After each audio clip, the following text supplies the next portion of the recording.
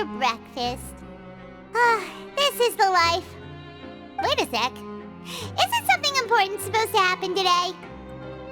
Oh, today's our big day! We're supposed to leave the Fortress of Mirapede! Come on, we've got to go complete the release procedures now!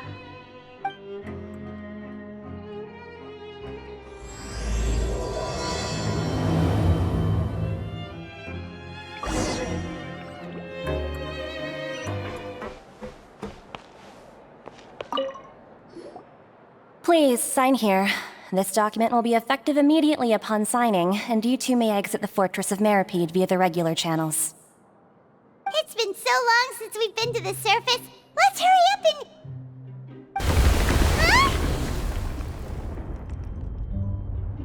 Huh? What's happening?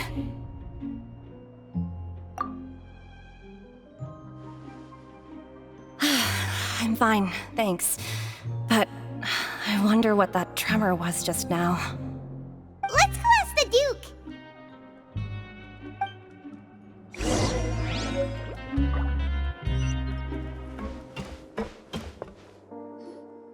Your Grace? Ah, good to see you two. Is there something you wish to see me about? Yeah, what was with that earthquake just now? Ah, that. The tremor didn't originate from the seafloor. In fact, it seems it came from the surface. Over the years of serving as the warden here, I have developed a sense for distinguishing between what occurs on the surface and what occurs underwater. Besides, the seal that Monsieur Neuvillette set in place won't fail so easily. So the fortress is okay? If you recall our last incident, if there really were a problem, there would be crowds of inmates in a panic right now. Huh, you've got a point. Okay, seems we need to get back up to the surface and ask about what happened. By the way, do you know what day it is today? I believe today is this month's pipe cleaning day. Wait, seriously? Ah, yes. Have you completed your release papers? Yep. It's you two. Are you leaving now? That's right! Today is our last day in prison! But now that Paimon says that, it doesn't feel like we were confined here. It's actually been pretty nice. Oh yeah, Paimon feels fond of this place now. Then be sure to come back and visit. I'll miss you. If you've signed the release papers, then you're free to go. The guards will escort you out. You're not going to see us off? I knew you'd ask. All right, sure. Let's go. Well, you actually agreed. No worries, you must be busy. Paimon was just joking. Ah, so you do have a polite side, I see. After being down here for so long, I imagine you must feel like you're lacking companionship. Shall I come along too? Yeah, don't worry, we'll come back to see you. Paimon really likes the cafeteria here. The chefs sure do know how to make good grub. I hope you won't be here as convicts the next time I see you. We'll do our best to stay out of trouble. Well, it seems our work in the Fortress of Mirapede is finished. That's the end of another chapter in our journey. And since Neuvillette was the one who asked us to come here, we should probably go report to him now. Next up, the Palais Mermonia. You're going to see Monsieur Neuvillette? Please pass on our kind regards. I'm sure just your regards will do, no? I believe it would be the polite thing to do. You're right. I've heard the Palais has been terribly busy these days. Tell him that I hope he hasn't been overwhelmed by the recent string of troubles.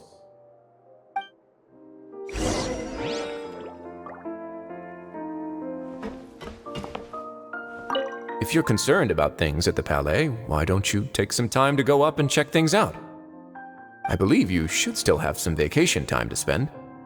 Thank you for being so understanding. It means a lot. It's been some time since I've gone to the surface. I must say that I've started to miss it a little.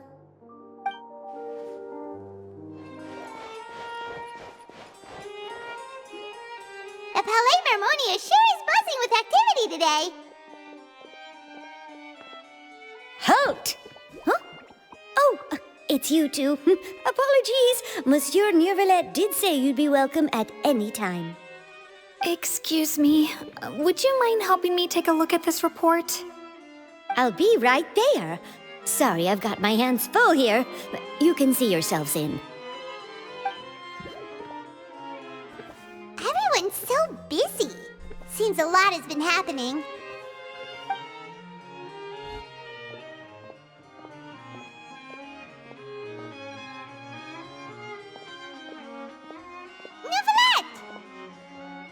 Hello.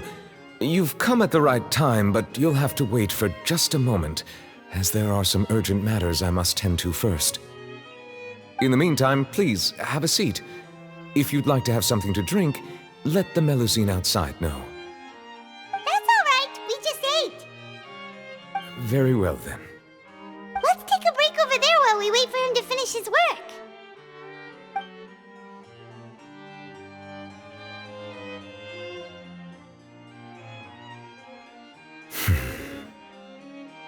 All right. That should wrap things up for now. Are you done with your work? Yes, sorry to keep you waiting. Today should be the day you were released from the Fortress of Meripede, and it appears that you have managed to complete all the release paperwork. That's right, and we came here to see you right away.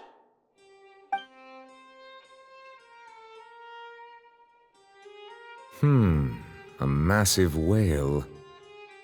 Do you have any idea what that might be? Judging from your description, that cannot have occurred in any ordinary waters, but rather something like the primordial sea. A whale of that size and shape cannot usually be found in the waters of Tevat. Therefore, we can only assume that Child is presently immersed in primordial seawater. Immersed in primordial seawater?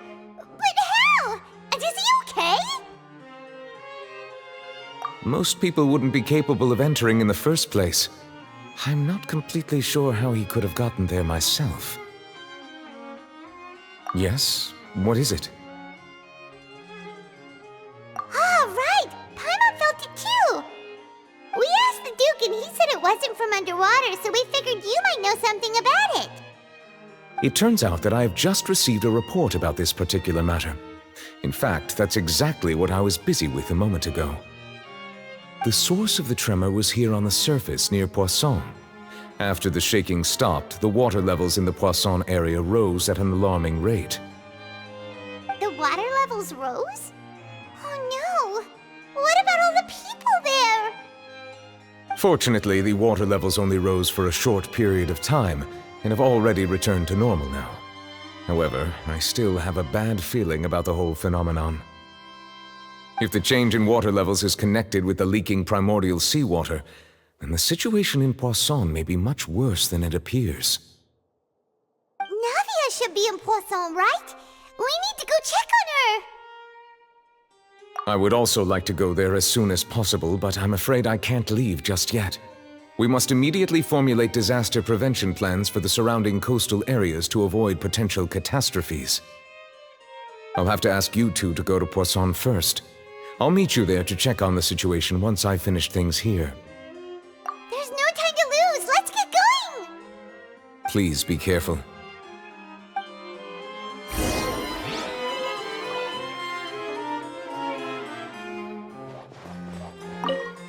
The two of you have my thanks. If you need any help, just let me know.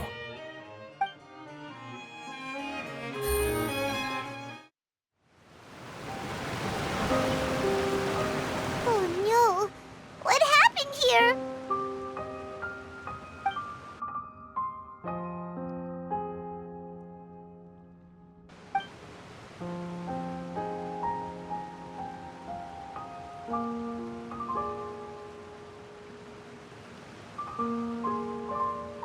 Navia should be around here, right? We need to make sure she's still... Paimon means we need to check on her.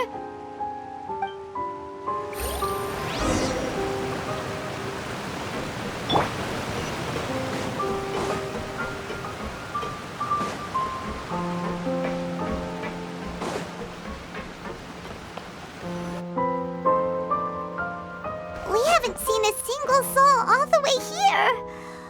Oh, this is getting scary. What will I ever do now? Look, there's someone on the roof over there. Just stay put! We're coming up! Watch your balance! All right, just hurry!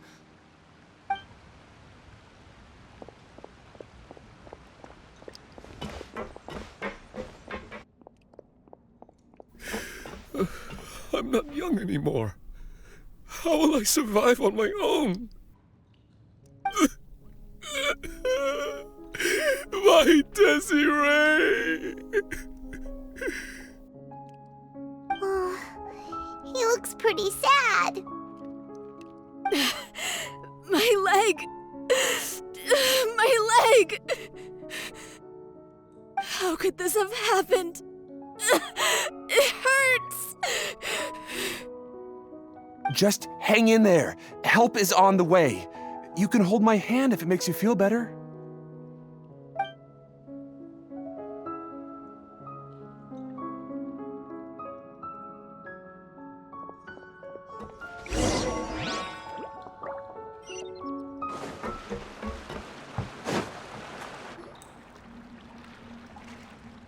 Oh, it's Navia. She's over there. Hey, Navia, are you okay?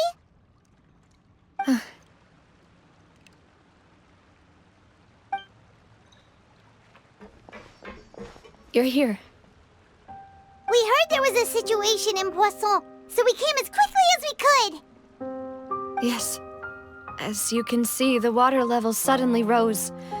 It caused quite the disturbance, in fact.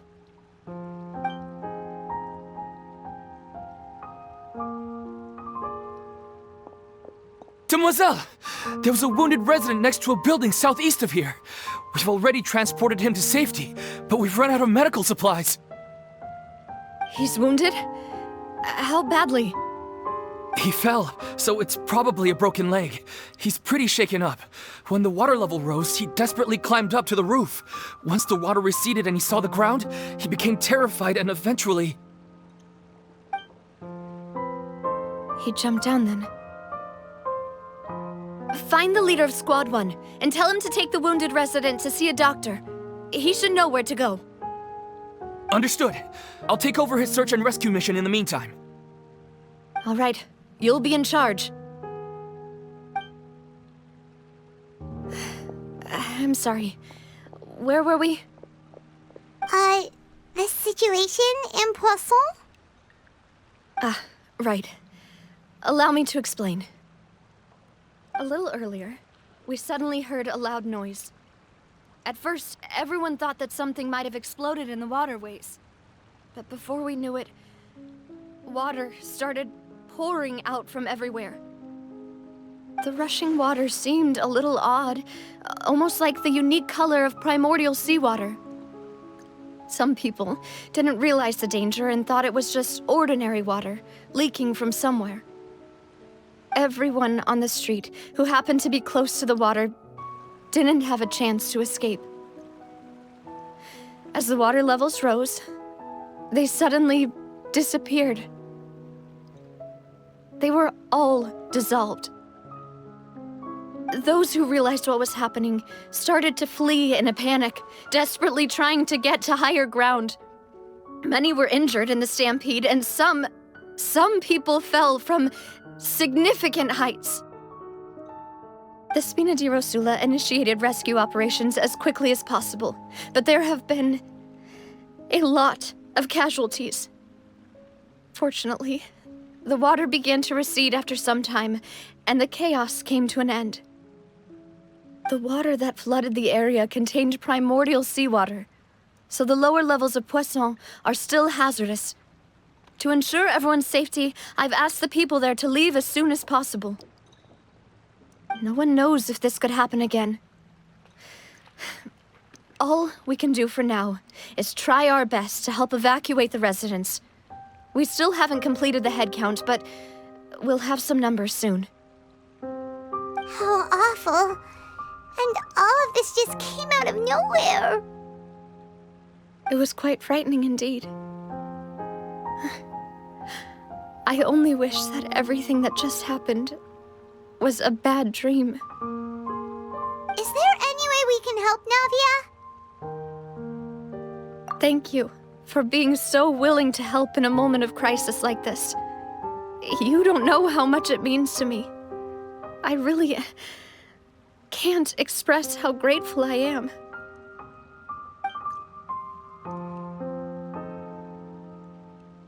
Don't say that, Navia. That's what friends are for.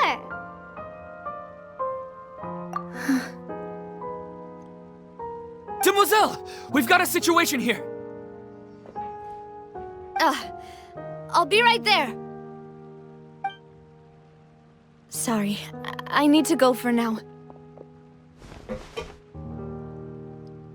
off she goes. Seems it might be a while before she can take a break.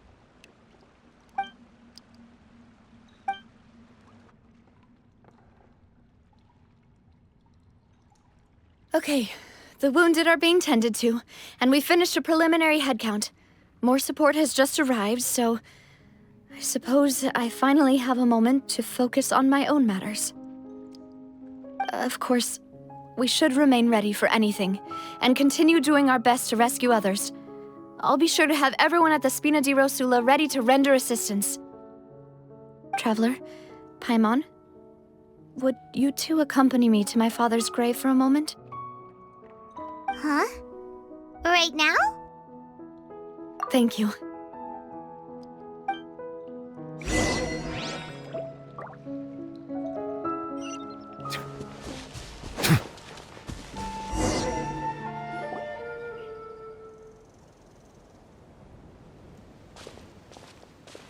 Not a lot of people here, huh? Well, given the time of day and the whole situation in Poisson, Paimon doesn't think there'd be a ton of people here visiting graves. Right. That's how things are now. The living are so exhausted that they've no strength to spare any words for the dead. Navia?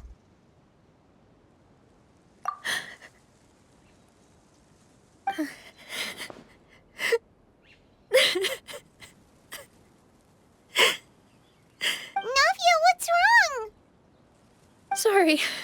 I just... Malus and Silver. They won't ever come back here again. What should I do, Papa? Huh? What happened to them? Everyone agreed on the rescue plan, but still, I was the one who initiated it. They were helping evacuate the residents, but they couldn't leave in time. And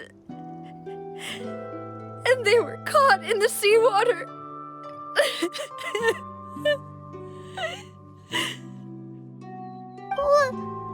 What should we do? I've known them for so long. And I know they weren't afraid. But I could at least hold a funeral for my father. And I know where he rests. But as for Malus and Silver, they're just gone. I just can't.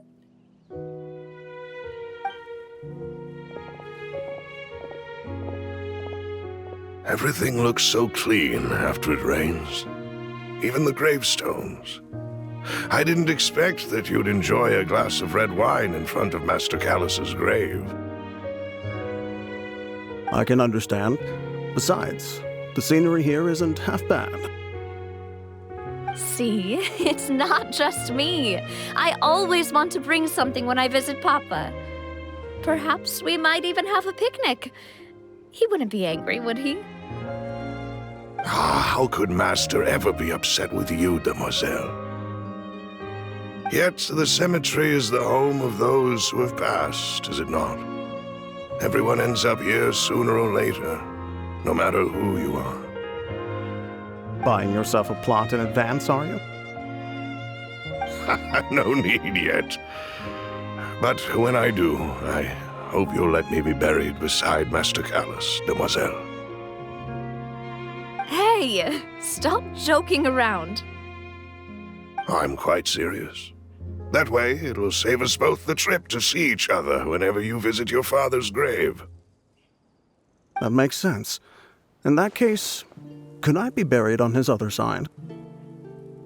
After all, besides you, demoiselle, the two of us could certainly be considered Master's closest companions, no? Personally, I believe we fill those shoes just fine. Why are you bringing this up all of a sudden? Seriously. All right. I'll remember your requests. But I'd really prefer not to talk about this stuff. And what do you mean by saving me a trip? I'd make the journey even if I had to visit you two somewhere else. I'd promised to let them rest in peace here. But here I am breaking that promise.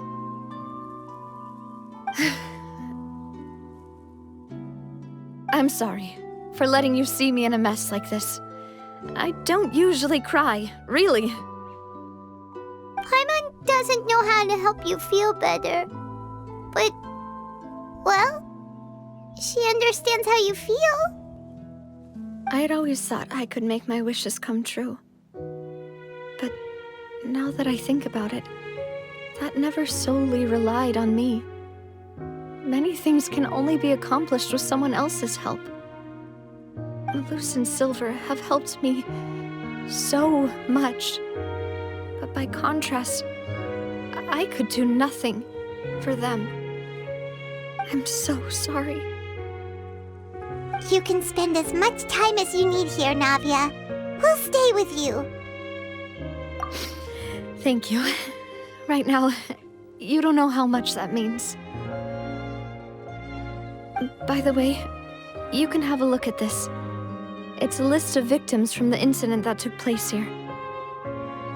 Obena, Khan, Burnett, Giverny, Francine, Karina, Daisy Ray, Joinville, Julianne, Esson, as well as Malus and Silver. So, everyone else is safe. But still... It's okay. I know what you're thinking. And you're right.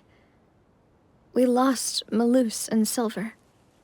But we were able to save more than we anticipated. The overall outcome indicates that the cost was worth it. Right! Don't think that way, Navia.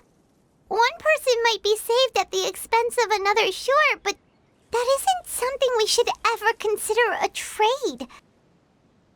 Malus and Silver were not the price for saving anyone. They're heroes. You're right. Thank you, Paimon. What you said just now was pretty amazing, actually. I'll remember your words. Oh, really? Seems you've become more eloquent in the time since we last met. The knave? What are you doing here? Is everything going well on your side? Yes, my people are carrying out the mission according to your request. All the residents of Poisson have been evacuated, and we're preparing to relocate them to higher ground. As for these supplies, we have everything taken care of. There is no need to worry. Thank you very much. Wait, do you two know each other? We just met recently. Right, Miss Navia? Usually, I would call this a coincidental encounter, but that doesn't quite fit this time. Besides, it never even crossed my mind that a Fatui Harbinger would come looking for me. Thanks to the knave, Spina di Rosula received generous support from the Fatui. which allowed us to complete the rescue and evacuation work so quickly. Mutual aid is essential to fostering positive developments. We were already in the area, in any case, so it was nothing. That said, I must say that you're a lot sharper than you let on. I'm sure you understand what I mean. I apologize for all the ways in which I tested you previously. We've never worked with a Fatui before, and it's extremely important for us to know who we're working with. My subordinates have reported that Fatui soldiers have been observing water levels and taking head counts in various locations. I hear that they've also prepared a large amount of emergency supplies. I'm quite surprised. This is nothing to brag about, nor do I intend to. It is simply the way of powerful organizations to act forcefully, whether they are doing good or ill. You've witnessed that firsthand, in any case. As I've told this traveler before, I know of the prophecy, and I intend to prevent the impending disaster. Lending your organization a hand was a natural first step in accomplishing that. As such, do not be troubled by this token of our sincerity. Perhaps one day, you'll also be able to help me in the same way. Without your help, there would have been many more casualties. I won't forget your kindness. Furthermore, I sincerely regret what happened to Malus and Silver. I only wish that my people could have arrived a little earlier to prevent this from happening. Don't say that. You and your subordinates did everything you could. As Paimon said, Malus and Silver didn't choose to sacrifice themselves for any specific person. And they weren't the price paid for other salvation. They chose to become heroes themselves. I've never liked hearing people put it that way. It's like trying to relieve pain by saying some noble-sounding words. But right now, there's nothing more suitable. They really did become heroes. You're right. I'm sorry for your loss, Miss Navia. Water is life to Fontaine's people, and it also spells disaster. It's no wonder that people always say that prophecies represent fate. Fortunately, I've never been one for such opinions. So, you're one who will try to change fate, then? Of course. That is why I'm going to Hotel Bouffe de Thé. I still have some things to take care of, and the children need my attention. By the way, Traveler, Paimon, one more thing. All right, then we'll just... Huh? This isn't right. Paimon thought you would ask us to walk with you for a moment so you could tell us something in private. That is a clever and useful conversation technique, which I do like to use when necessary. But there's no need today. It would not hurt to have Miss Navia listening in. Traveler, I'm sure you remember that I said we could work together when we had the chance. You and I both know that there may be issues with the Primordial Sea. Previously, it was the Fortress of Meripede's sluice gate, and this time it was the water levels in Poisson. These are both signals. Indeed. Allow me to share the latest intel I've received from the House of the Hearth's intelligence network with you. During some recent investigations, a child claimed to have discovered some ruins near Poisson. The ruins date back to ancient times, and seem to be worth investigating in many ways. Judging by the dating of the ruins, they may be related to the prophecy and the coming crisis. The situation is becoming more urgent, so any pertinent information will prove extremely precious. My people initially came to prepare for ruin exploration. Unexpectedly, this disaster struck, and at present, we're all busy prioritizing the rescue effort. So that's why the Fatui were already in Poisson. I wanted to take the children along, but unfortunately, Linny, Lynette, and Fremine have all been dispatched to higher ground to assist affected residents. Linny told me that outside of the house, the person they trust most is you. which is why I want to give you this task. The House of the Hearth's members see each other as family, but Linny, Lynette, and Fremine said that they also see you as such, even though you are not from the house. I'm sure you already understand how earnest they consider their friendship with you to be. Oh, that somehow makes Paimon feel kinda happy. The intel I just shared about the ruins could fetch a high price. But since the children consider you family, it's only natural that I freely share it with you. Got it! So all we gotta do is go to some ruins, right? We can handle that. Excuse me, but may I tag along? You wish to join, Miss Navia? But are you sure you're up to exploring some ruins? You need to rest. Well, I'm sad, yes. But I can't just go back and plop myself into a chair by the roadside and do nothing.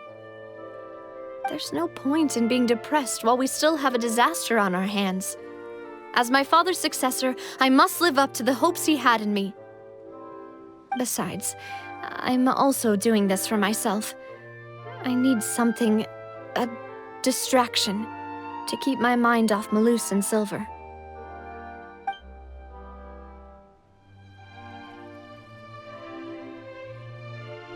Since you put it that way, I have no objections.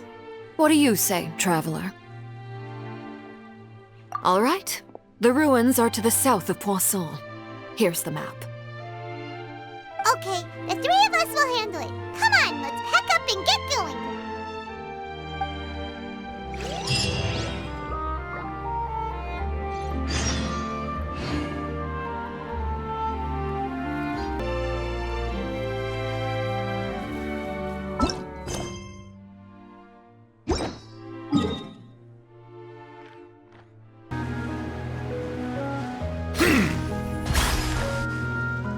So, are these the ruins the knave was talking about?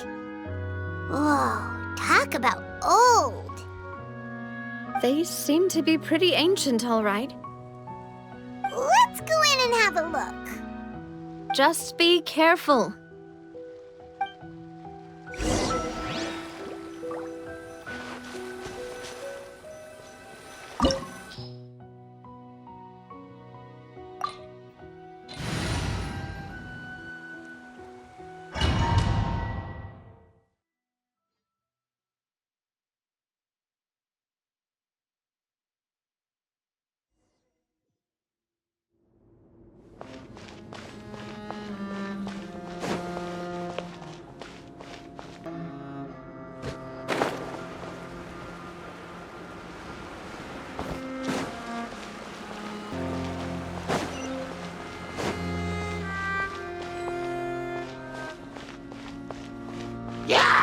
Silence! One with nature. Gotcha. Quietly now. Can't see?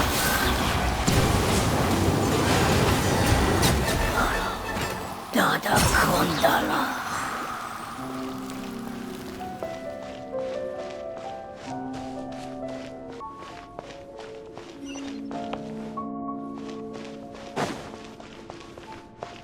The floor here isn't safe.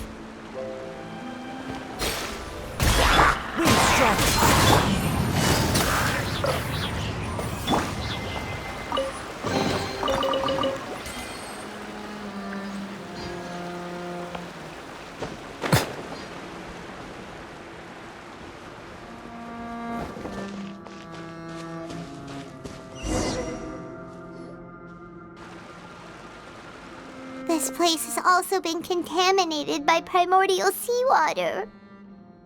Yeah. And a lot of it, too. A Fontanian would most likely dissolve the moment they fell in. Right! You can't go down if there's primordial seawater.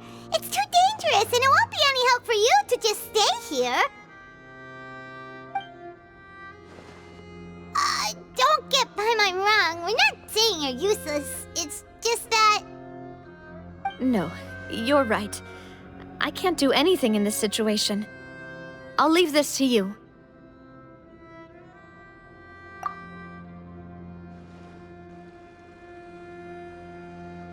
That complicates things.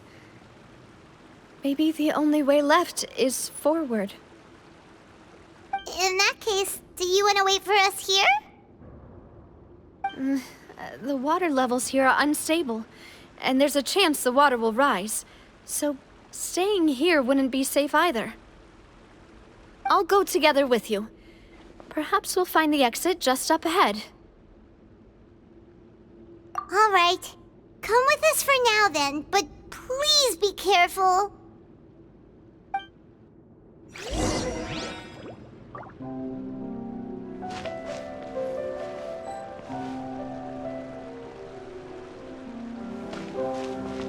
Oh no, it's a dead end!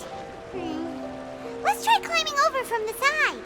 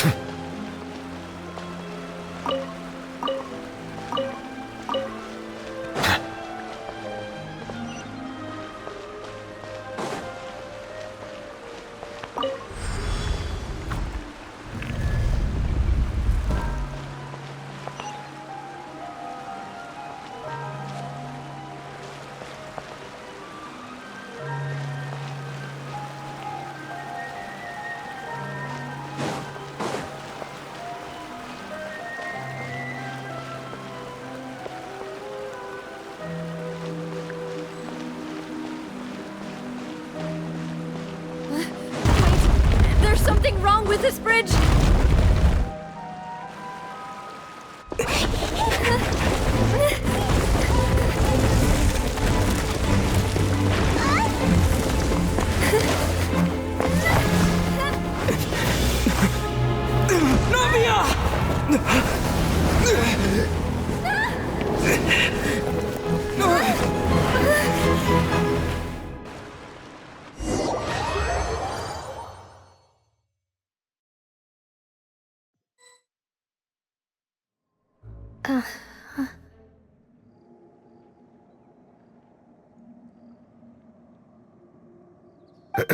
Demoiselle?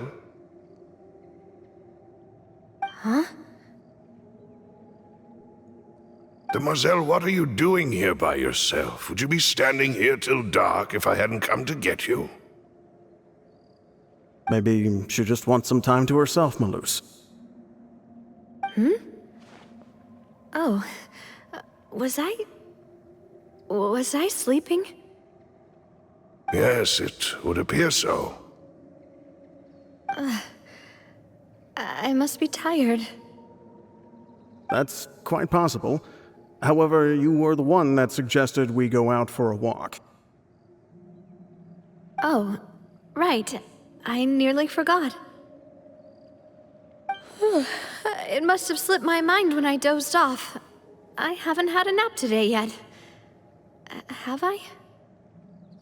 This is a familiar feeling, yet something's a little strange. Is something the matter, Demoiselle?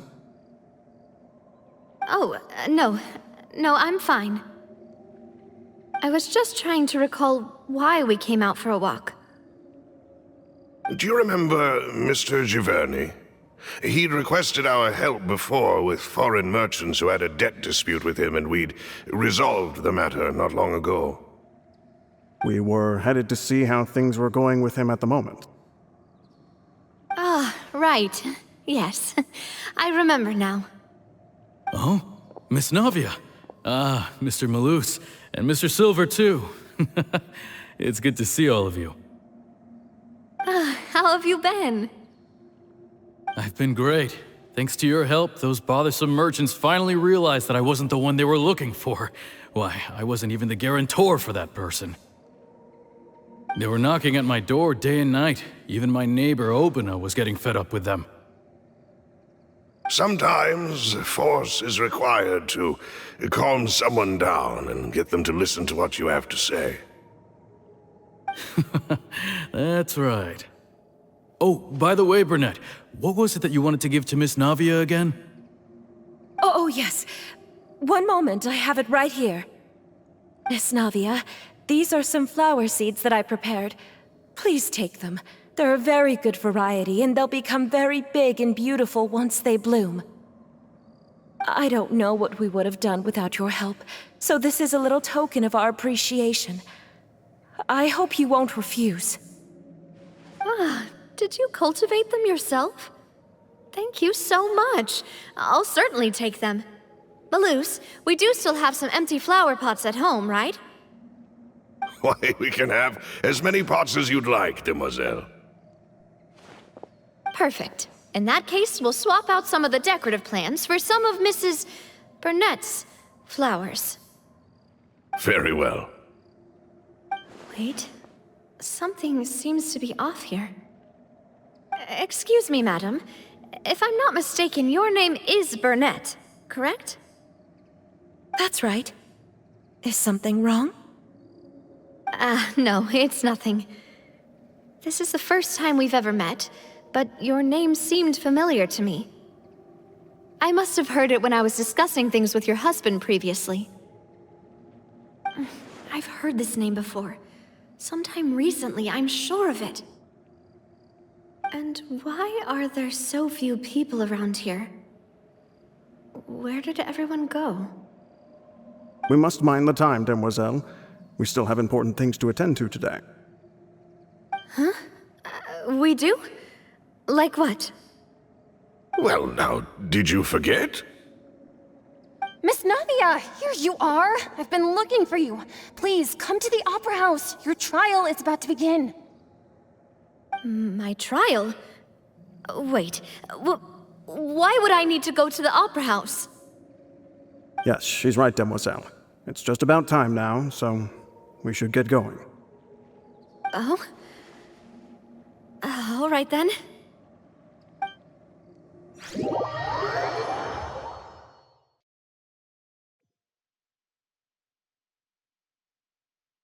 Look, it's Navia!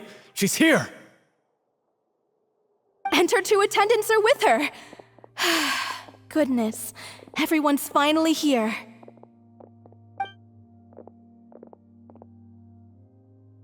There sure are a lot of people here to see the trial. And they all seem to be oddly excited about something. I even know some of these people. Karina, Desiree, Joyville, Jolien, Essen.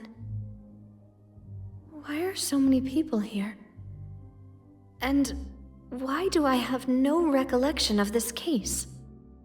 And as for the judge... huh? Where's Monsieur Neuvillette?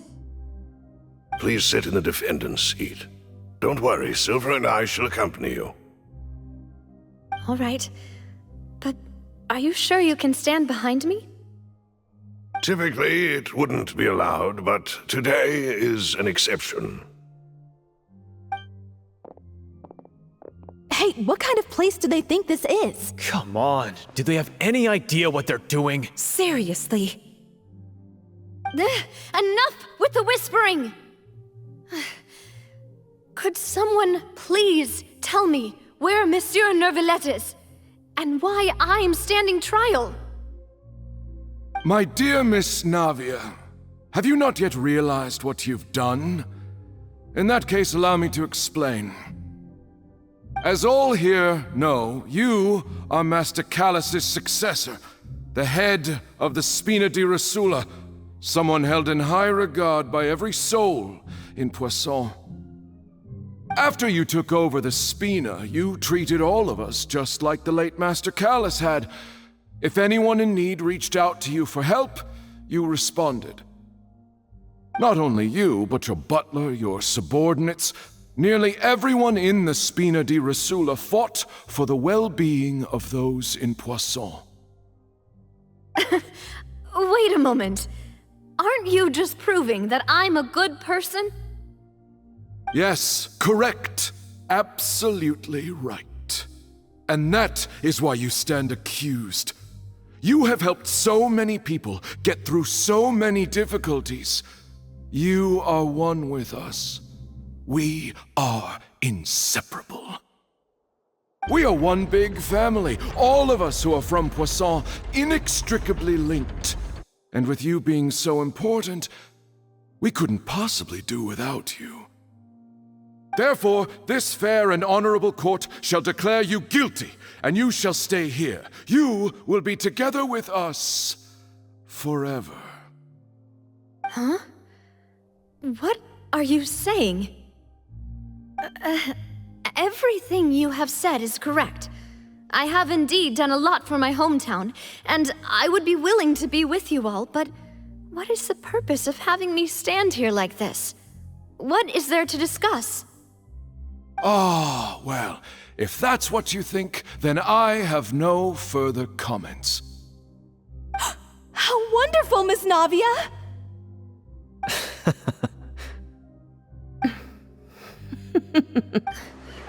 I know all these people. Why are they laughing? I seem to remember now. Yes, I get it. This trial is... Wait just a moment. This isn't right! Malus? What was that, Mr. Malus? Our conclusion is very clear and unanimous. Let the court judge her now. She's guilty! Stay here, Navia! You're one of us! Demoiselle, don't admit guilt. This trial means to keep you here forever. I wish to exercise my right to defend Our Lady. Mr. Joinville, you only know of Navia's goodness, but nothing of her utterly independent mind. She was born a free and independent spirit. She has never been tied down by anything. Indeed, even the death of Master Callus couldn't stop her. Her actions cannot serve as proof that she identifies herself as part of any group. She merely acted as an individual, extending her hand to help others. Please do not mistake her actions as being otherwise. Really? As an individual, you say? Don't forget, we are all Fontanians here. This is the nation of justice, the nation of Hydro! Even if Miss Navia only voluntarily rendered her assistance, that doesn't change the fact that her beautiful soul must return to everyone. Water accepts all, blends with all. It will surely accept her kindness. Everything is measured here in the nation of Hydro, and in the end, everyone shall meld together. Thus, when a unanimous opinion emerges, that opinion represents justice. Now I speak for everyone. Our opinion is consistent. Navia should stay. We and Navia are one. And you would call this justice? Preposterous. You are merely jealous that Demoiselle still has a chance to exist as an individual. Have you forgotten how much you all once longed to become individuals, to become independent? Do you mean to defy our justice? If your justice is flawed, then why should we acknowledge it? As you said, we can also have our own justice. Silver and I shall defend Demoiselle. And that is how we will enforce justice. Ugh, my head... it hurts. Demoiselle! Silver, it hurts. My head is spinning. All I can see is stars swirling in front of me. I remember remember now. Everything that seemed odd from the very beginning.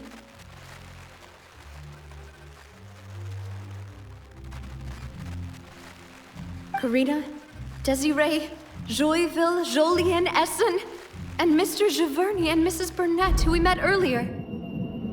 Even Malus and Silver. I don't want to admit it, but they're all dead. Don't be afraid, and don't admit guilt. We will protect you to the very end. Absurd! Who are you to say that she cannot be judged? We are the majority, and in the nation of trials, the majority is absolute justice. We are the will of all. Don't let them escape! We shall keep Navia here with us! Mr. Malus and Mr. Silver, must you be so stubborn? How could the two of you possibly hope to stand against the collective? Do not resist. This judgment is fair and just. Navia belongs to us. After all that happened, she should not be left alone in Poisson. What are you saying? No more excuses! He says we're jealous. Jealous? How could she possibly be an independent individual? What's with these people? Who's jealous of her? She belongs to us! Miss Navia, she... Silence!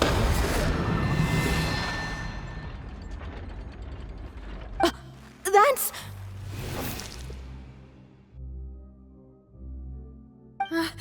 Monsieur Neuvillette! Such commotion is prohibited in the court. The accusations you just presented are nonsense and cannot constitute a proper trial. The court will adjourn for the rest of the day. In this, I shall hear no objections from any unauthorized party. Our thanks, Monsieur Neuvillette. Please leave with me, Miss Navia, while there is still time. But... Go on now, demoiselle. This is your only chance to leave this place. What, can't bear to leave us behind or something? Malus. My apologies. I couldn't resist making one little joke once I realized that this shall be our last goodbye. Malus... Silver... Quickly! You must come now! Goodbye, demoiselle. Farewell.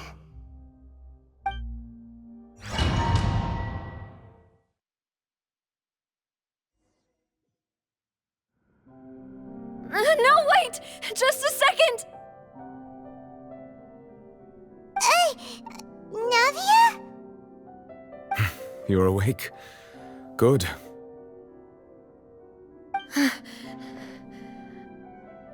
I must have been dreaming. Malus and Silver were still alive, and they were defending me at some insane trial.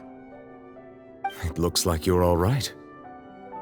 Did all the sad feelings cause you to have a nightmare? Paimon could give you a hug. The ruins you were exploring suffered a cave-in. When I arrived, I found you falling toward the water.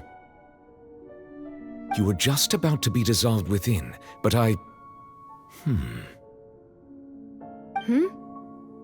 What is it? I think I saw 2 Oceanids protecting you. It was only for a moment, perhaps even a fraction of a second, but they gave me the chance to retrieve you. Were it not for their intervention, I would not have been able to rescue you before your consciousness dissipated. Wait, did you say Oceanids? You mean like what happened with Vache? Perhaps those 2 Oceanids were the people you saw in your dream. I always told them that they didn't have to protect me.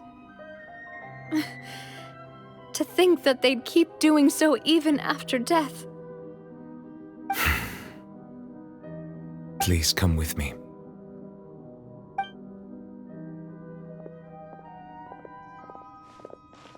Neverlet, are you okay? Oh, I am quite all right.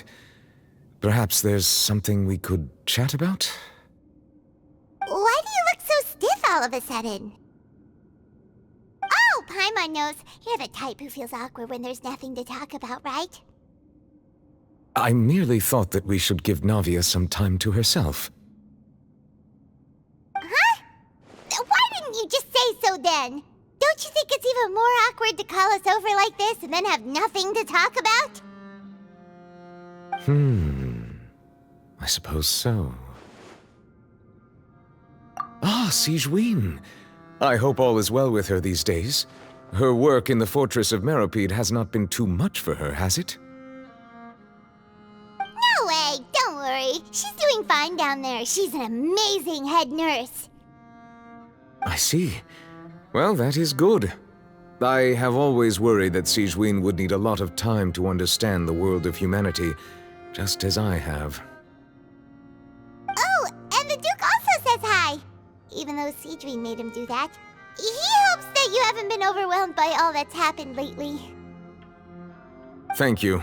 I have indeed been busy lately, and I also hope that everything is going well in the Fortress of Meropide. He still doesn't know what to talk about. Let's chat about something else then. So, Neverlet, you're probably quite the swimmer, huh? Yes, of course. This isn't going anywhere. Let's try something else. How did you find these ruins? Did the knave tell you? Yes, in fact. I had arranged to meet you in Poisson, but when I arrived, I discovered that the Fatui were helping the residents evacuate. They had even transported a large quantity of supplies to the area. Amid my astonishment, I ran into the knave, and we had a chat. She informed me that she had asked you to investigate the ancient ruins here. Yeah, we originally planned to meet up with you, but we thought you might still be busy with all those official documents. We didn't think exploring the ruins would take very long, and who would have thought you'd wrap things up so quickly?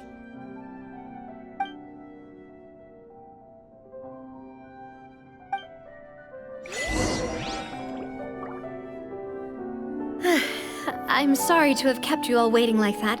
I'm feeling much better now.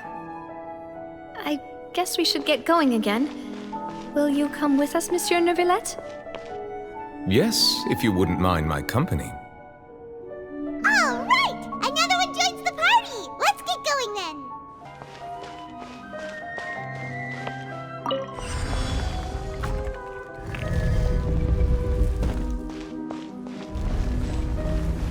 Settle down! Gotcha! Busted! One with the force! Dada Kundala.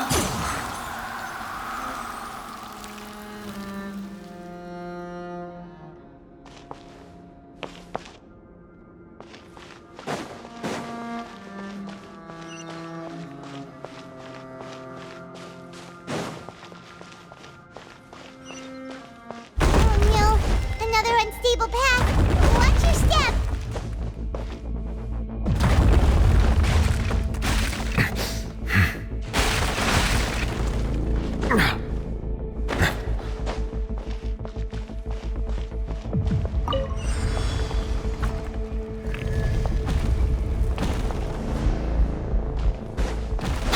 Watch out! There are rocks falling over here!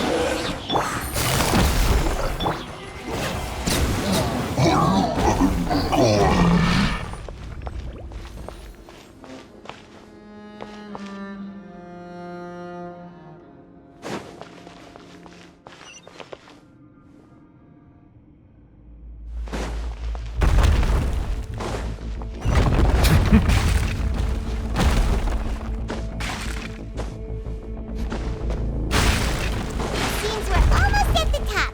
Keep it up!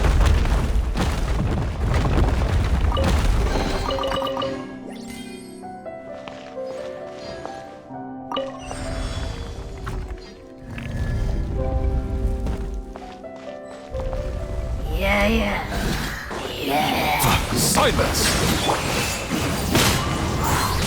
Fallen leaves, adorn my night! Gotcha! And shroud! Justice is blind!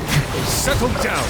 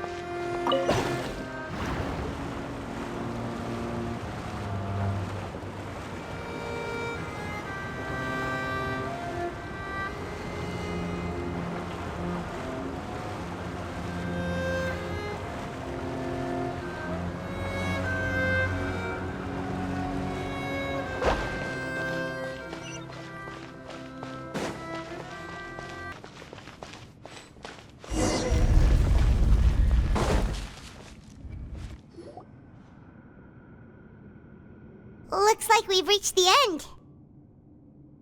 This is the place. There should not be any other hidden spaces in the vicinity. The path sure had some twists and turns, but it turns out that this place isn't actually that big.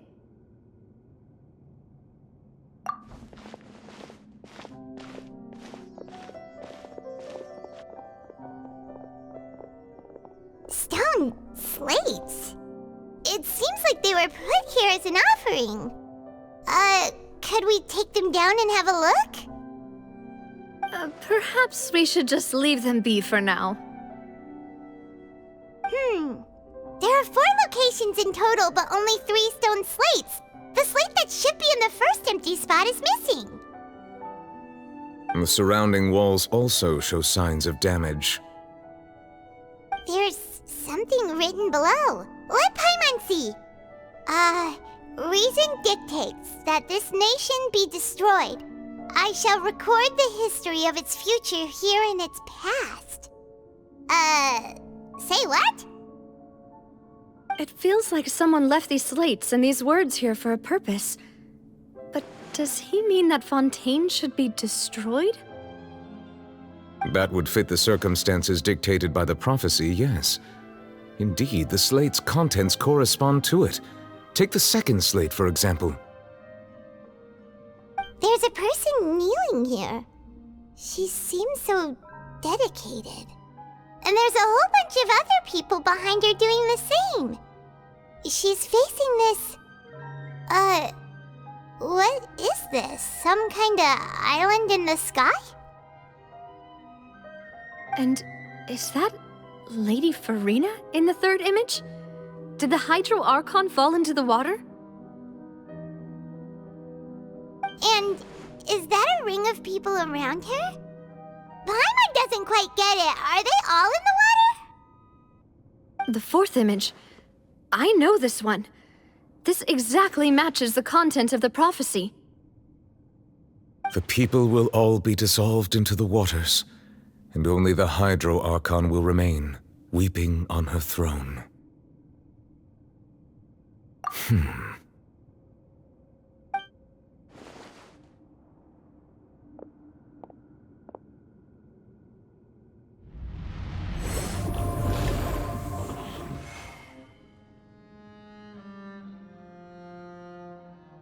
More information should be hidden in these slates, but I fear I cannot easily uncover it, most likely due to us missing the first slate. I am very sorry. Don't blame yourself, Monsieur Neuvillette. Deciphering ancient stone slates isn't one of your duties. Ooh, Paimon's getting the chills just looking at these slates. This says that it's the history of the future, right? That means the prophecy's sure to come true. I really hope it doesn't mean that. Still, Paimon feels like these images are kind of weird when you look at them Together?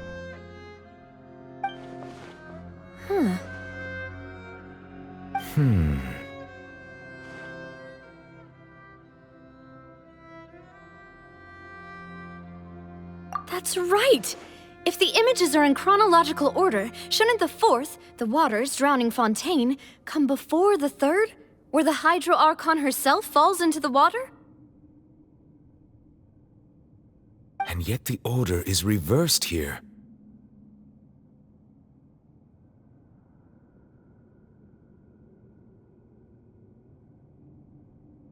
If we go by timing, Lady Farina only emerges in the third image. That means that the person in the second image might be the previous Hydro Archon. Egeria, then. I had never met her, but her appearance here does match the records. The previous Archon kneeling before the floating island in the skies, as if confessing a sin. Did she herself commit that sin? And if not, why would she be in such a posture? Also, I'm still wondering why these ancient stone slates are here at all. Judging from their contents, could this place be the origin of the prophecy? Does that mean that someone, or some people, once saw these slates? But who would have created these slates and left these words here?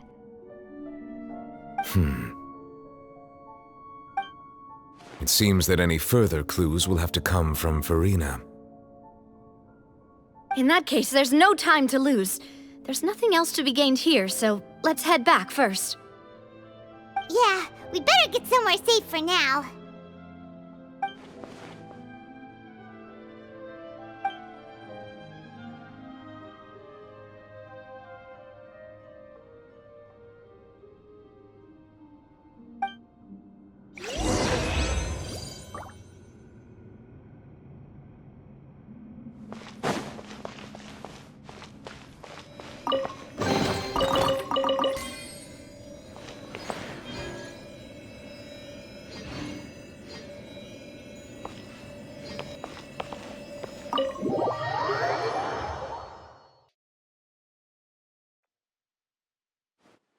Let's split up here.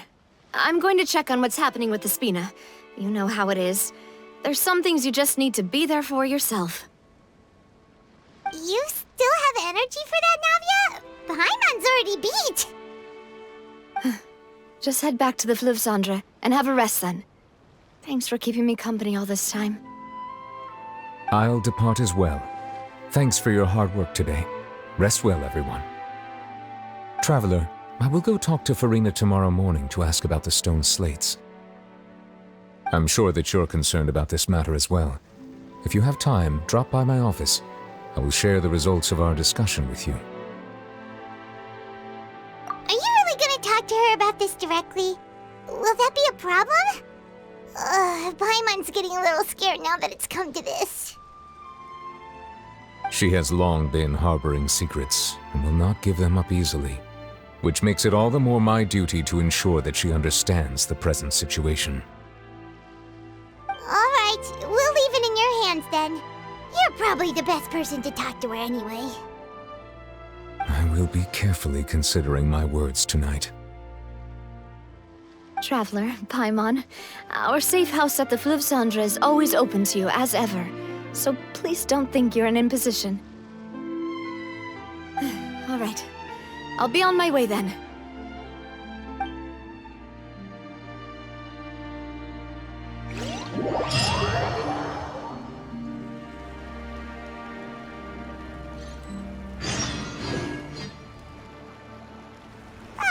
We're finally back!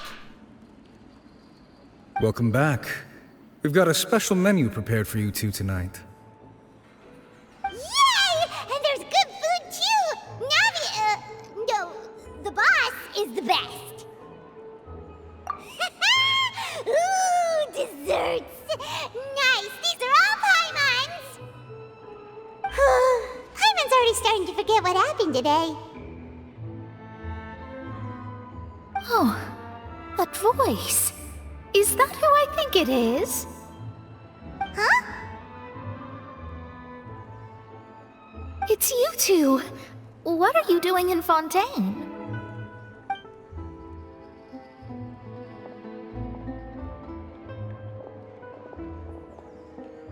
Mona?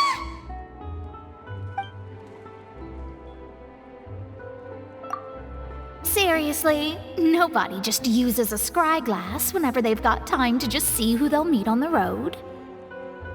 Still, we didn't expect to see you here. Wait, you're not a Fontanian, are you, Mona? Well, I have some business to attend to here, so I booked a hotel in the city. I was just out for a stroll when I bumped into you. Quite unexpectedly, if I might add. Why did you think I was from Fontaine, though?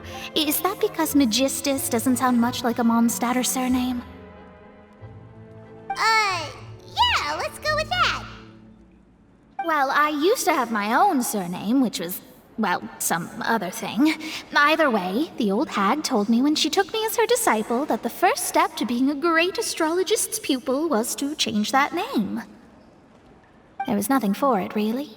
She really is amazing at astrology, so I changed my name to what it is now according to her wishes. To my surprise, however, Magistus is not the name of some ancient house or clan. It isn't? Nope. Although it is used by us in place of surnames, it generally just means great. Wow! Imagine including a boast in your name.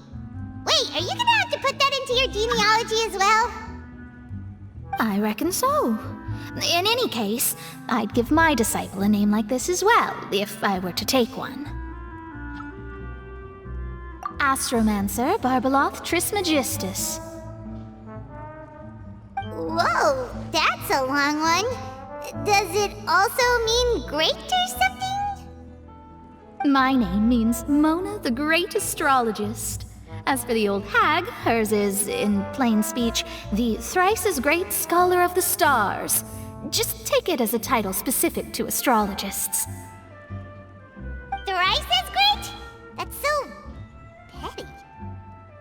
I know, right? That's just how she is. She used to call herself Magistus, actually, but when she took me in, she changed her name to Trismegistus. Talk about excessive. Magistus is thus the calling card of our school, so to speak, which makes it about the same as a surname.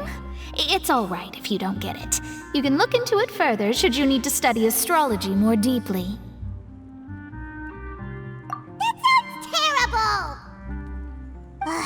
But anyway, you're not Fontanian, are you, Mona? You're from Mondstadt, right?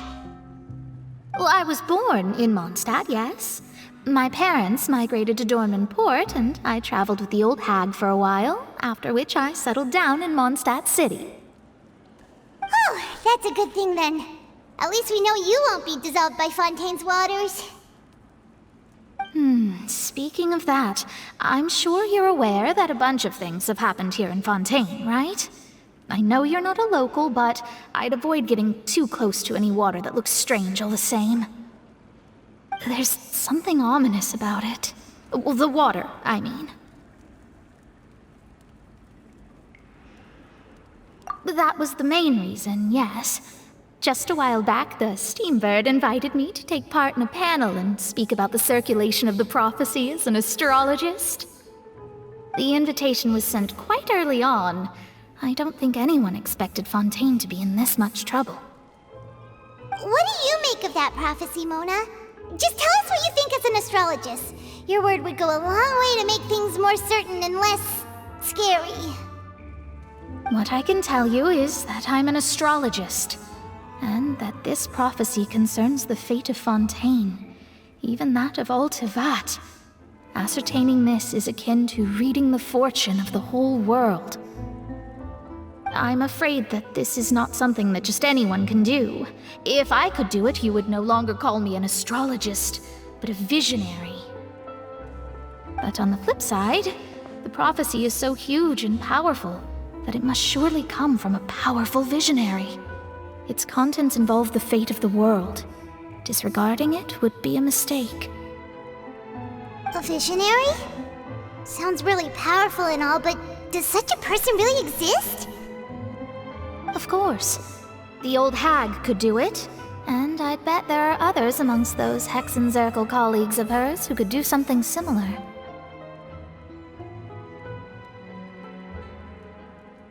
Huh? Are you sure? All right, I'll help you. It isn't often that I see you with such a serious look on your face. I'll tell you once I hear back from her. Thanks, Mona. You're amazing as always. Oh, well, this is something only I can do after all. So yes, your praises are quite welcome.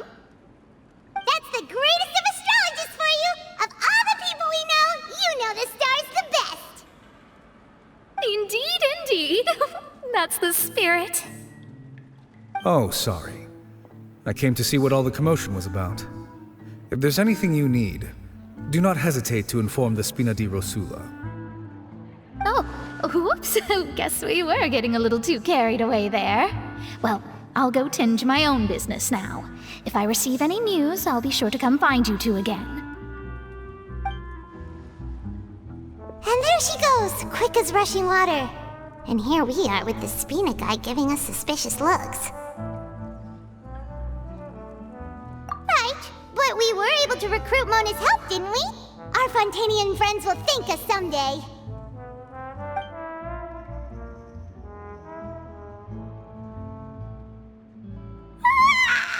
Good morning. To be honest, I'm still feeling kind of sleepy. But it's time to get up, Traveler. We agreed to go see Novelette, so let's pack it up and get going.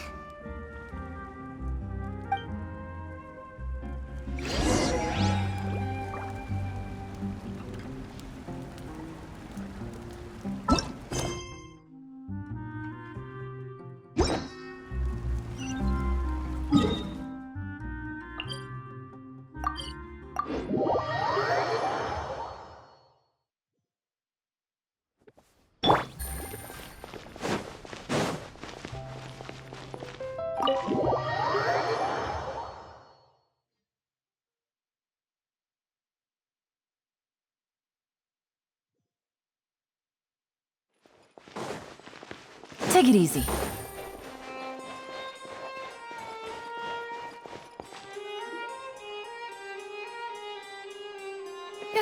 You're here! Finally! Is something wrong? Monsieur Noirceur and Lady Farina, they seem to have gotten into a dispute. Please go see for yourself.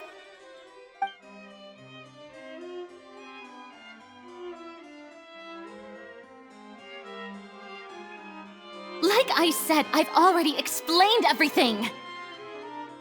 And yet the problem has not been properly solved.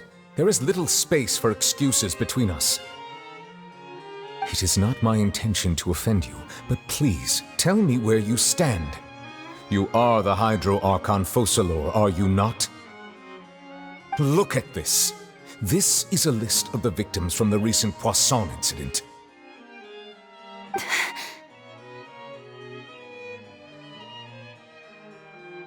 You mean... they're all... We did not arrive in time to avert this disaster, and I will not have it happen again.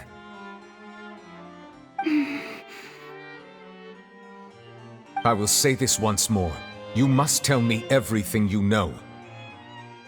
Yesterday, I found 3 stone slates in some ancient ruins near Poisson. Do you know anything about those? Seriously? You're questioning me like this is a court case now. I don't know anything about that.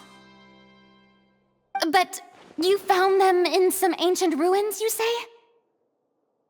That's correct, which is why I came to ask you some questions. There should have been 4 slates, but one of them was missing. The other 3 feature different images that seem to correlate to the prophecy. The prophecy?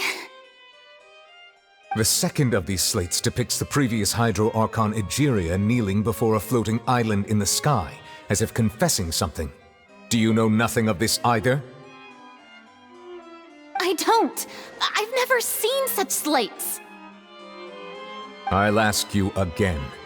Do you really have no information regarding the previous Archon? My deciphering of the slates indicates that the Hydro Archon Egeria once had to confess to, or apologize for, a certain sin.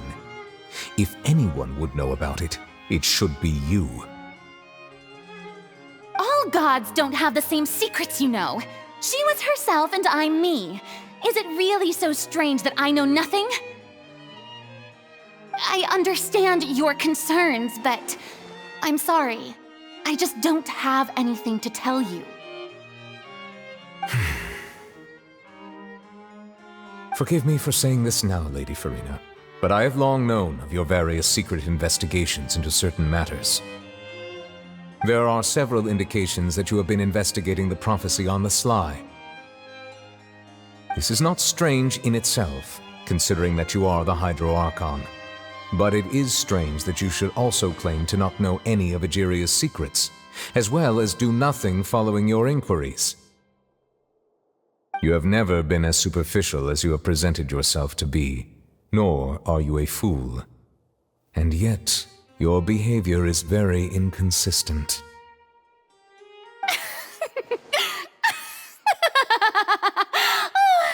So you've been watching me all this time, have you? I didn't think you were that type. You...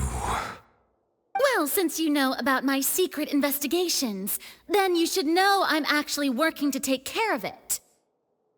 There's no point questioning or suspecting me. You're the Eudix, but you're still my subordinate. You should be following my lead. Just trust in me, your Archon, and do as I say. Never mind whether you can truly convince yourself to or not. It'll all turn out fine. That's all I have to say. We do not discuss this matter again. Oh, the opera's about to start. Toodles!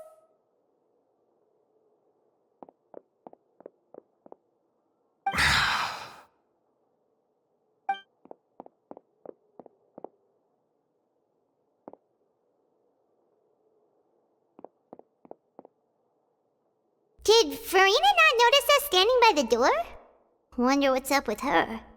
She was smiling.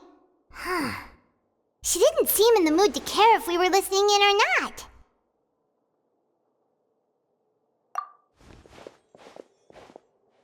I assume you've been outside for a while now? Oh! You noticed! Seems Farina didn't even realize we were here. She was in a great panic, though I cannot discern the reason. Our discussion reached impasses time and again, a state of affairs that we cannot allow to continue. Still, I do not understand. Dialogue is the basis for understanding, so why did she keep refusing to engage?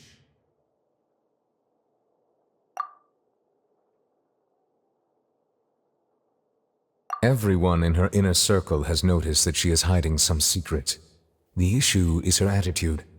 I fear that she will not reveal anything unless absolutely forced to. We may have to create a situation in which she will have no choice but to speak. Oh? Like what?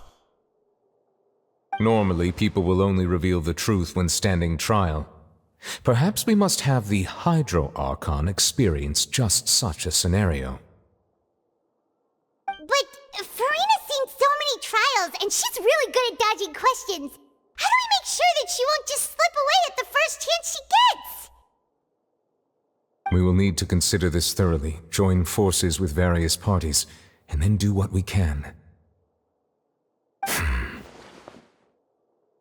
If at all possible, I would prefer to recuse myself from this affair, but we must prevent the prophecy from coming to pass. This may be cruel to her, but all Fontaine is in crisis. The information a god possesses is too precious, and so we must take a chance on this. But who will lend us their aid to do such a thing?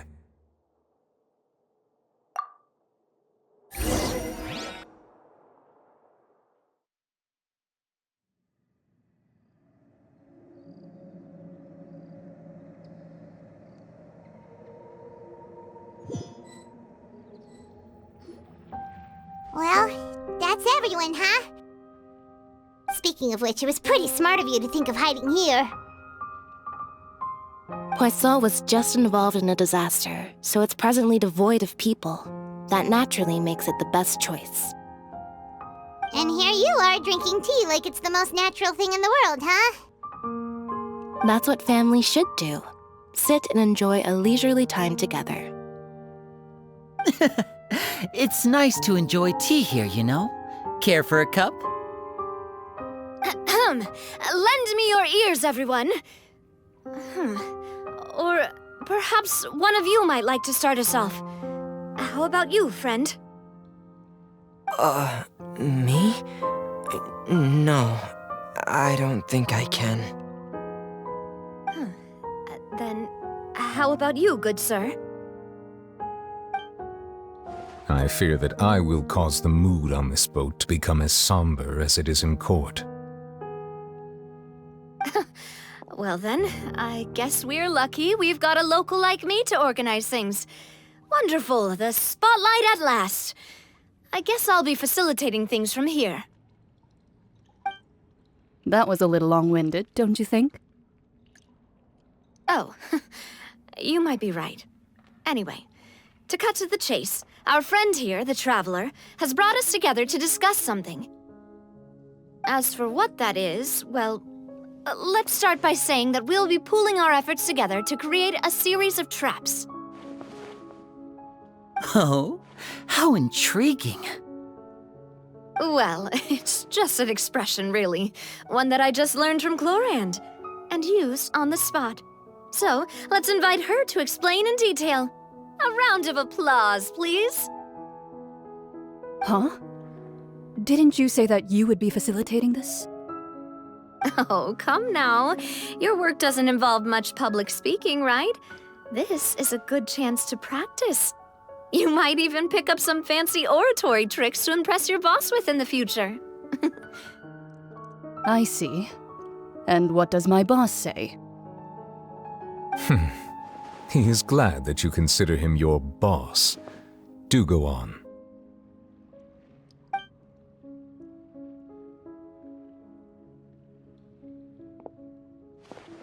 In that case, do any of you have experience hunting?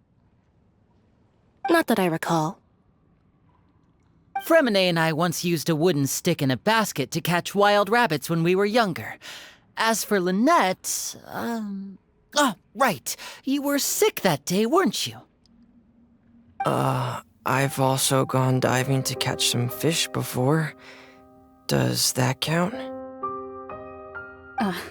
I'm afraid not. You may or may not have heard, but Fontaine once played host to a group known as the Marechaussee Hunters. Though that was their name, they did not hunt animals, but rather various monsters left behind by the ancient dynasty of King Remus. Today, Fontaine's monster population has already thinned greatly, so the hunters have blended back into society, taking up arms in other lines of work.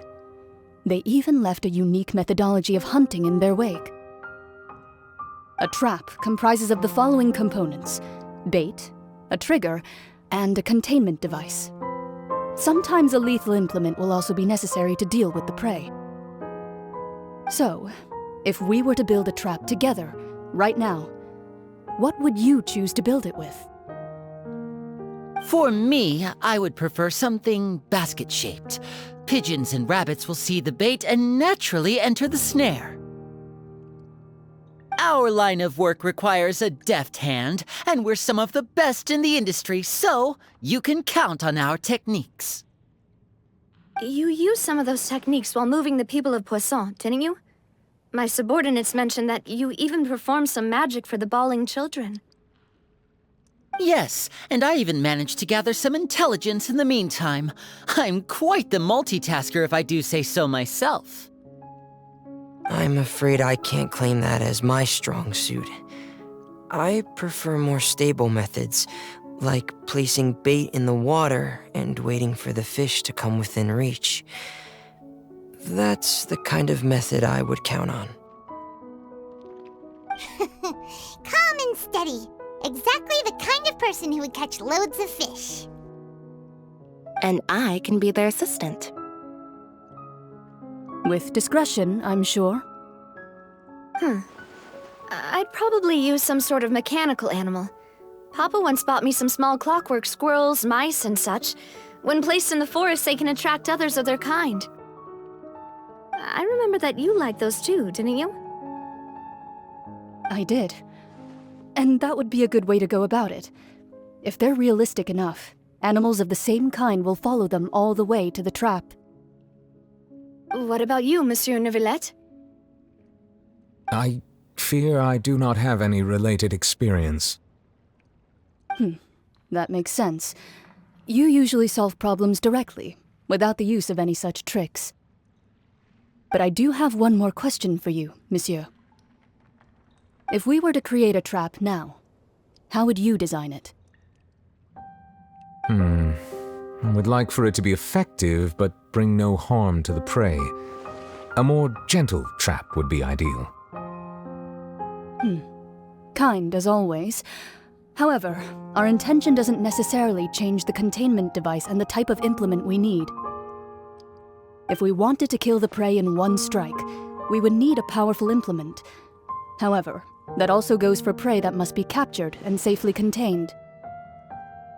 Wait, why's that? Only a hunter who's a true expert at subduing their prey can snare it without harming it. The line that divides life and death is often exceedingly thin. So are we going hunting together? We hadn't thought of seeing ourselves as hunters. It kinda works, but maybe it's still not the best metaphor. If our means of capturing and dealing with our prey is to put them on trial, then the hunting metaphor is actually quite accurate. But we shall require much more courage than any hunter to judge a god, a being whose seat is an exalted throne. Oh, so that's what's going on. Sounds very interesting.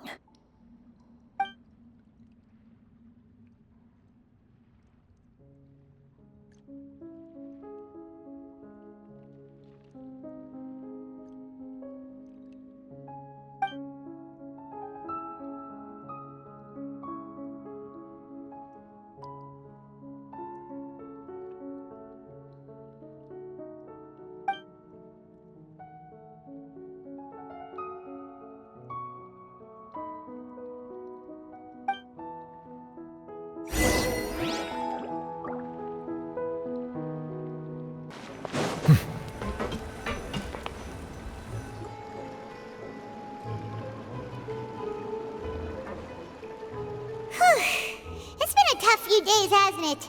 So much has been happening. Paimon didn't think the meetings would go on for so long, but everyone seemed pretty fired up, huh? Paimon thought they'd be at least a little frightened.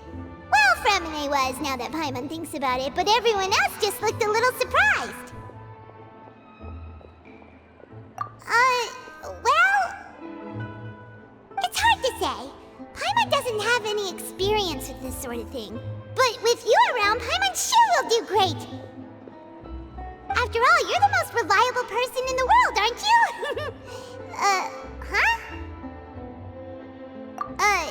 Did you just pour some tea? Paimon didn't notice you doing that at all. Then what's that? Paimon's never seen that cup before. Don't be frightened. I'm just joining you two for tea. I merely refrained from saying anything till now. Who's that voice? But there's no one here. Aw, have you forgotten me already? Wait, you are familiar. You're the voice we heard from the sky in Sumeru. The voice from the sky, I fear that description is wrong. Though, not completely wrong. You're feeling lost now, just as you were feeling previously. I sensed that confusion and thus came to you. Guiding people is an irresistible hobby of mine, after all. Consider me a passerby, just accepting a commission from my friend's disciple on a whim.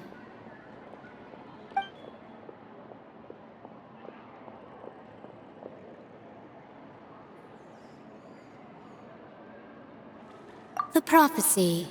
Yes, what has been prophesied will be fulfilled. You may view such things as the history of the future. What? Then is there any way we can stop it? I believe you have witnessed a failed attempt with your own eyes. Can everything in Tevat so easily be changed? Ah, so you've caught on. Just as prophecies are usually only the future as seen from the perspectives of the gods, could things be happening in hidden corners where the gods' gaze does not fall? Are the things that you shall see different from the fate that the gods perceive? What is she talking about? It all sounds really impressive and important and stuff, but it also sounds kinda scary.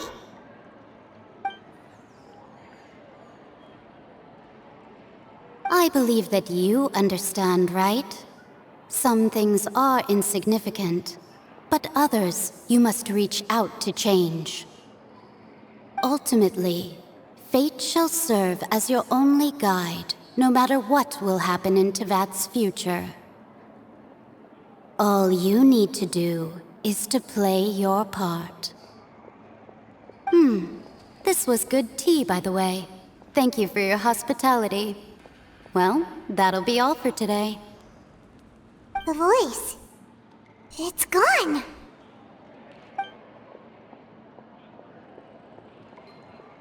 What?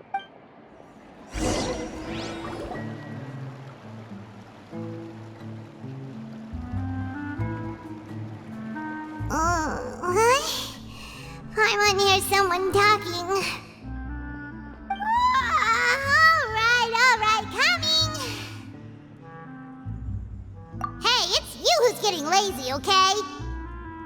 Well, I see I've walked in on some lively banter. Luna! Fine, just fine. I went to take part in that Steambird panel. It turned out to be more interesting than I expected. Not all Fontainians are pessimistic about this. One journalist mentioned that sitting around and waiting for the end to come would be wrong, and that they should make their own rescue preparations. I agreed, so we had a brief chat with her. Did she have pink hair by any chance? Why, yes! It was Charlotte. You remember her, right? That daredevil journalist? I'm in full support of her view. Prophecies are very important, but how can people allow their lives to be commandeered by just a few words? That's right! Paimon's glad to hear something sensible for once. Ah, yes. About what we had discussed before. I did try, but I'm afraid I couldn't reach the old hag. I'll try again tonight, but I wouldn't get your hopes up. Huh?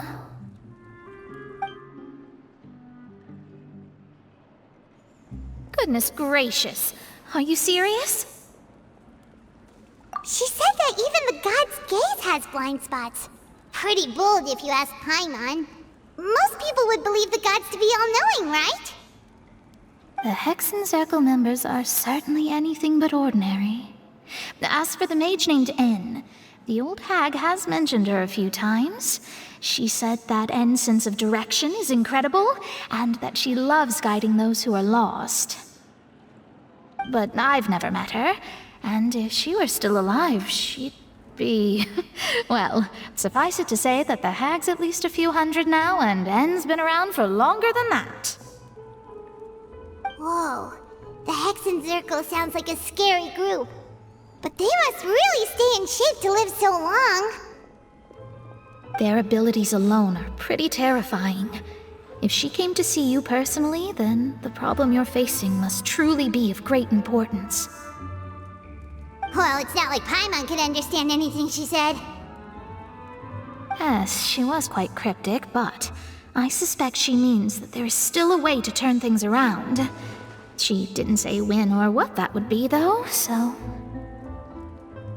Perhaps it is something that you cannot know right now.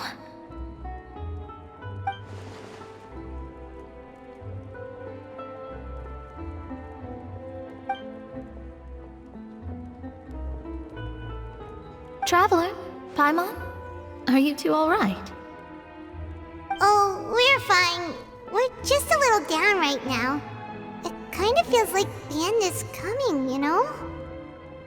I see. I feel that same sense of desperation, too. I guess you could consider me someone who has often witnessed fate. So far as I have seen, it cannot be swayed. But even so, I still hope for, and believe in, miracles. Astrology is eternal and rational, but fate may not be. It is cruel, but it can also be beautiful. Perhaps that's what En was trying to tell you. Not to lose heart, and to believe that what you are seeing playing out before you is not yet set in stone. I did originally think of steering clear of all this, but I couldn't. Even if this is all futile, I still wish to help everyone. If we don't struggle to the last, then how can we face the end when it comes? Huh. You do have a point. There I go, talking about astrological principles again. Sorry about that. The moment I start talking about work-related stuff... I need to get going. It was worth trying to comfort you, even if only a little. I believe that you'll help those who are struggling in the same way I did. I suppose that might be why we always seem to meet by coincidence.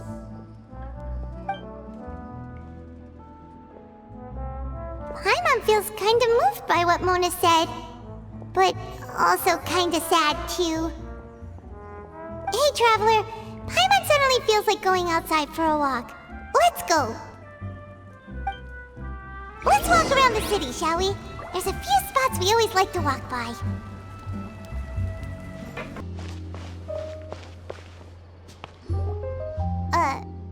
Huh? Our names are written in this newspaper. What's going on? Let Paimon see! The underwater stronghold, the Fortress of Meripede, has continued in its noble autonomy, but that does not mean that others cannot interact with it. My recent attempts to enter the fortress bore little fruit. Huh. Guess Charlotte still hasn't given up on that.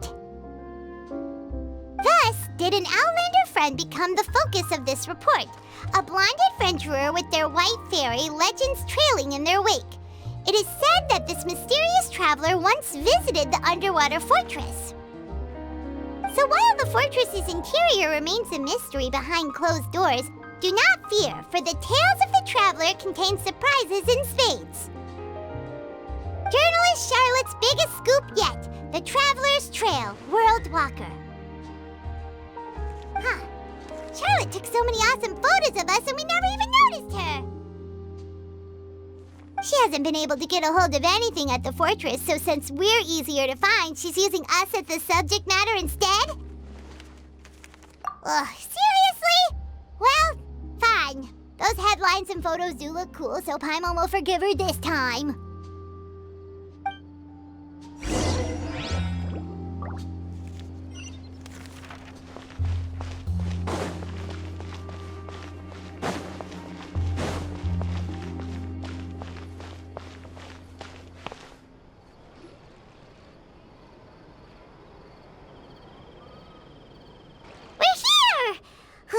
Paimon's hungry. Should we go in and get something to eat?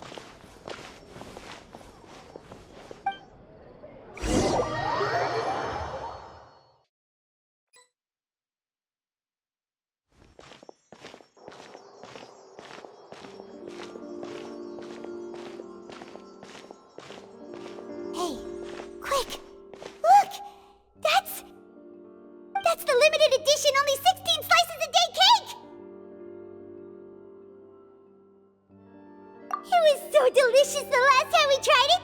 Despite the tense situation we were in, let's give it another go. I'm sure it'll be great! 1 slice of cake, please. Someone showed up after all! Oh, wait, you're the one from the Palais Mermonia. Oh, are you here to buy cake too? It seems Monsieur Neuvillette was right. You really can eat. Wait, did he really say something like that? That's right.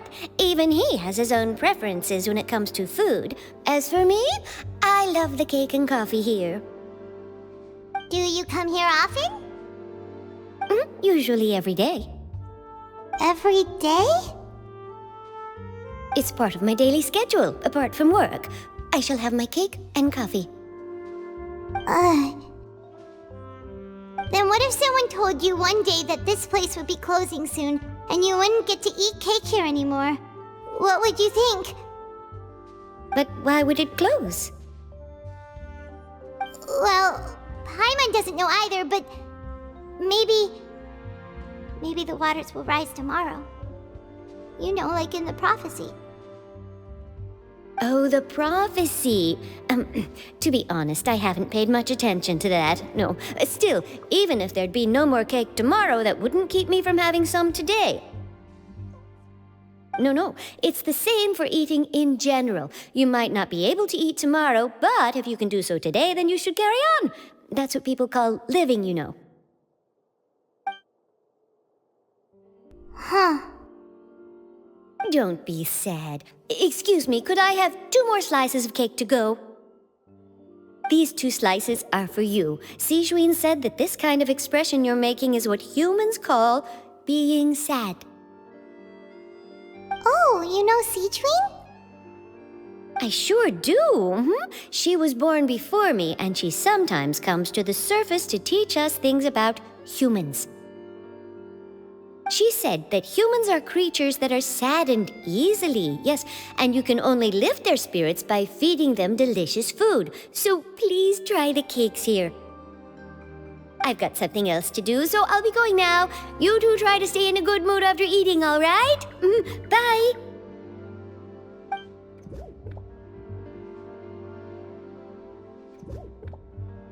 And there she goes.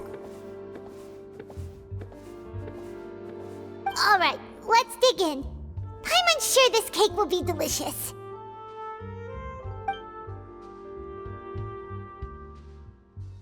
It's more delicious than last time, and the flavor gets even better with a sip of tea. It sure would be nice if we could come again tomorrow. Sure would be nice if we could always eat delicious food here.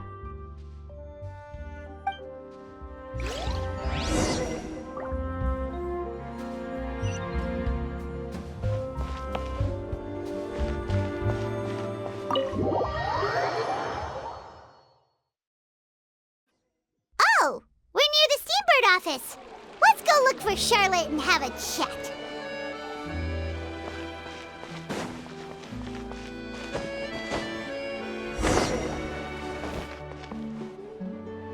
Wow! If it isn't the Traveler and Paimon! Oh, have you seen the article I wrote about you? Ha! You've got some nerve! You just used us to make some quick mora! Oh, you needn't worry about that. I heard that you were in Poisson some time back, so I sent you a letter to discuss just that. It appears you didn't receive it, though. It's all right, though. I've set aside the amount intended for you. I've even set the table with some food. Really? Oh, you're the best! You're almost a little too easy to win over, Paimon. If I were a journalist with ulterior motives, you'd be in trouble now, you know. Oh, Paimon knows you're not like that. Still, what brings you here all of a sudden? Were you looking for me? When Mona mentioned you, we thought of coming to see you at work. I see! It seems you've already bumped into Mona here in Fontaine. So she mentioned me? What did she say? She said that you're a real daredevil of a journalist. Nice. In which case, can this daredevil journalist dare to request an exclusive interview with the legendary traveler and Paimon? Huh? So your article in the paper today doesn't count? Oh, of course it doesn't. That was more like live photography. What I'd like to do is dive deeper and ask you to talk about the things you've seen and experienced. Yeah, are we even qualified enough? Why not? If I say you're worth an interview, then you're worth it. But not right now, of course. I'll need a few days to prepare. Oh, in that case, we'll just chat when you have the time then? Oh, so that's a yes? Ooh, splendid! I'll tell the editor-in-chief immediately. I'll have to apply for lighting, a venue, some props, and... Whew, so much to get done now. Talk to you later. Wait, Charlotte, Paimon's still got a question for you. And what's that? If, just for example, Fontaine were to be flooded tomorrow, what would you do today? Huh, that's the prophecy you're talking about, isn't it? I mean, I do hear about it often, but I've never once thought that the day could be tomorrow. If you're seriously asking, then I might try and think of a way to leave Fontaine. Oh, but I'm still a journalist first and foremost. That means I have a duty to be reporting from the scene. And secondly, I wouldn't forsake my homeland that easily.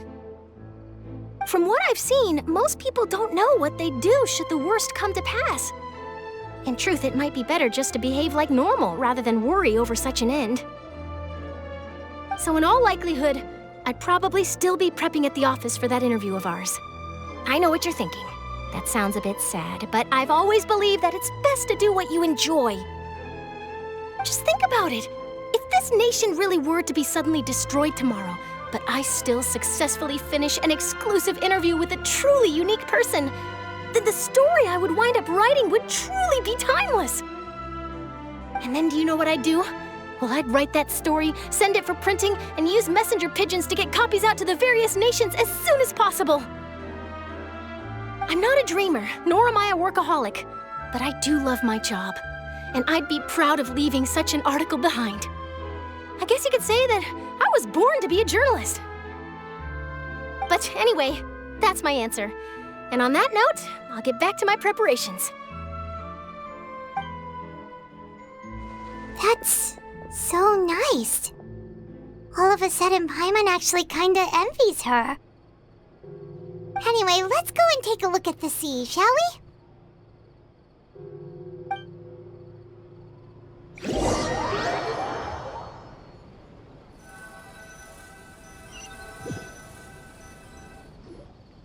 The sea breeze and scenery can be a pretty soothing combo, huh?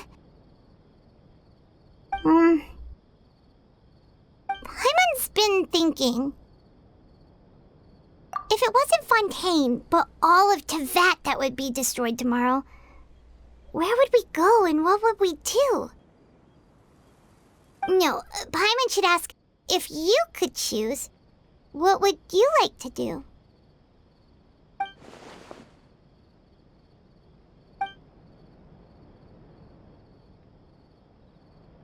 We've always been moving to the next destination, so we haven't spent much time thinking about these kinds of things. We didn't have to either, with us always being on the road and whatnot. You mean, still traveling? Huh. Wait, isn't that what we've always been doing?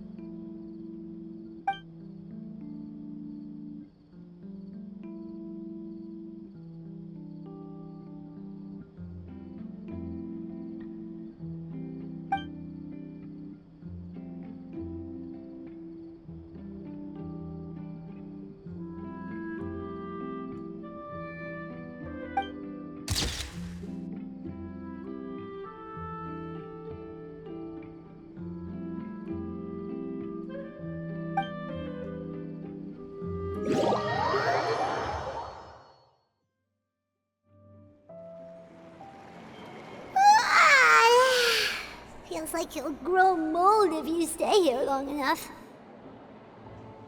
But it's still better than the Fortress of Meropide, that's for sure. It's not only damp there, but salty too. Ah, so the two of you are still here. Wonderful. Oh, you're from the Palais Mermonia, aren't you? Yes, I'm Isadora. Monsieur Nervillet sent me to look for you two before. I heard that afterward you went to the Fortress of Meropide. Not at all. I'm well aware that you're friends of his. Actually, I'm here to pass along a message from him. Yes, inside the Opera House. The Maréchaussée Phantom has declared the incident a small-scale riot. A riot? Well, that said, I don't personally think it was that serious.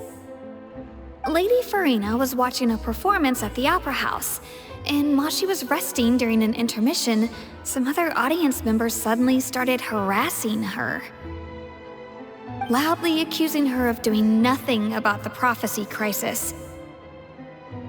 And before she could respond, others started to join in. The crowd continued to grow, and protests against the Hydro Archon started to break out. So people have started to put the blame on Farina. Guess they finally found an outlet for the pressure they've been under due to the prophecy. I agree. People will naturally rely on gods, as is customary. But the moment people feel threatened, gods are also the first to be blamed. So what happened after that? Is Farina okay? Seeing that the situation was spiraling out of control and that further argument was pointless, she claimed that she'd gotten tired of this and left in a hurry. The Maréchaussée Phantom had their hands full maintaining order and did not catch where Lady Farina had gone. Only when things had stabilized did we realize that she had gone missing. So, you mean she's still missing? That's right. The Maréchaussée has dispatched many people to search for her, but we don't have any leads yet. That said, I don't think there's much to worry about. She is a god after all. Even if she were to fall into the hands of rioters, what could ordinary people do to her? Good. Monsieur Nervillet sent me to tell you about the situation, but he didn't say anything else. Don't worry, this is more than enough to go on. Thanks for keeping us informed. Ah, is that so? Well, all right then. In that case, you two take care. I'll be heading back to the Palais now.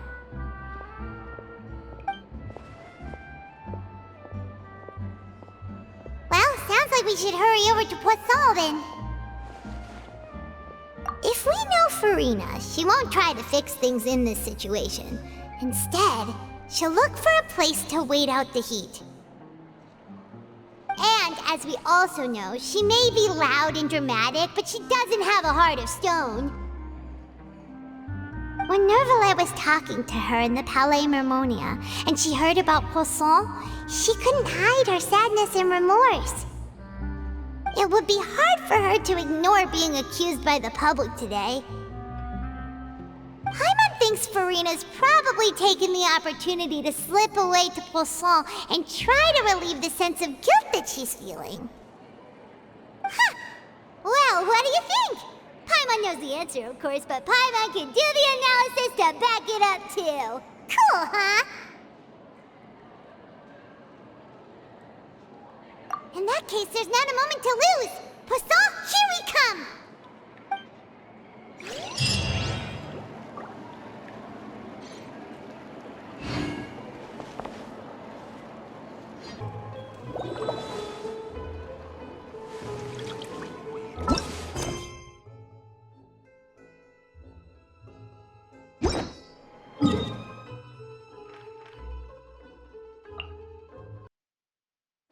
This place looks deserted. Guess all the survivors must have evacuated already.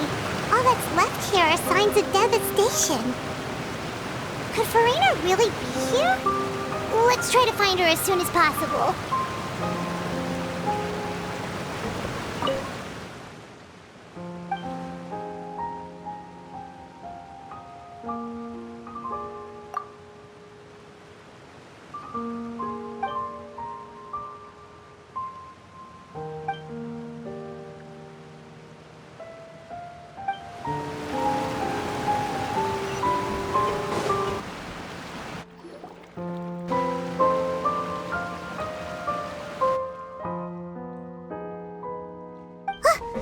That's Farina, right over there. She really is here all on her own.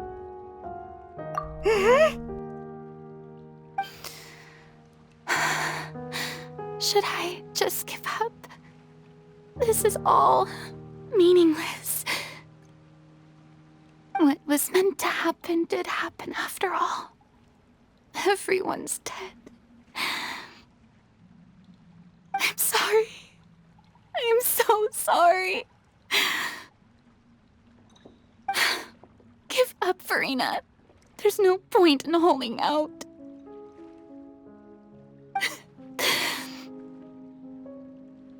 I'm sorry. But what can I even do other than to repeat meaningless apologies over and over?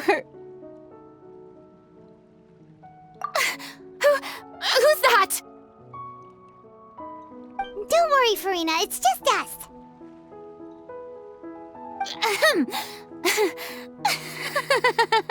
So it is you, blonde traveler from another land. Why, I almost thought you were someone from that mob of my ignorant subjects, come to kneel and beg for my forgiveness. Farina, you were crying just now, weren't you? The tear stains on your face are obvious. What do you mean, tear stains? Oh, I remember. The show at the Opera House earlier this morning was so moving. I'm still trying to process it. Who did that uncivilized rabble think they were, disturbing my enjoyment of the arts? They even dare to tout their Archon. I must teach them a lesson. I can just imagine their twisted and frustrated faces once they realize that I'm nowhere to be found. Oh, and I'm sure Nouvellette and those people from the Marish Chaussee Phantom are freaking out right next to them, too.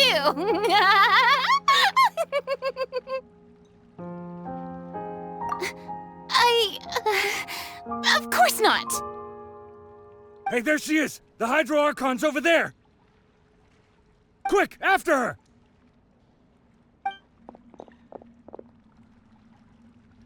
Farina, those people seem to be after you. They are?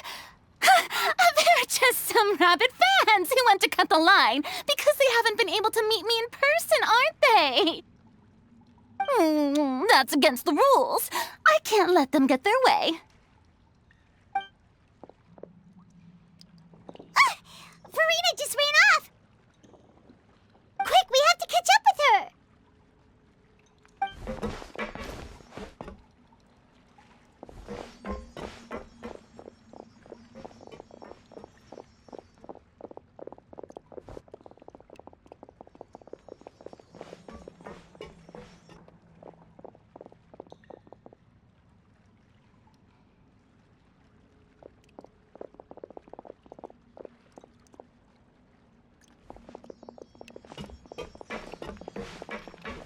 This should be the place, right? Hey, Farina! There's a good hiding spot over here. Quick, come to Paimon before the rest of them catch up to you. What is this place? Hurry, they're almost here! Fine. I suppose haste is warranted. Lead the way.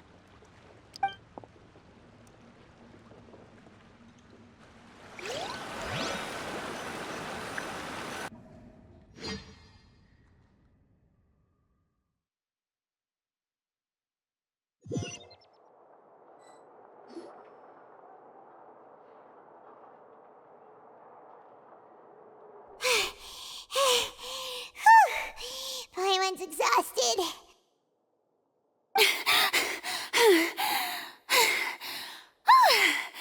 I'm so tired. I totally thought they had caught me. No, I merely gave in to the sheer enthusiasm they displayed.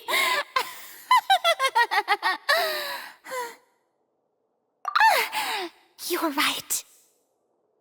Yep, that's a good girl.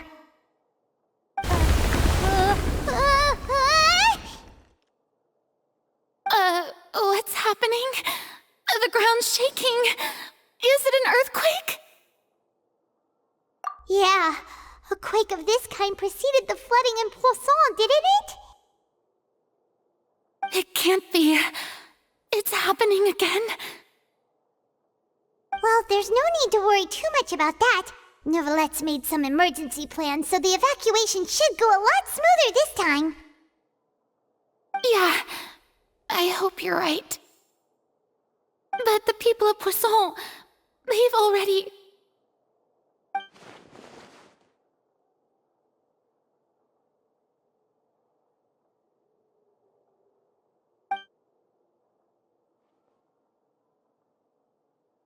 It's true.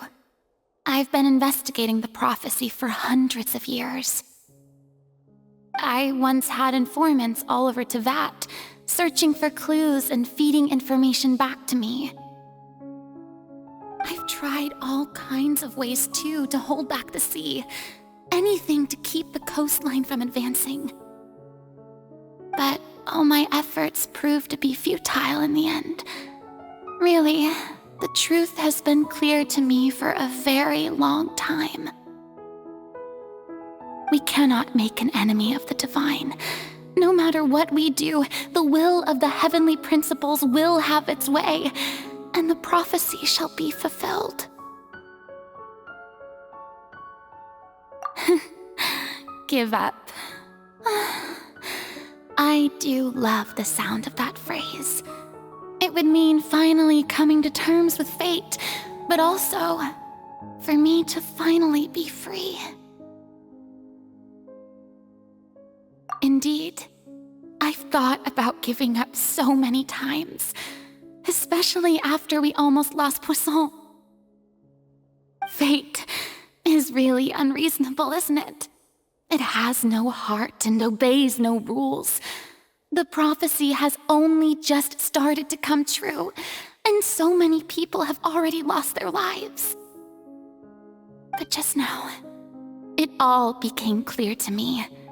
I still don't have the right to come to terms with fate on behalf of everyone else. As long as the final moment hasn't come, it's still not too late. Don't worry. I will keep hope alive for everyone until the very end.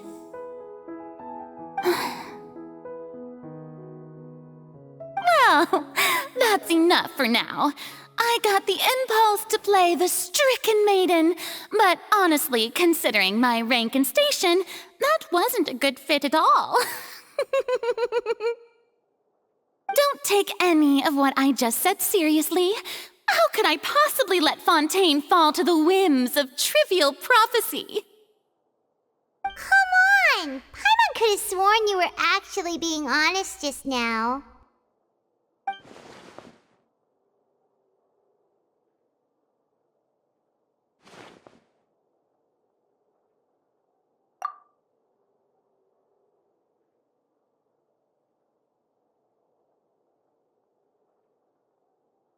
Share my burden. That's impossible. It was fated right from the start that this would be my duty alone.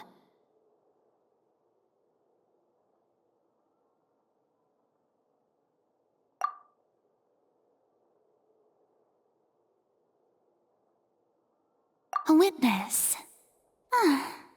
Yes, I've heard that you came to Tevat from beyond the stars, yes. In other words, you never belonged here. And if Tevat is, in its entirety, a show on a stage, then you're just a spectator, aren't you? If that's the case...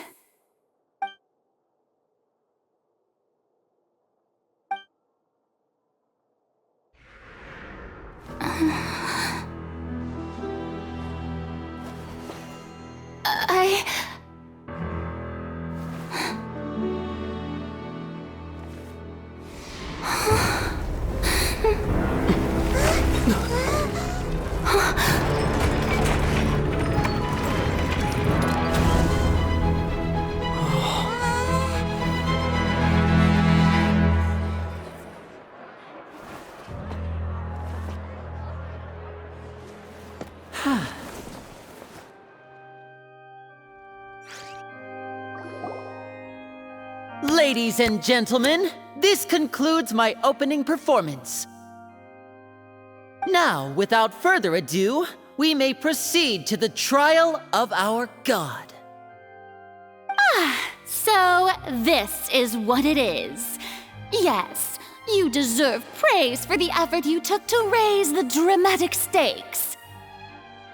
Do not forget, however, that I am Focalor, the god of justice, the embodiment of justice itself. Does it not strike you as even the least bit absurd to bring the very concept of justice to trial? May I interpret these words as your refusal to stand trial? In that case, you will have the opportunity to defend your honor through a duel.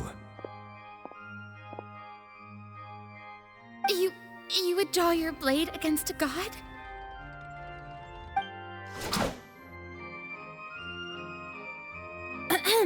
I see. It seems like you have made up your mind.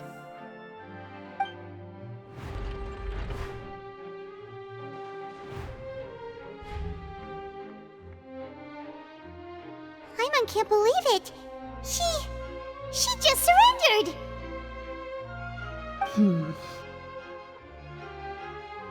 What the heck is going on? Did I just see an Archon surrender to a human? Wow, how utterly humiliating. Lady Farina, what is the meaning of this? Shh! It would seem that there has been a misunderstanding. To be clear, the raising of both hands is not always an indication of surrender. Looking for excuses again, huh? I raised my hands just now to indicate my acceptance of the trial. No duel shall be necessary. I will admit that I've been running away for a long time. I'm sorry, everyone. I was unable to protect the people of Poisson. It is my duty to stand trial for my crimes. You are not the only ones to be disappointed in me. I, too, am exceedingly disappointed in myself. But now, it is time for the Hydro Archon to show you her courage and resolve. I, Farina, will use this trial to show the world the true meaning of justice! This time, I will protect you. Applaud and rejoice! One of the most outrageous and fantastical arcs known to the opera epiclese is now unfolding before your eyes. Mark my words, this shall be one of the most exhilarating and brilliant shows ever to grace the stage of Fontaine! The trial of the Hydro Archon, Focalor, will now begin! Woohoo! Oh, now we're making history! Why does it feel like Farina just took over the whole thing? Like, come on! Didn't she just get forced to stand trial for her crimes? Also, even though she's still acting super dramatic, she is taking this seriously this time, right? All right, then. Who will be my opponent in this trial? The court asks the prosecutor to please take the stand. Is that so? Very well. Then please speak, witness of Tivat, my accuser and fated opponent.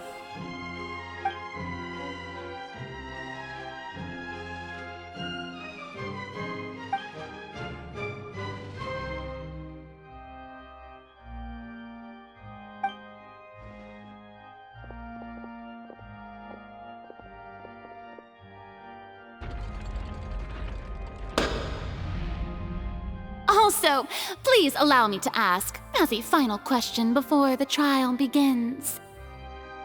Just how much work did you do to force me onto this stage? Well, we did do a lot of prep after the meeting that day. I can go over the tasks assigned to the Spina di Rosula, since they were rather straightforward and easy. Navia, the president of the Spina di Rosula. Most of the people who participated in the disturbance this morning were my subordinates. They changed into plain clothes and came to the Opera House as regular audience members, waiting for the perfect opportunity to incite insurrection against you. The people's resentment against their Archon has been building as more and more of the prophecy is fulfilled. A spark was all we needed to turn smoldering anger into a flame. Moreover, according to our understanding and analysis of you, when something like that occurred, you would likely flee the scene and head to Poisson by yourself.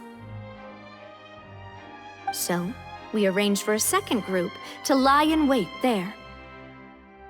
So, you mean, the ones who scoured the settlement for me were also from the Spina?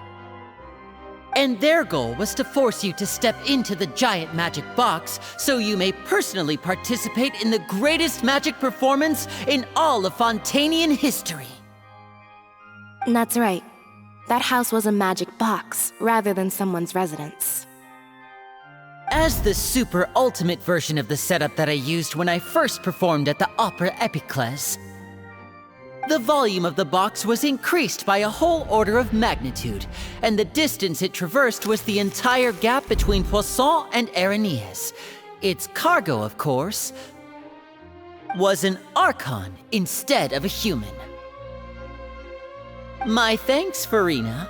Without your help, we could never have pulled off such an extraordinary performance. You're welcome? Of course, this performance was only made possible with Father's support. The House of the Hearth spent a massive amount of labor in Mora to pull this off. We had to select a location, construct the giant magic box, dig a tunnel, and open up a path through the water. It was a lot of work for all of us. So, in other words, the earthquake that we felt within the giant magic box was just a normal tremor from the transportation of the whole house? That's right. It wasn't a sign of another disaster to come. Then, I can guess Nervilette and Cloran's parts. You gathered a crowd, prepared a stage, and made sure that the champion duelist would be immediately ready for a fight. Also that as soon as I appeared on the stage, the trial may commence without a hitch. Am I right? Yes, that is correct. Well, Clorand, I must commend you for your courage. Only the most outstanding champion duelist in all of Fontaine would accept a duel with an Archon without flinching. Thank you. As for you, Traveler, I suppose your role was to keep me distracted with conversation once you found me in Poisson. You'd make sure that I didn't notice anything amiss before revealing yourself as my prosecutor once we'd arrived onto the stage. Oh?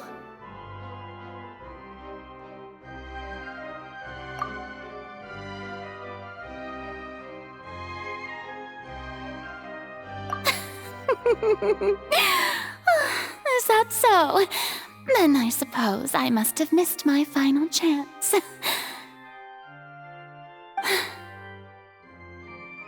It's fine. It matters not. What's done is done. The stage is already set, so there's no reason to disappoint the audience. Let's see this trial through to the very end.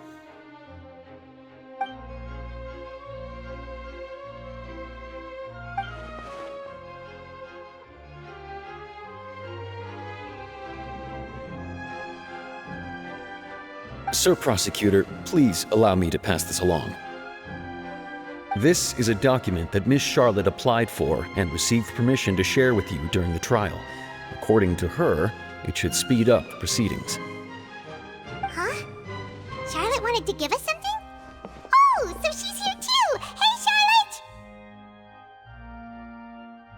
Oh, let Paimon see. Isn't this the exclusive interview that she did with us before? So she's already finished it, huh? Wait, then that means this document is a perfect timeline of everything that's happened ever since we stepped foot in Fontaine!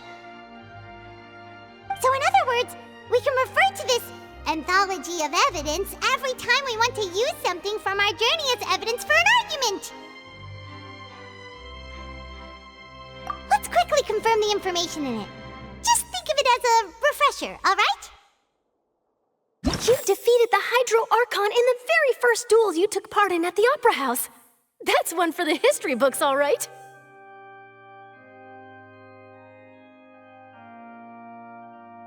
I didn't think that you'd wind up getting to the bottom of the case I'd been following all this time. I guess you could also see this as a happy coincidence. This is the first time Monsieur Neuvillette had a difference of opinion with the Oratrice. Even the Hydro Archon can't figure it out. A Fatui Harbinger. She's an extraordinary person. Her instinct must mean something. The fortress of Meripede was almost destroyed in a single day. That I didn't witness that scene personally will always be a source of professional regret, I think. According to Monsieur Neuvillette, both Child and that whale should have been in the primordial sea at that time. I nearly lost my awesome friend Navia. To be honest, that still gives me shivers. The words of someone as extraordinary as a witch can probably only be truly understood when something surreal happens to you.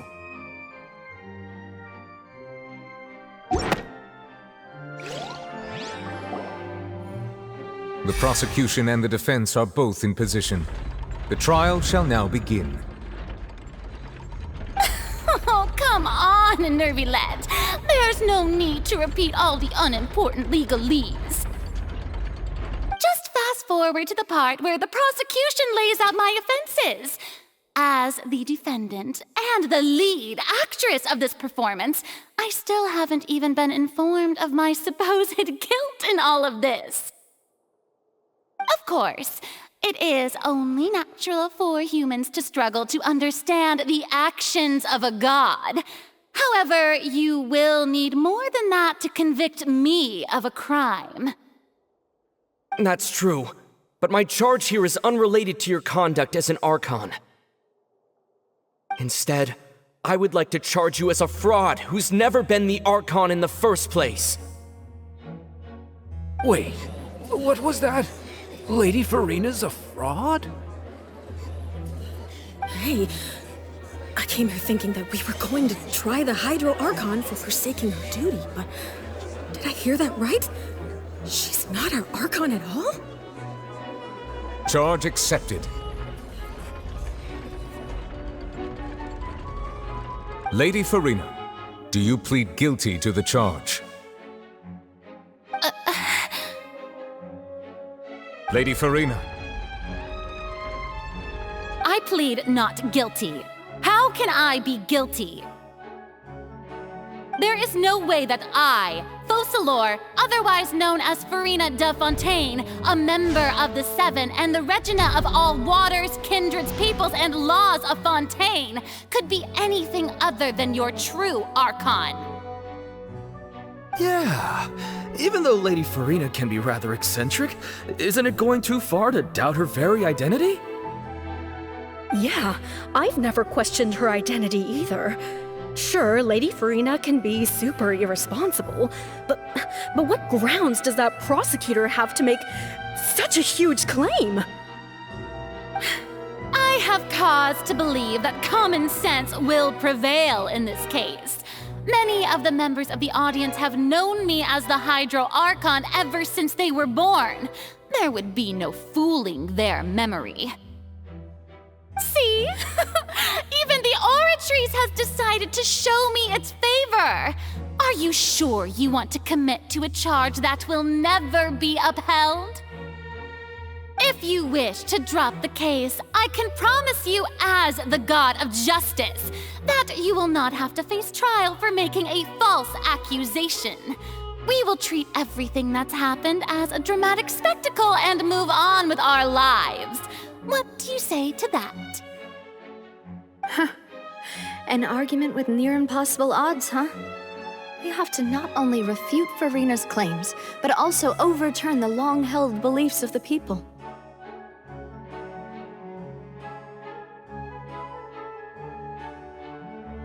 Well, I tried to give you the chance to surrender. If you must persist, then let me ask. If you believe I'm not the Archon, then what manner of being do you think I am? And if I was not the Archon, then how did I manage to live for over 500 years?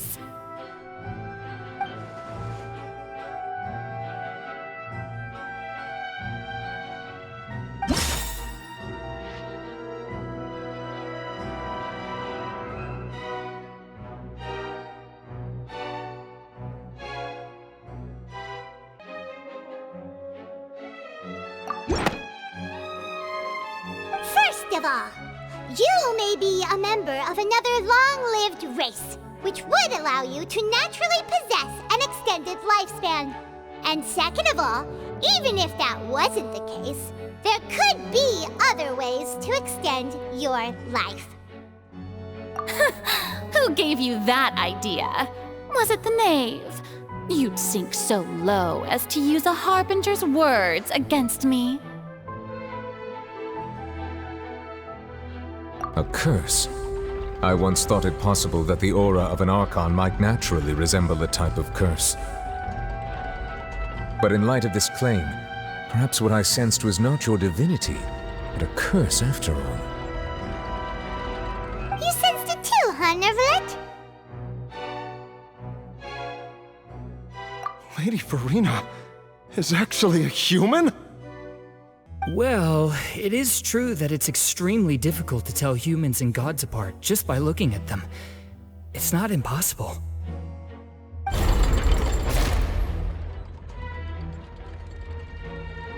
Well, don't start celebrating too early now. Even if I have been carrying a curse like you said, how does that prove that I am merely a human being? Besides, everyone knows that the main difference between a human and a god is the possession of authority. Gods can do what humans cannot. That's why they're worshipped as gods. For centuries, manifestations of my authority have served the nation of Fontaine. One need only to turn their eyes towards the Oratrice Mécanique d'Analyse Cardinal in this very opera house, or consider the indemnitium that is used in every aspect of life.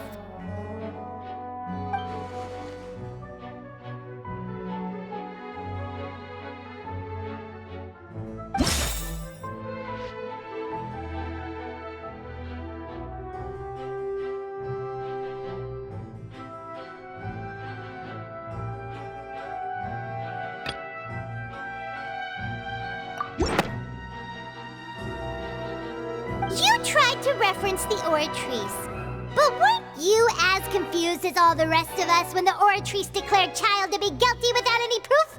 Otherwise, you should have come up with a good explanation for that by now. Didn't I make myself clear at the time? The decisions of the gods are naturally difficult for humans to comprehend. There is no need to provide an explanation.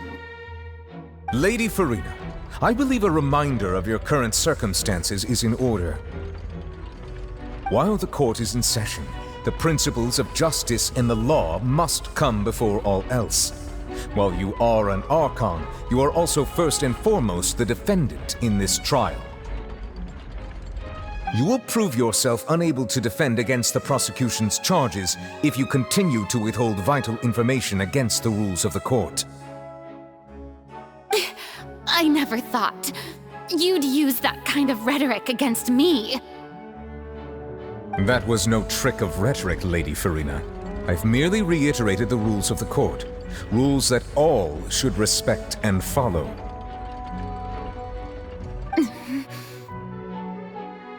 So, you neither knew why Child was declared guilty, nor did you understand the structure and operations of the Oratrice. Instead of having been created by you, the manifestations of authority you mentioned have been made by the real Hydro Archon, haven't they? The real Hydro Archon? Well, now you're really losing me. It is true that I did not know why the Oratrice gave out a guilty verdict that day. But the Oratrice handed out that verdict unilaterally, and it has been operating independently ever since it was first created. You can't argue that just because a divine creation is flawed, that the god behind it must also be no god at all. She's still throwing out all kinds of excuses. Seems like she's confident that we won't be able to produce proof that she has no power over the Oratrice.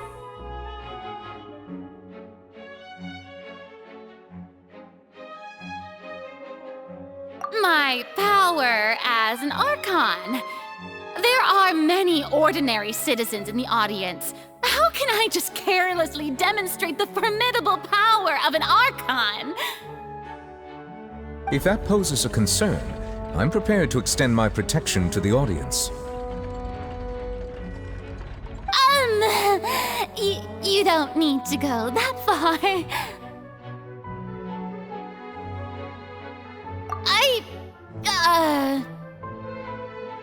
Aren't you the Hydro Archon?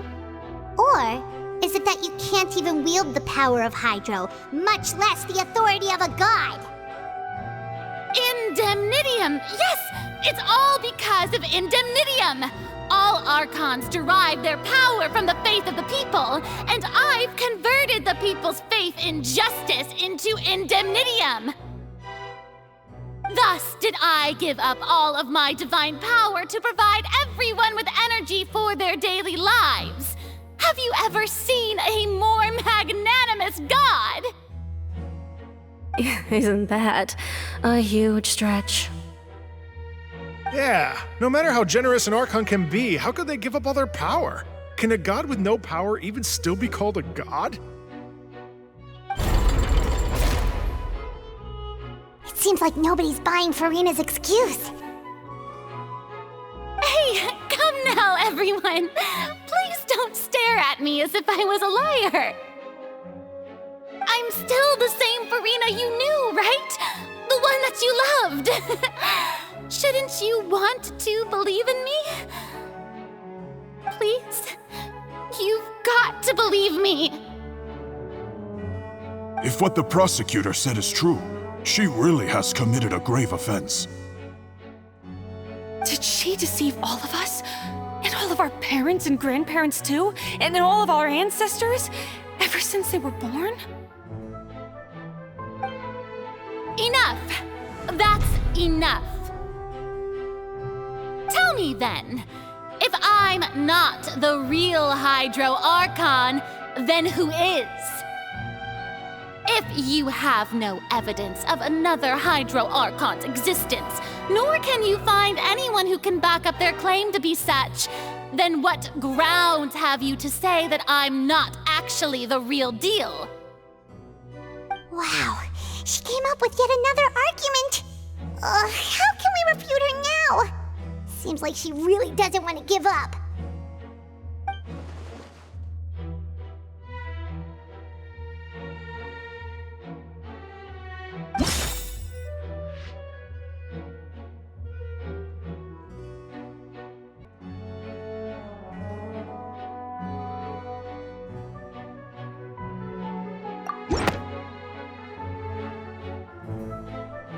It has been established that all Fontanians can dissolve in water from the primordial sea.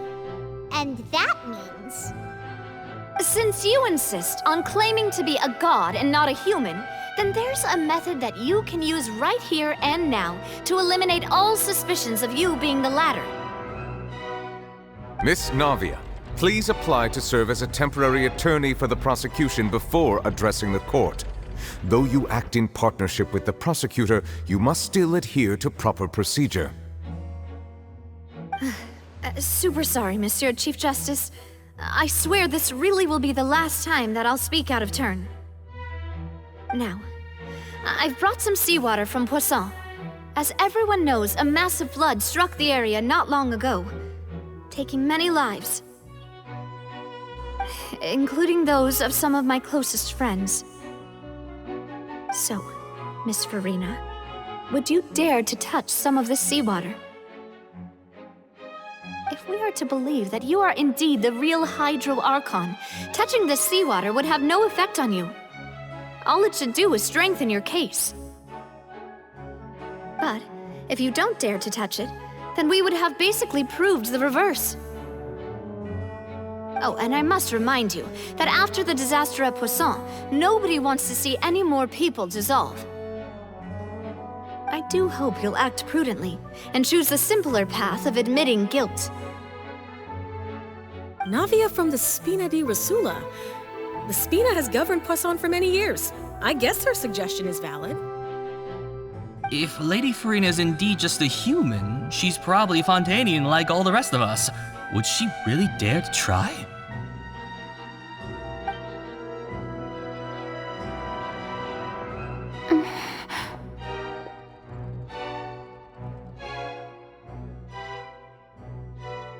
Lady Farina, this test has been unilaterally proposed by the prosecution.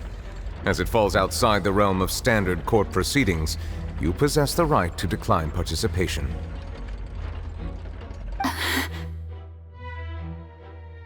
Well, of course he had to tell her that. But refusing to participate is basically the same as a confession of guilt. She's just staring at the water without saying a single word. It really does seem like she's quite terrified of it. That could only mean... What's going on? Is she really planning to... that's not what we thought she would...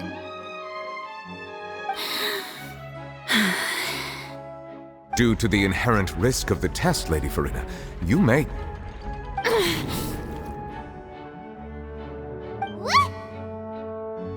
Hey!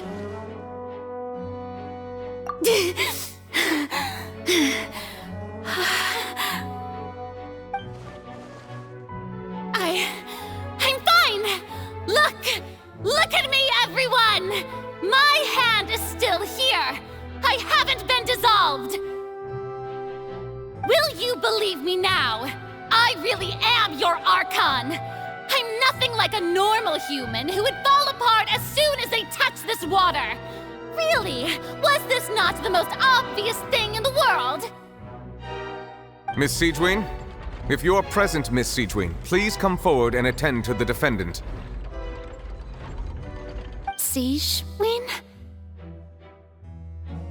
Don't be nervous. It'll just take a few seconds. Let me see. That should be enough. Please announce the results of your evaluation to the court, Miss Siegewien.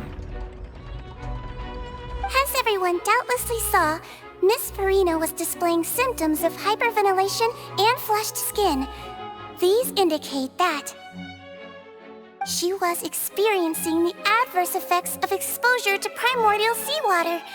The extent to which she was affected is the same as other humans when exposed to primordial seawater of a similar concentration. Thank you, Miss Siegewien. Lady Farina, you may return to the defendant's stand. Oh, wait. What did she just say? I didn't get dissolved! Shouldn't that be enough to prove my innocence? Well, considering your tendency to run from your problems, we did originally prepare a direct sample of the seawater around Poisson. However, after extensive discussion, we exchanged it for a sample that is not concentrated enough to dissolve an actual human. After all, on the off chance that something entirely unexpected might occur, we don't want anyone else to lose their life to the sea. regard for Furina's life, you secured a low-concentration sample and asked the head nurse to serve as an expert witness. It's a great thing that the direct sample wasn't actually used. Furina could have... I can't believe... you...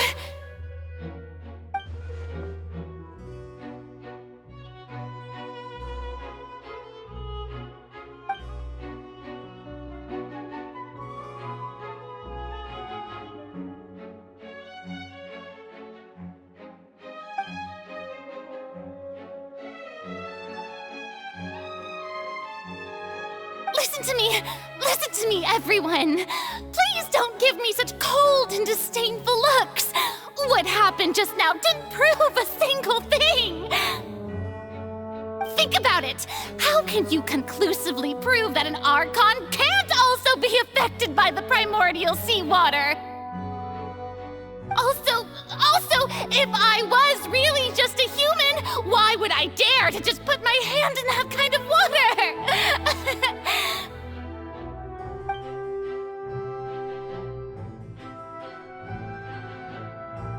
Please, anyone, just listen to me! I swear, I really am your Archon!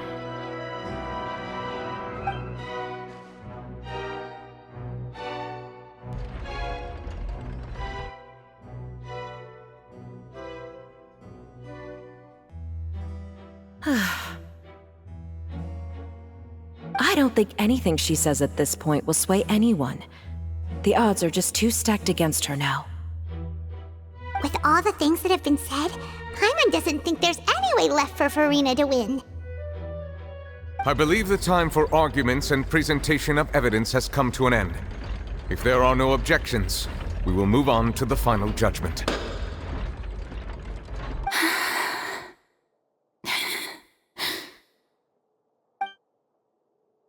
I don't think anything she says at this point will sway anyone. She's too stacked against her now.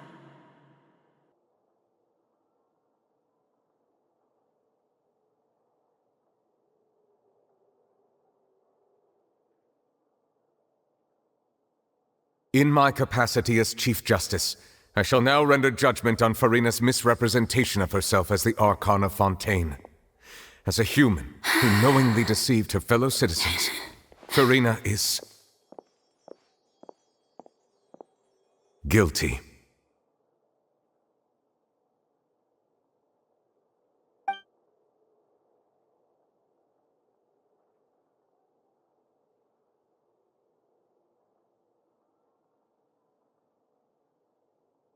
We shall now turn to the Oratrice Mécanique d'Analyse Cardinale to render the final verdict on the charges.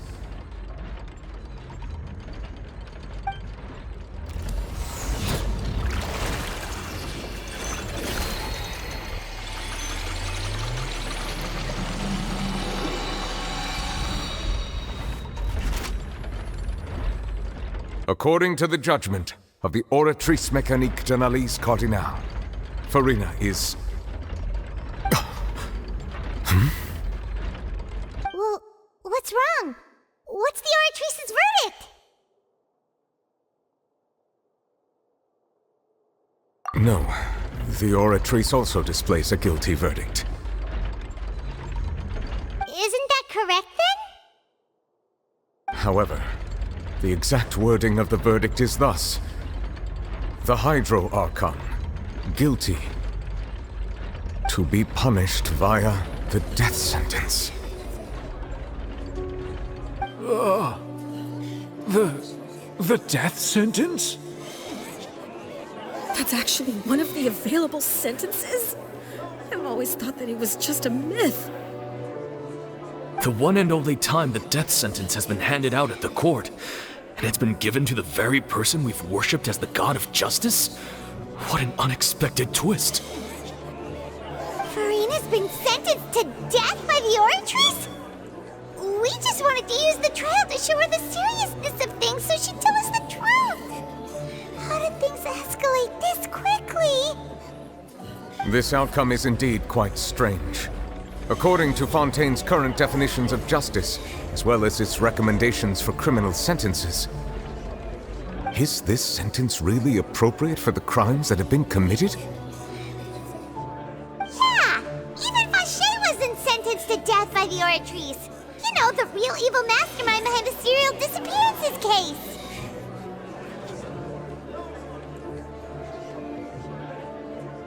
Indeed. Not only is Furina's sentence overly excessive, the very point of our trial today was also to prove that Furina has never been the Hydro Archon in the first place. But now, the Oratrice seems to have deliberately invoked the title of the Hydro Archon. What does this mean?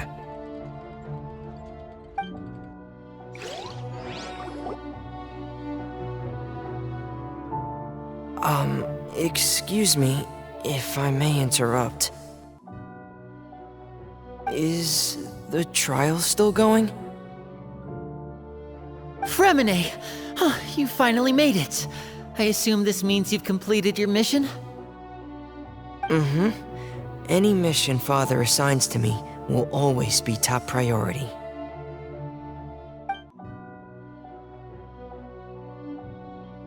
Is that the first prophecy slate?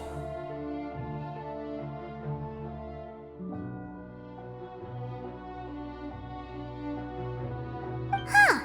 So the knave privately arranged for Fremine to try and find the missing slate. I looked everywhere and finally found it at the bottom of the sea. It took me a long time to get around some dangerous stretches of water.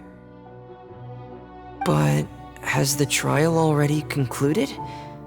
Then doesn't that mean I've come too late? Oh no. Father will be disappointed in me. Thank you for your hard work, Mr. Fremine. Please allow me to review the record left on the slate.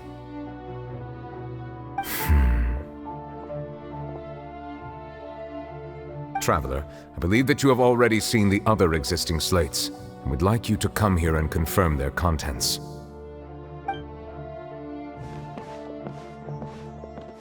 Huh? So what do you see? What is it?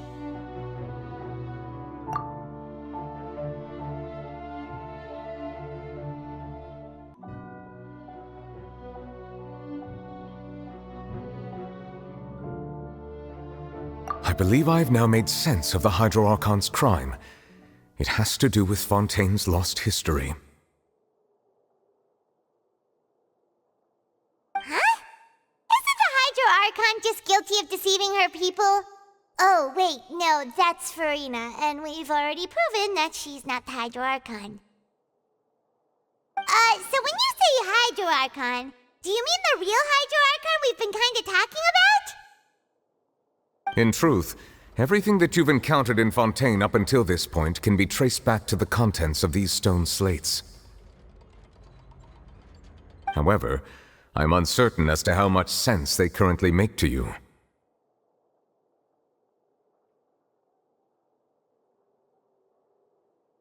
Okay, let's try to recall the contents of the other 3 stone slates. Paimon will do her best to help you remember.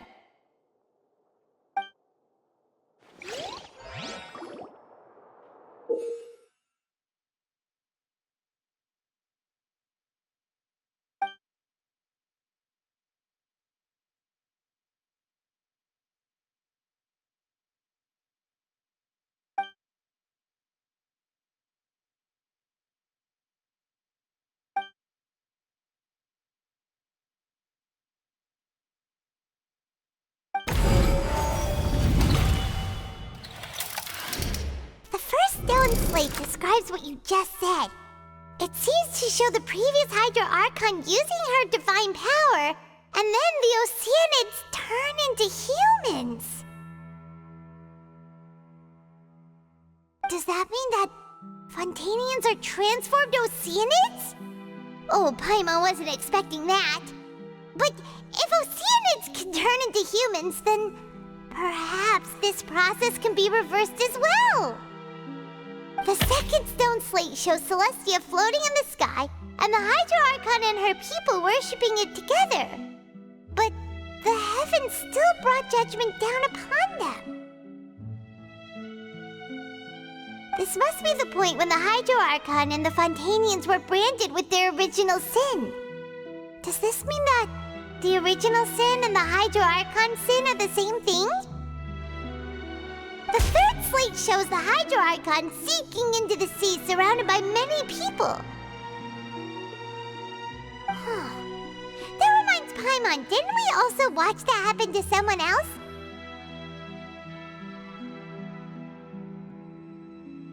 Well, the fourth slate is the prophecy the Fontanians have been talking about.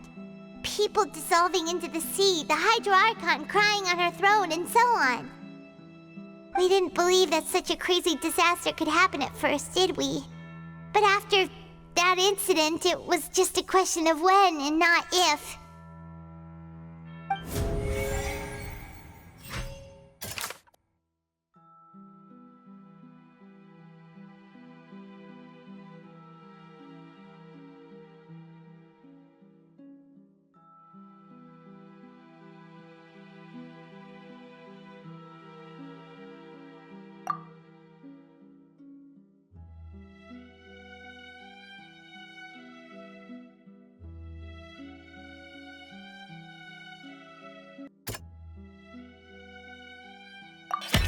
We know from the case of the serial disappearances of young women that Fontanians can be dissolved in primordial seawater, and the first stone slate tells us that long ago, the Hydro Archon used her power to turn Oceanids into humans. This might be the reason that Fontanians can dissolve.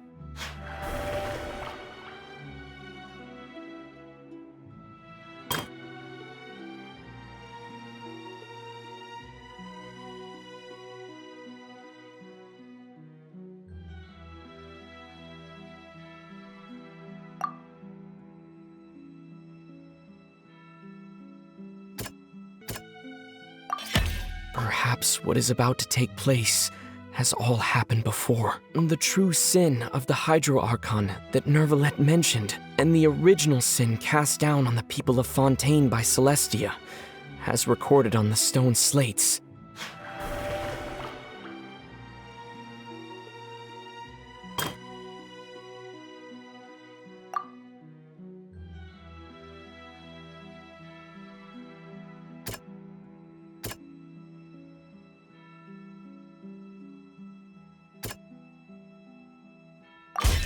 It's not as simple as falling into the sea. When Navia fell into the sea, her consciousness was subjected to judgment. The stone slates show the people gathered around the Hydro Archon in the sea.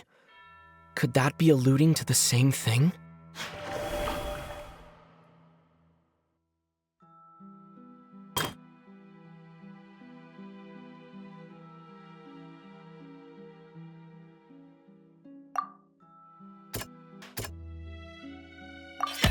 The prophecy from the stone slates found its way into society, but not many people believed it at first. The fortress of Meropide was nearly flooded with primordial seawater, which we know can cause Fontanians to dissolve. It seems increasingly likely that the prophecy may come true. If we hadn't dealt with it in time, things could have gone very badly. They'll dissolve into the primordial sea but won't cease to exist. Their essence will flow in the seawater, converge, and take the form of an Oceanid. The Hydro Archon was sentenced to death in court, shocking everyone present. Perhaps this means that her sin was actually Fontaine's original sin. Navia fell into the water inside those ruins, and she nearly dissolved. She was surrounded by the people of Poisson in a court within her consciousness, and was forced to take part in a trial meant to make her stay.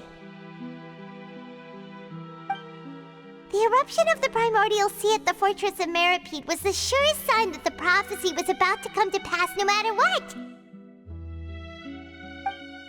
The prophecy's contents can all be verified by recent events.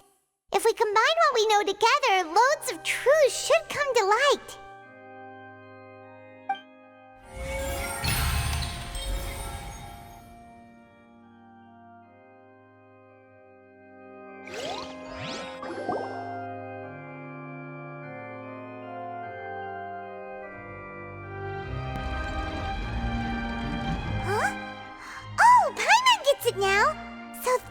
you can make sense of it.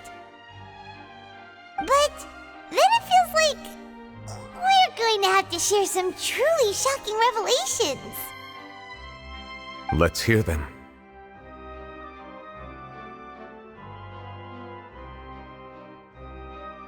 Incredible. Linny, did you hear that? We're not real humans. All Fontanians were originally created by the late previous Hydro Archon, with Oceanids as their basis. The evidence for that can be found in how only Fontanians could dissolve in primordial seawater, and how all the girls Vacher dissolved were also turned into Oceanids. Oh, and according to Navia, when she was about to get dissolved, she also saw everyone gathered around for a trial, all of them in the shape of Oceanids. Indeed.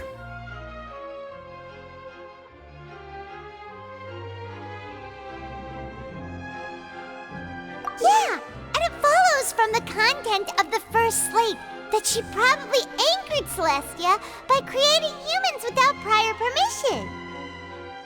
That could also explain why the Oratrice judged the Hydro Archon to be guilty. It's to account for that ancient sin. The Hydro Archon's true sin was creating us? And yet, after many hundreds of years, the Hydro Archon's creations have turned around to try to judge the Archon within the Opera Epiclese. The twists of history are often the most unexpected of all. Yeah, isn't the image here just like when Navia fell into the sea? So wouldn't it be trying to show the image of the Hydro Archon also falling into the sea once the prophecy has been fulfilled in the fourth slate?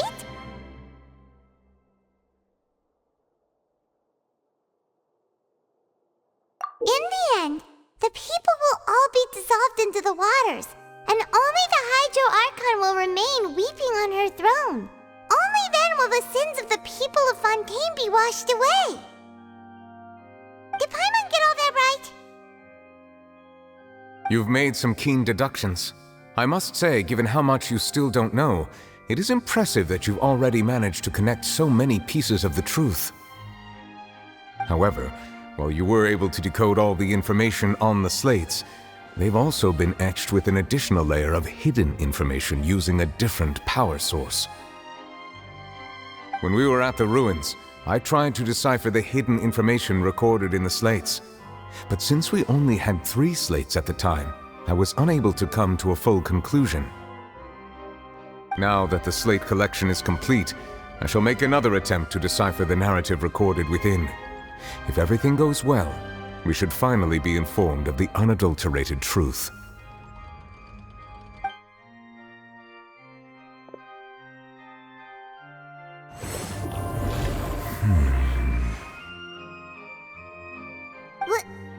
Well?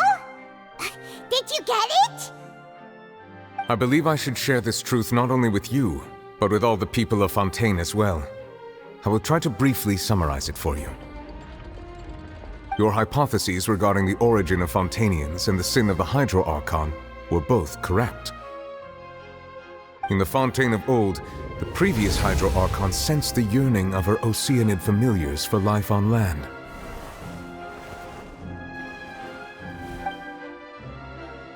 The Oceanids were enamored with the beauty and romanticism of human beings, and wishing to have those experiences for themselves, expressed to the Hydro Archon their desire to become of a similar kind. However, even though water as an element is intricately linked with the power of life, the Hydro Archon, as one of the 7, did not possess the authority to create a new form of human life. Not one to give in, she eventually found a way to create permanent humanoid bodies for her familiars by appropriating the power of this planet's primordial sea. She poured primordial seawater into the Oceanids' blood vessels, creating humanoid mimics in the process. But if Fontanians were to ever come into direct contact with water from the primordial sea, The power within their bodies would escape these artificial restraints and return to the sea.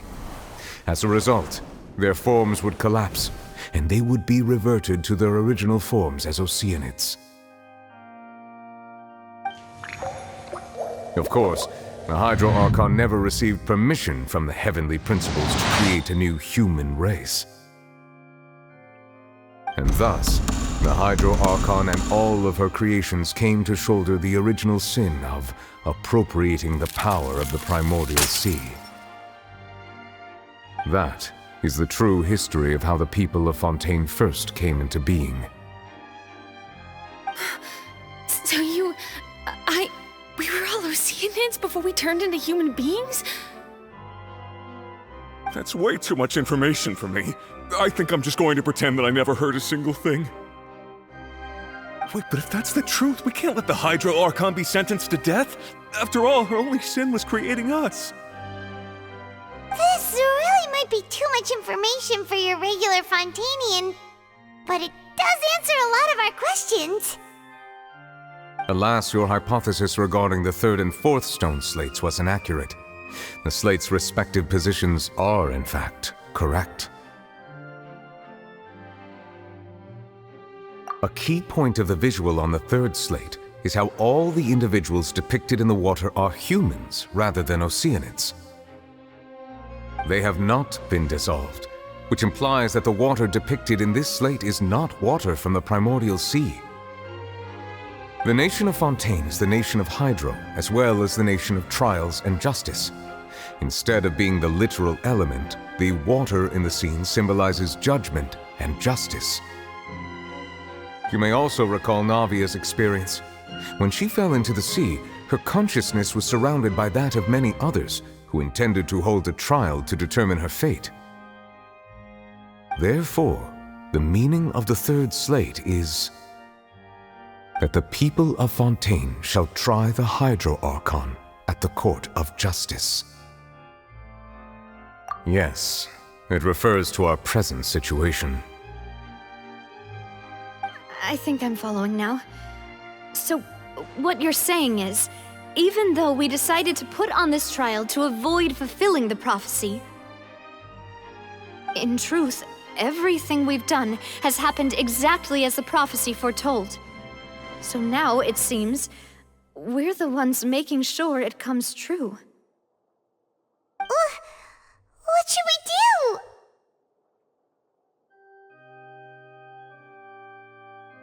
Huh. No matter what, the prophecy will be fulfilled.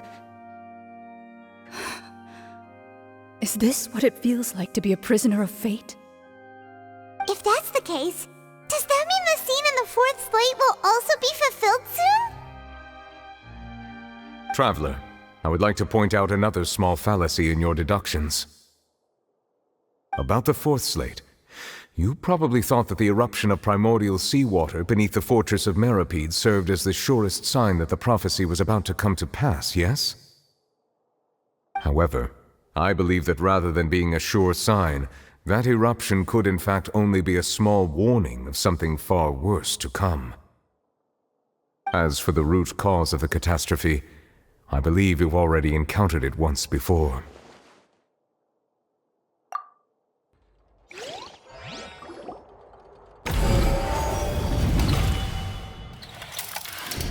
This eruption was just a small warning of the things to come. We must find the root cause of the disaster.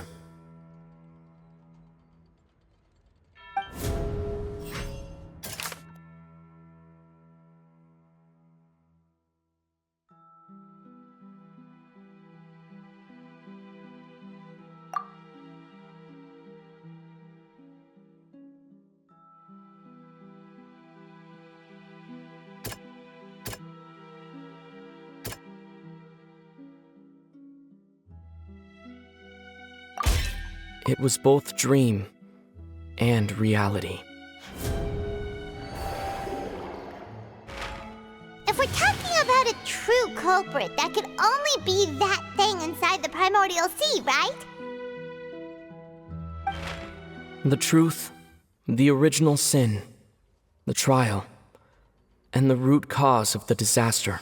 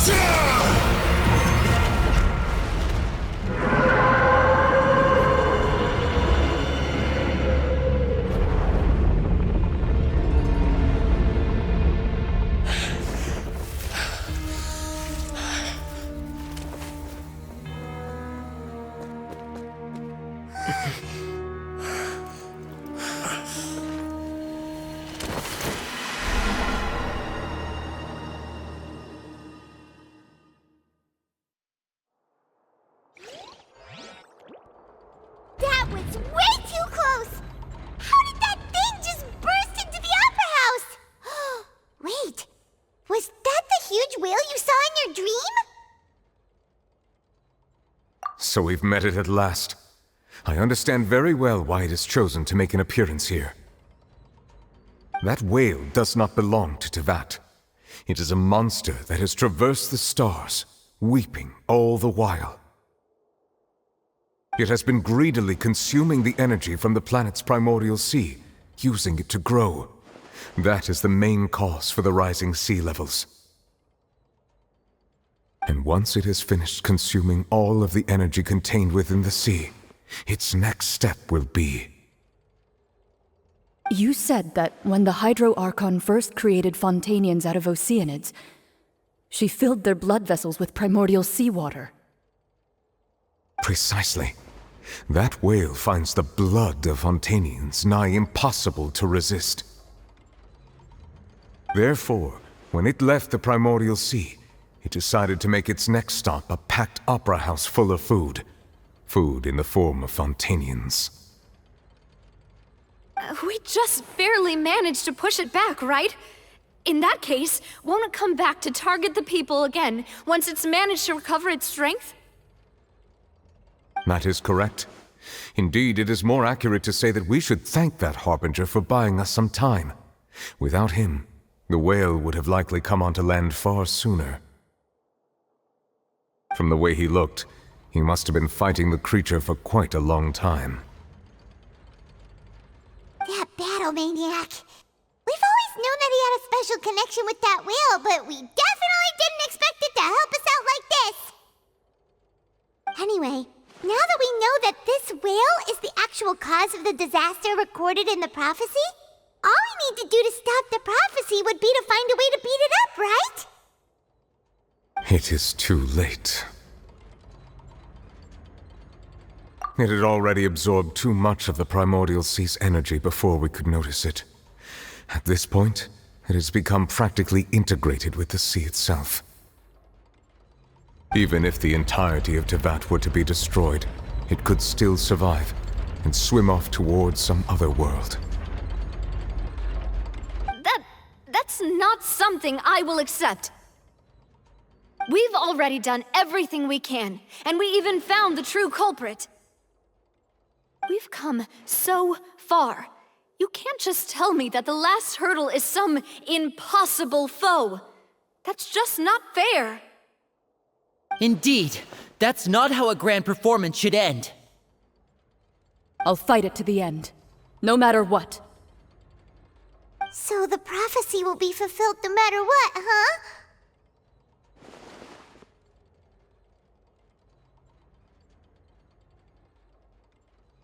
The prophecy. Yes, what has been prophesied will be fulfilled. You may view such things as the history of the future.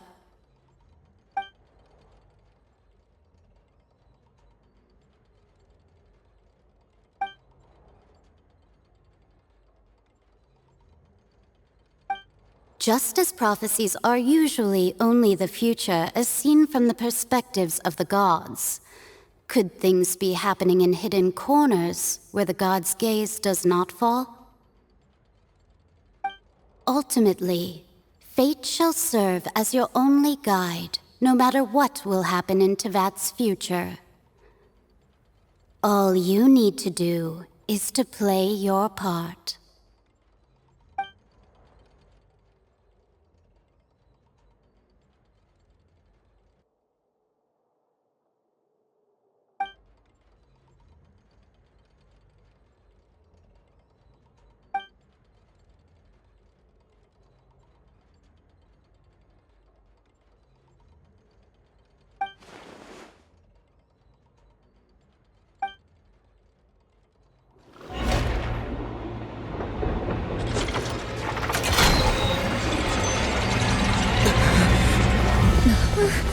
What's happening with the oratories?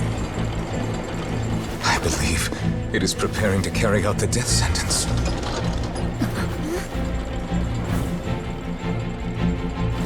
Farina!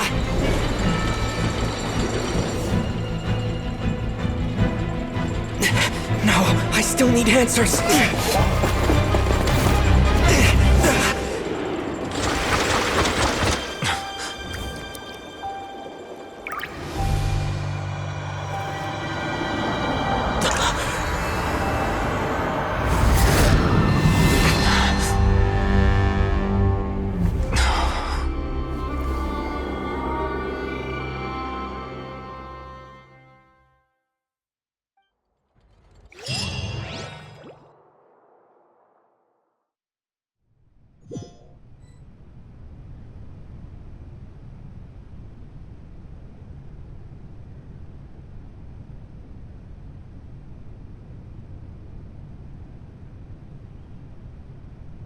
You...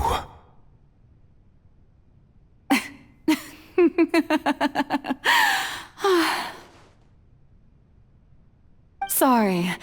That shocked expression on your face is just too amusing.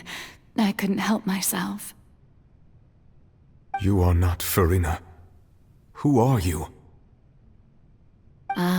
The sweet sound of bewilderment. Marvelous. A sure sign that my attempt to deceive everyone was a resounding success. But to answer your question, I am Focalor. You know, the god. Focalor? Why did you deceive us? Oh, that wasn't my goal, of course. Goodness, no.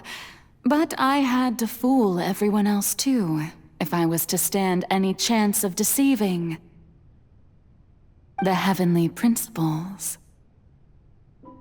Deceiving the heavenly principles?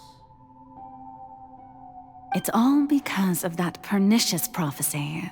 Dreadful, wasn't it? Everyone doomed to dissolve. Fontaine condemned to be flooded.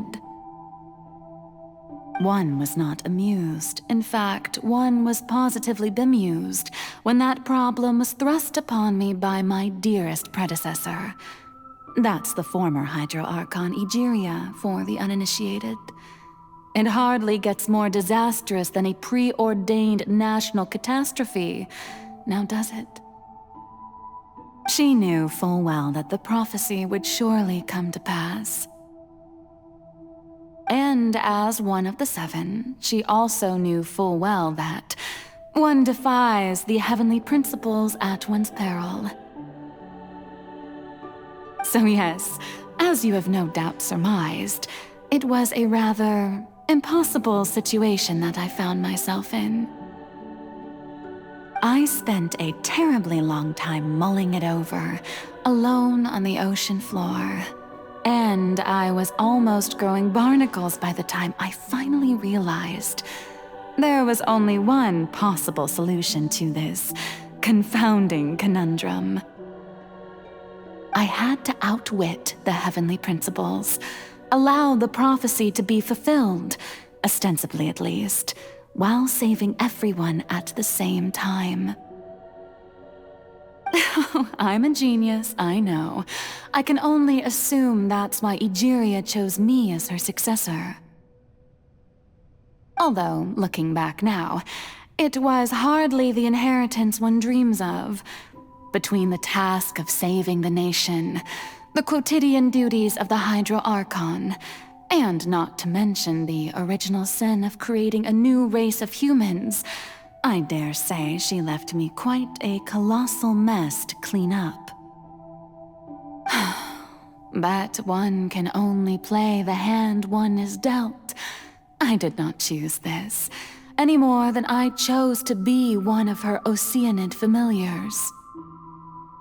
So you were also once one of the Oceanids, transformed into a human by Egeria's hand. Yes, I was. I always dreamed of becoming human.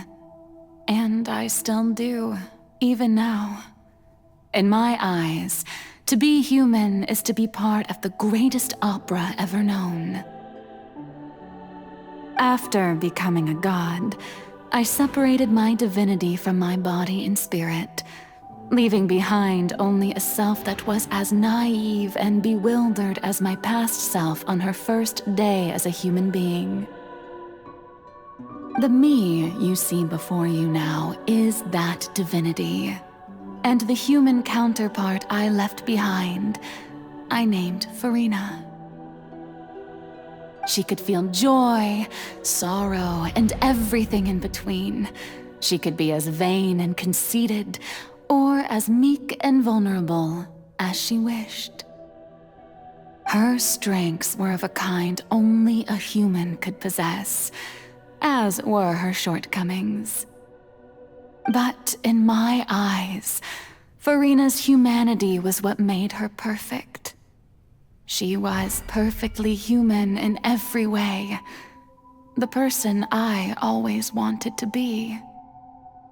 Anyway, so then I cursed her. All part of the plan, of course. The plan to deceive the heavenly principles. Do you still remember the final scene of the prophecy? The Hydra Archon alone, weeping on her throne. In order that the prophecy might appear fulfilled, I invited Farina to be an actress, to play the part of the Hydra Archon in the prophecy. Under the curse I placed on her, so long as I, Focalor's divinity, continued to exist, she could not die. But nor was she free to live her life in the pursuit of happiness. Instead, she was forced to take the stage in the opera house, to embrace the role of leading lady, to forever play the part of the god from the prophecy, all to create a deceitful appearance of that prophecy coming to pass. I suppose now you probably understand why your court is called the Opera Epiclese. But Farina is only human, isn't she?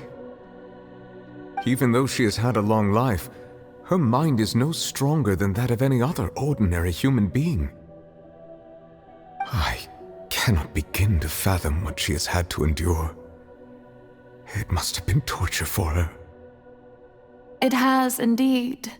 And although she is, in a sense, me in human form, I most definitely owe her an apology for it. It's been 500 years. And all along, she's been playing her part in the most unimaginably long, unbearably lonely, and agonizingly painful opera of all time.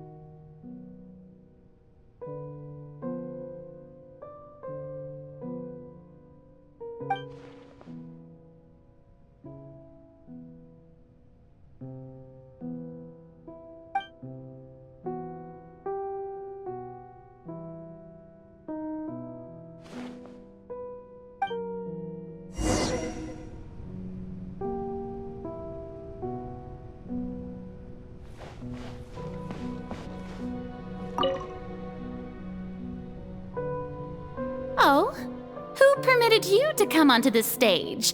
Now, I understand your admiration for my august self, but I must ask you to keep to the rules. All right. It is not my intent to reprimand you. There is no need to state your name. Just be off with you. Do not distract me from my performance. Oh, do not jest. Can you not feel it? I am Focalor. The eyes of countless Fontanians are upon me. I must, at all times, display the utmost elegance and nobility.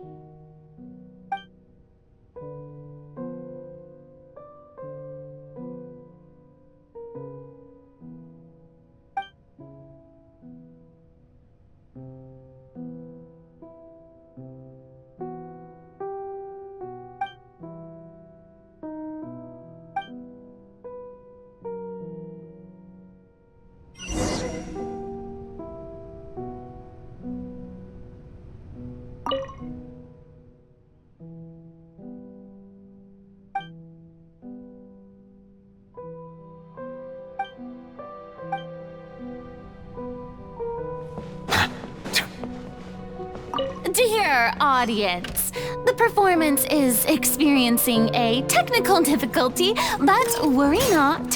The guards shall resolve it soon enough. Silence! Quietly now.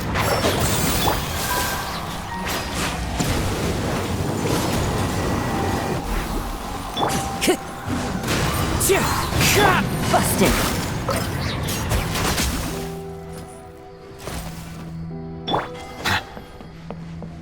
Hey, what gives? The audience is still watching me, you know. Guards? Wait, where are the guards? Guards!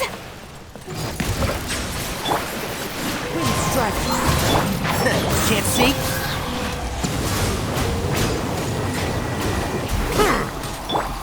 Quietly now.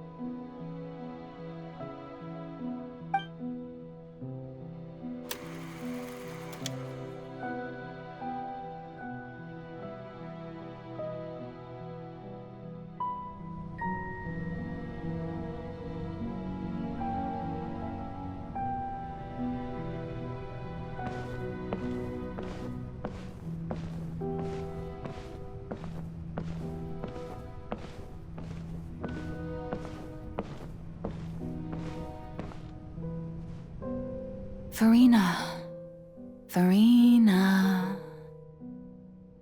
Huh? Who's that? Who's calling me? Where are you? Be not nervous. Be not afraid. I am before you. Wait a moment. You're near me? How can this be? Mirror you, huh? You know what? That's not bad. Let's go with that. Mirror me? What do you wish to say? The prophecy. Have you heard of it? What prophecy? Wait. I know. I think. I don't know why, but it's in my head somehow. The people will all be dissolved into the waters, and only the Hydro Archon will remain, weeping on her throne. Only then will the sins of the people of Fontaine be washed away. Oh, very good. You know it well. What's going on? I can't seem to remember anything clearly. The only thing I know for sure is this prophecy. Will it really come to pass? Yes, it will. And that is why I've come to you. Disaster will come to Fontaine sooner or later. Things will develop just as the prophecy declared. There is no escaping it. But doesn't that mean everyone will die? I'm a Fontainian just like them. Will I dissolve too? Oh, don't worry. Magical meetings exist in this world precisely to give people a chance to turn things around. It is the reason why you met me today. I will tell you how to save everyone, but you may have to suffer somewhat. Oh, so there's still hope after all. Goodness, you frightened me. You spoke so much and with so much certainty. As for the suffering, well, I will admit that the first thing that came to mind was, why do I have to be the one to suffer? But if the prophecy will come true, I'll also die anyway, right? So if I've already met you as my magical meeting in this world, if there were scales, with all the people of Fontaine on one side and my pain on the other, is it not obvious where the scales should tilt? You truly are the perfect human, my ideal. I suppose this would also be the justice that belongs to you. Huh? Don't worry, it's nothing. Listen well. Fontaine has just lost its Hydro Archon. I need you to play a role, that of the new Archon. Play as a god? That's right. You must begin a never-ending masquerade. You must never let anyone suspect your identity. If you can keep it up, then I shall have my way of defying this prophecy. But should your identity be revealed, then all hope will be lost. But how will I do this? A human assuming the role of a god without being exposed. Don't worry. What you must do is not to turn yourself into a real god. You simply need to play the role of a god as humans imagine them to be. Being a human yourself, I'm sure you already know what such an entity would be like. Remember, your true challenge will not be pursuing divinity, but contending against humanity. I'm still not sure I understand, but I'll try. I'll try to do this. So, how long am I going to have to play this role? To accomplish this mission, you will have to stay on the stage for many, many years. You will endure and not grow old until your task ends. But I promise you, all will eventually end in a magnificent and dramatic trial, and everyone will be saved. A trial, huh? How exciting. I'll be looking forward to it.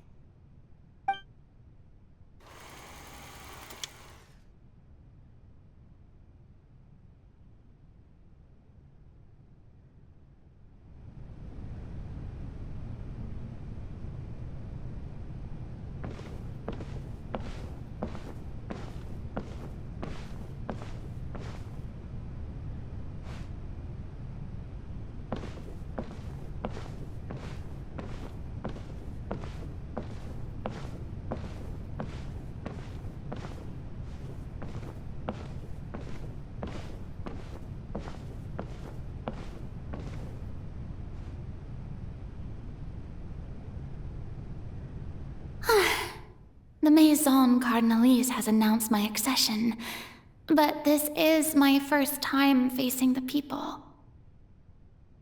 What should I say to most appear like a god? To be honest, I still don't know. Perhaps I should first try to act natural.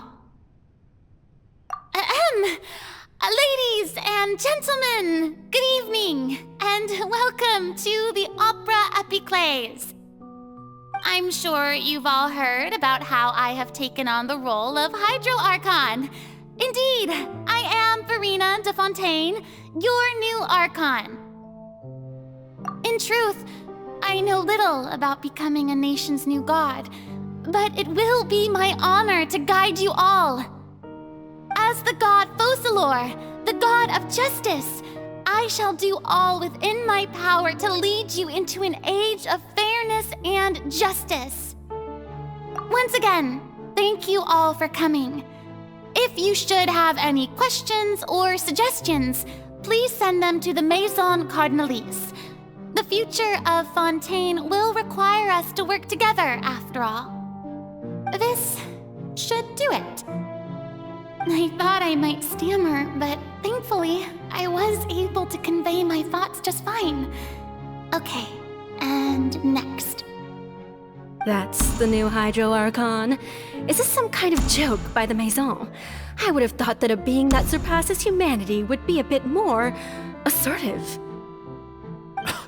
Hey, did you hear that? She even told us to send her suggestions there at the end. Shouldn't gods be all-powerful? She's being so modest. What's the difference between her and an ordinary person, then?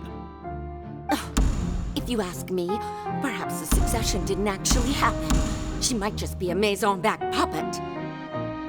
Wait, what's going on?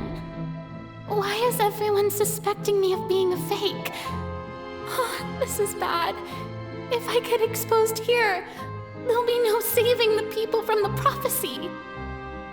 Right. Myrmi said that I just need to play the role of a god as humans imagine them to be.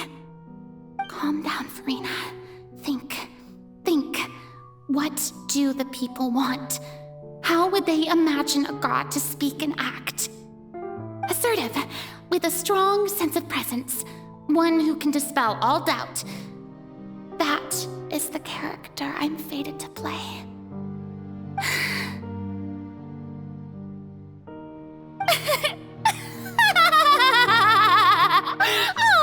Oh, very good, my people.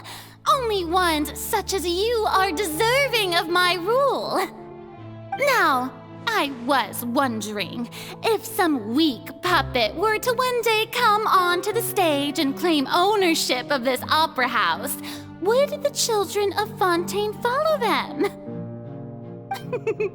Well, it seems that you would all see right through them.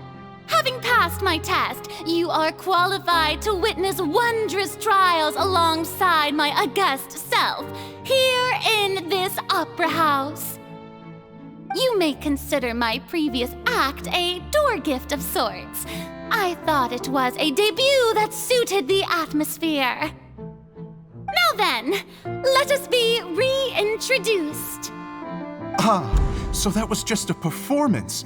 How could I have forgotten that we were inside an opera house? Her personality?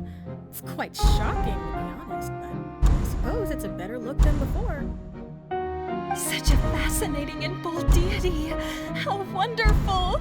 Our future may yet be bright after all.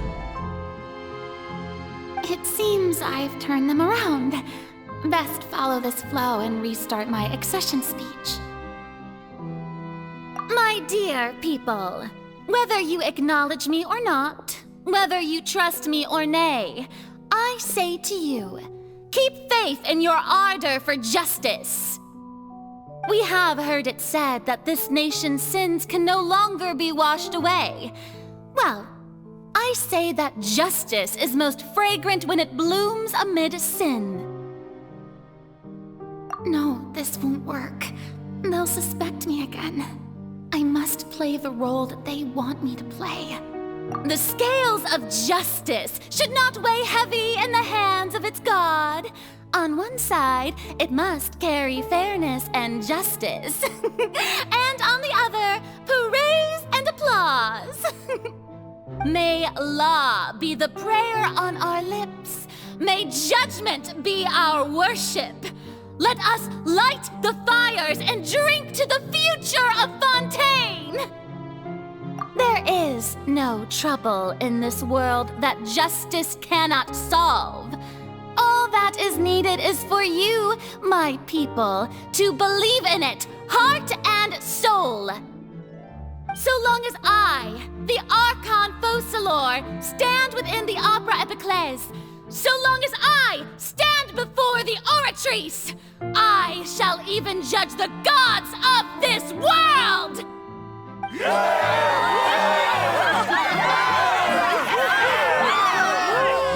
Oh, yeah!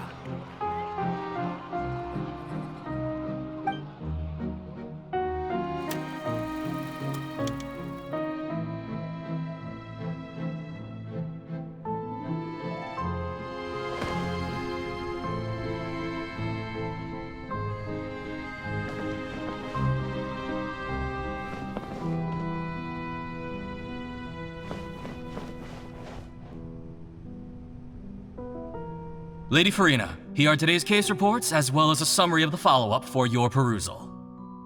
Come now. Was I not just at the Opera House in person? Leave these kinds of things to Neuvillette. Besides, none of these trials were the one that I'm looking forward to the most. If I may be so impertinent, what kind of trial are you truly looking forward to? A magnificent, dramatic, and wondrous trial. A trial to end all things. How could you hope to understand? That's true. I fear I lack the ability to grasp your divine thought, Lady Archon. No need for fright, and do not take what I said before too seriously. Go now, do your duties. The trial I await. It will come one day.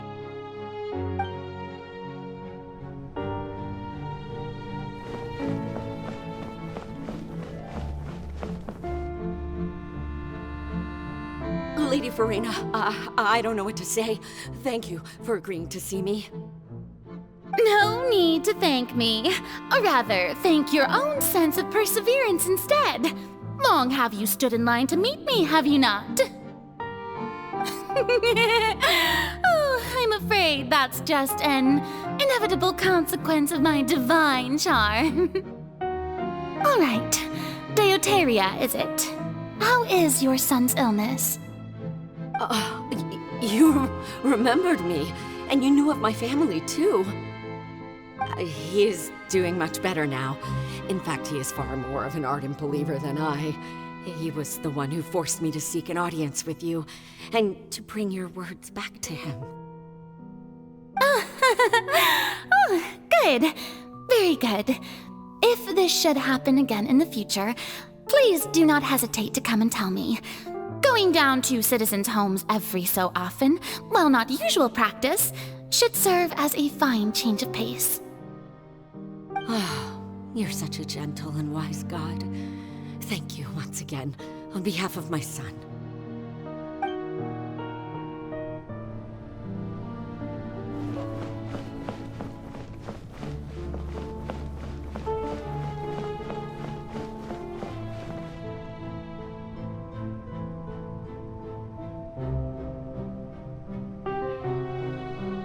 Lady Farina, here are the latest hydrological reports. As for the specific parameters you asked to take note of, I'm afraid things still don't look good. I see. It's as I thought then. As your god, I did already expect this, but I wanted to see how far your human wisdom would allow you to analyze it. All manner of signs indicate that the prophecy will still come to pass. Forget it. That's not something you need to worry about right now. Well, as I understand it, the Fontaine Research Institute is also trying to find a way to counter the rising water levels. Really? Have they found anything? I'm afraid that they haven't found any effective solution thus far. Oh, is that so? Well, no wonder. This issue has reached the realm of the gods, after all. Still, their spirit is praiseworthy.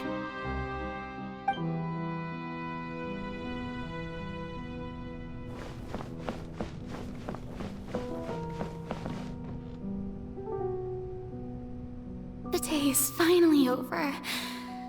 I haven't had a moment to breathe this whole time. But it's good to see that everything's getting on track. There are no longer any voices of suspicion. Maybe this is fine. I just need to keep going, and everyone will be saved.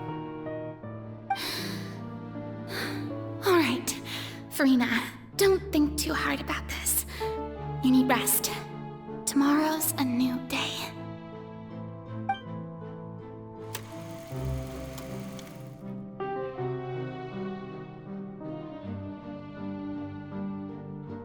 Lady Farina, here are the new trial reports for the latest cases, as well as a summary of the follow-up.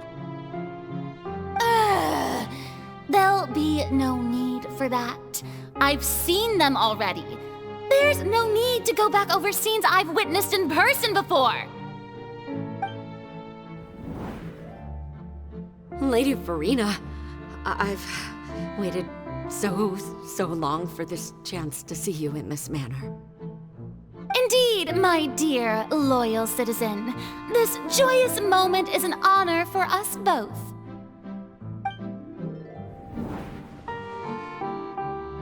Lady Farina, we're detecting significant hydrological anomalies near Poisson. Understood. Keep monitoring. Keep me informed should anything come up at the Institute.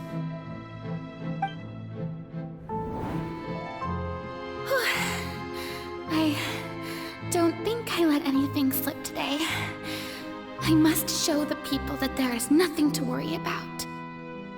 I just don't know when these days will end. I feel utterly exhausted. Best to rest early today, too.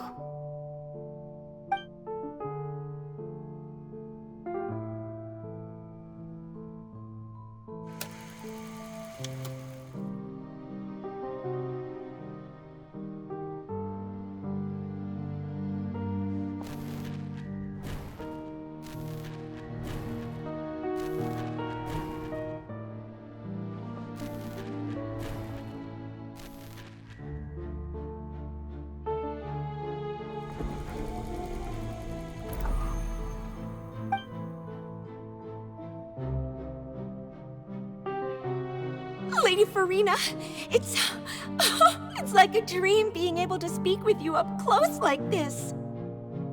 I've heard that the first member of our family who was honored to receive an audience with you was Madame Deoteria, almost 20 generations ago. And what a fine family yours is indeed. It brings me great joy to meet such a faithful believer. A descendant of a line most ardent. Surely you exaggerate, Lady Farina. My lady? What is it, good citizen? Oh, are you crying? Oh, really now? I didn't even notice. This must be the overflow of hydro from my person. Well, can't quite help being the god whose dominion is the waters, can I? No wonder. A manifestation of your power, then. Oh, Archon, I am honored to have witnessed it. Honored indeed.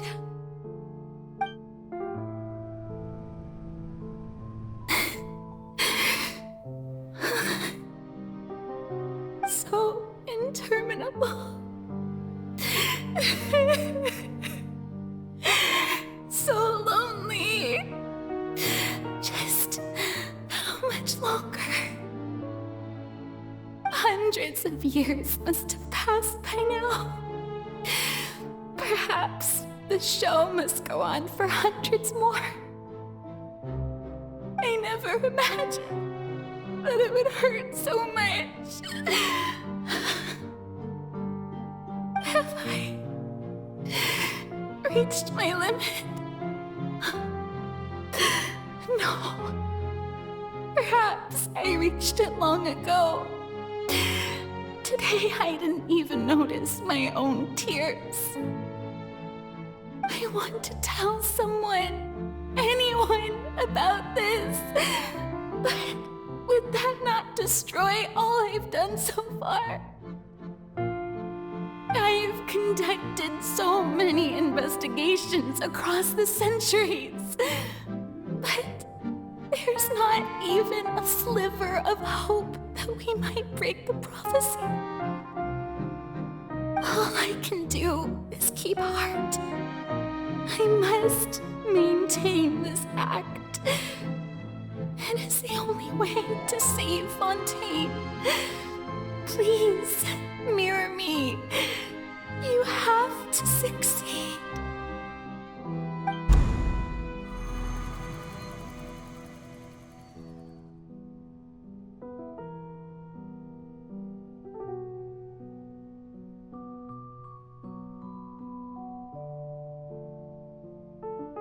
Farina, you don't have to shoulder this burden alone. Although I don't know what you might be keeping from everyone, your people are more than willing to share your burden with you.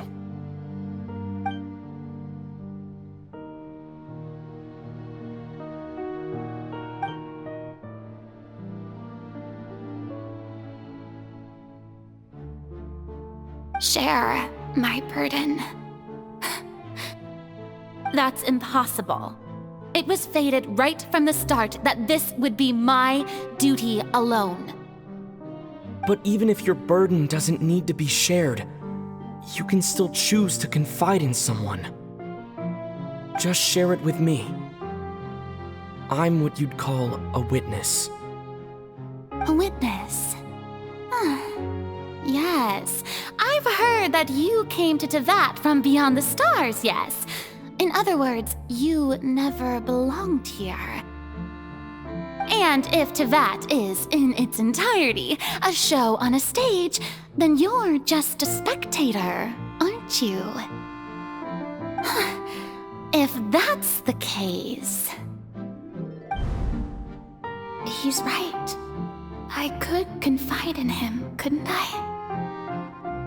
But if things don't play out as expected, the people of Fontaine will be the ones to pay the price. No, Farina, you shouldn't be selfish.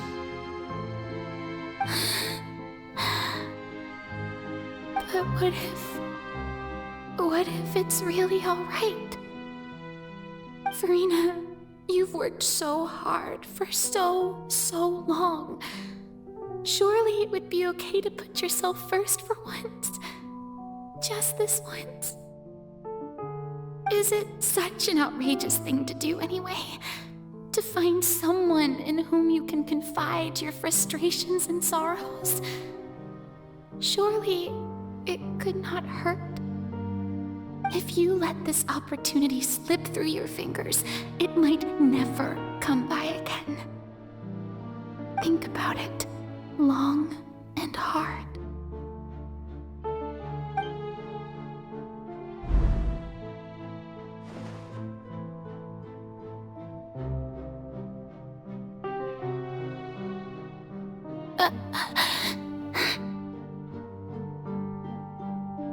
No, I have nothing to say.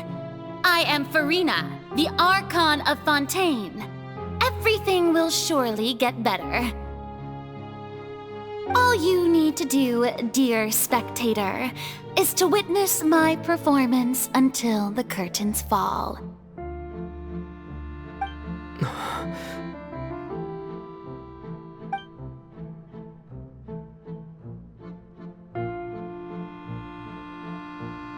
Fine.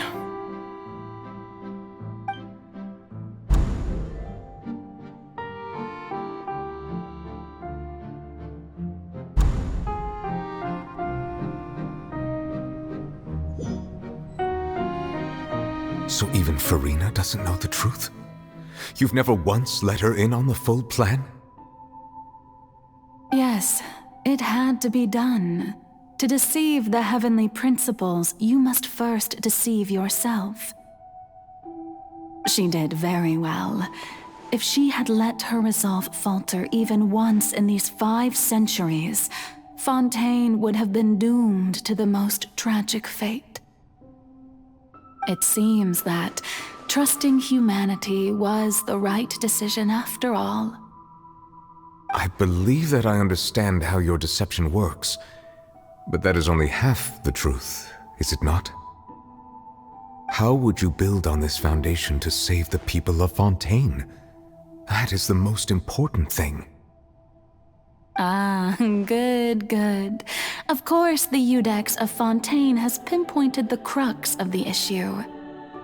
I'm sure you've long sensed that the Oratrice is no simple machine, yes? I've always suspected that it had its own consciousness, and Lenny did mention that he heard a human voice within the core chamber.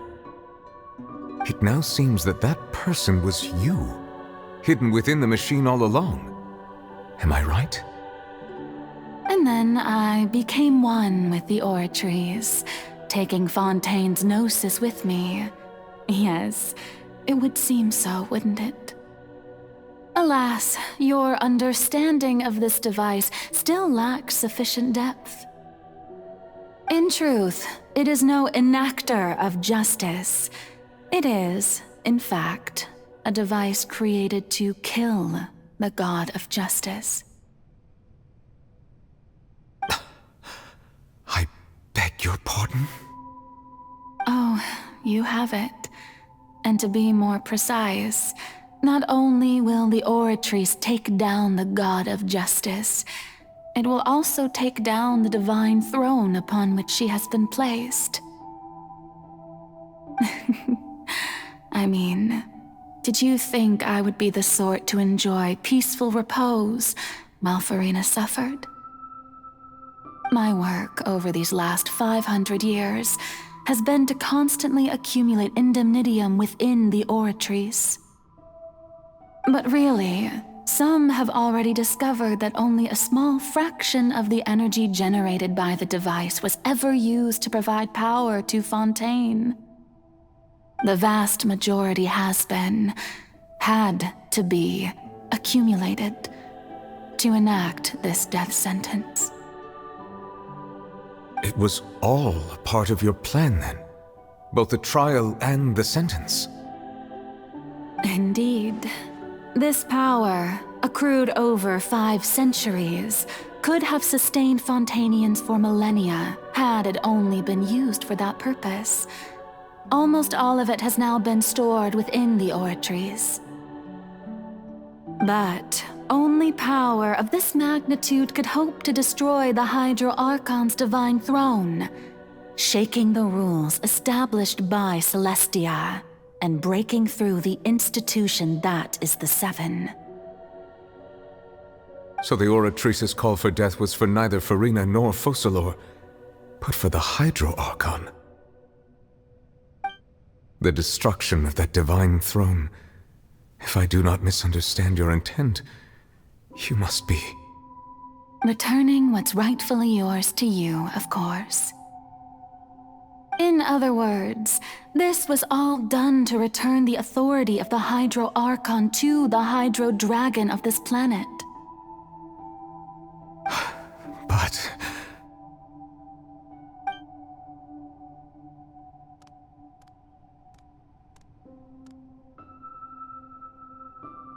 Oh, what? Getting sad again, are we? The authority of the ancient dragons shall soon be yours once more, O Hydro Dragon Sovereign. And this is the face you make. all you've done throughout the years is just so you can sacrifice yourself at the very end. I've never quite seen it that way, you know. Even now, I'm quite pleased at how well my deception worked.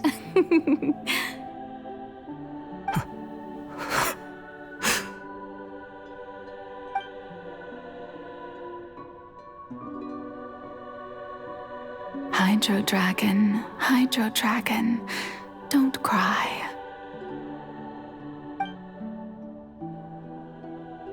I must say, had it been within my rights, I would have loved to judge the heavenly principles themselves.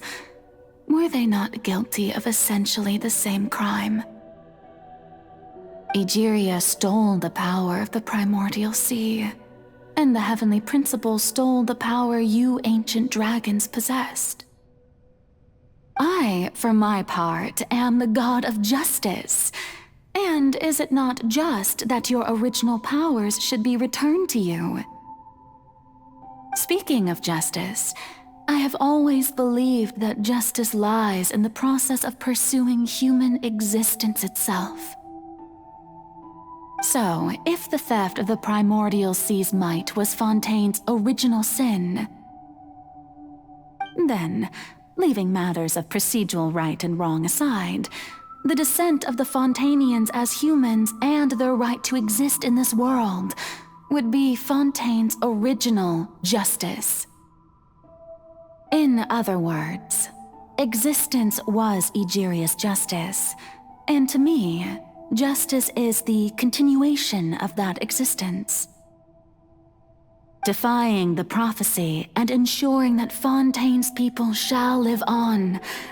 That should be the justice enthroned over all others.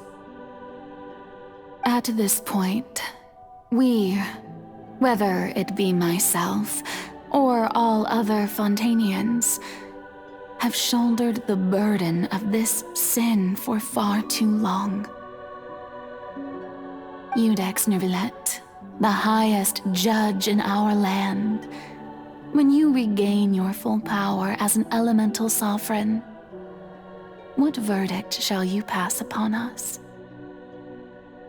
So when I was invited to the court of Fontaine to serve as Iudex, I see now that that was your idea too. At last, I now understand the true purpose behind this position. In the beginning, I was uninterested in human existence. But these 5 centuries of living alongside them have gradually brought about mutual understanding between us. And I have even attempted to feel as they feel. You are a devious one, Focalors. Things being as they are, surely you know that I could never declare them to be guilty.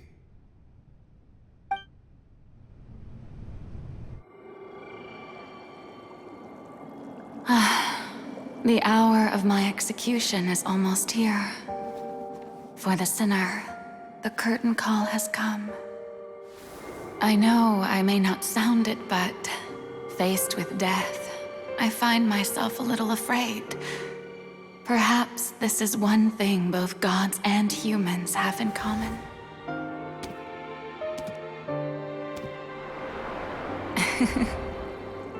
Farewell, Neuvillette. I hope you've enjoyed the part you played these 500 years.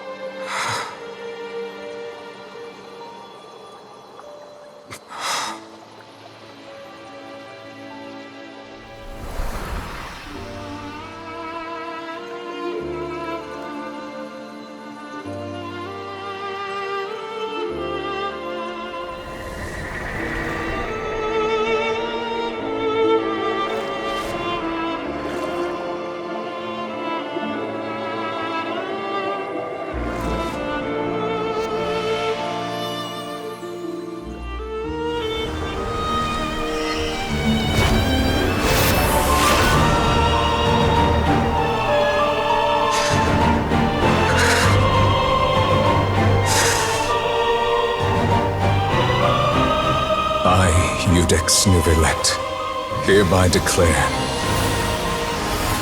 people of Fontaine, your sins are forgiven.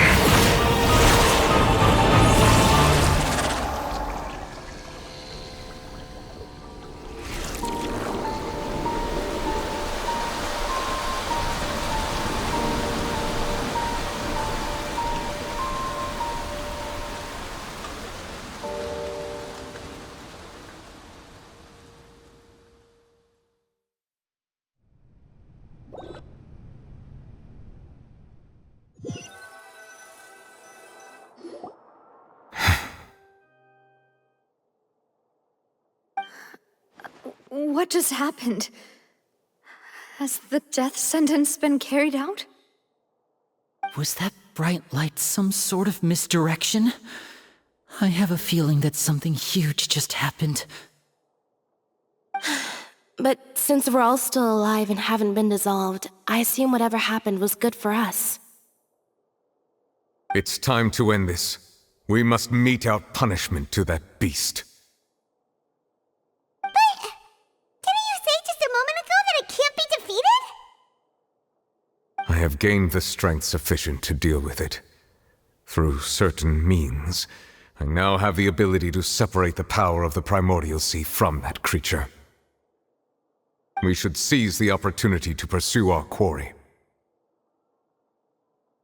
Traveler, now that the oratories can no longer function, I require an executor to help me mete out justice. The root of the calamities befalling Fontaine, the beast that enacts the prophecy, its name is the all-devouring Narwhal. Come with me, traveler. The hour of execution has come.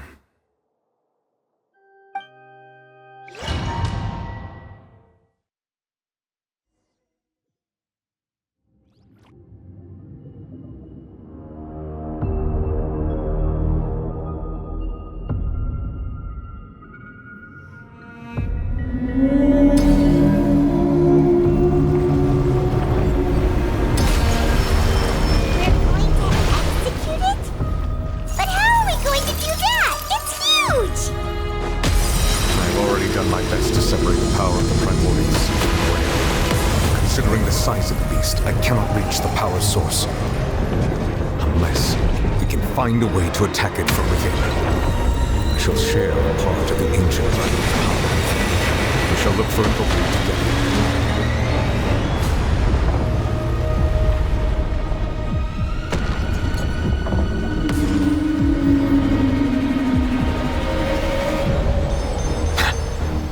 I can feel its sorrow turning into hostility.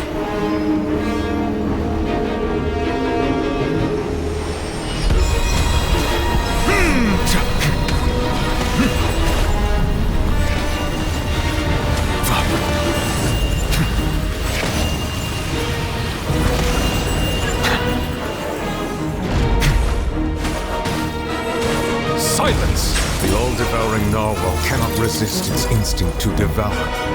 Continue to trigger its hostility. Chance will present itself.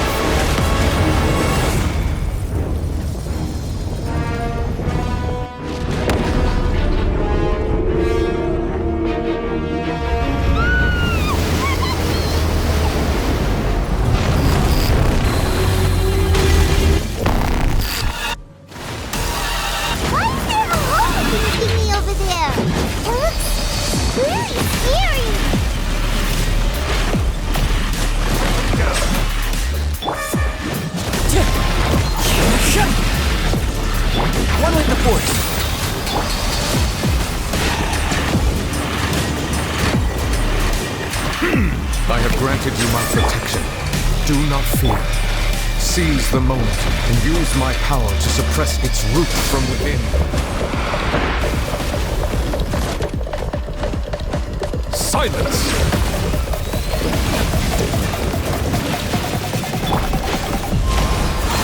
As one with wind and cloud! Busted! Quietly now. Can't see? Be sanctified.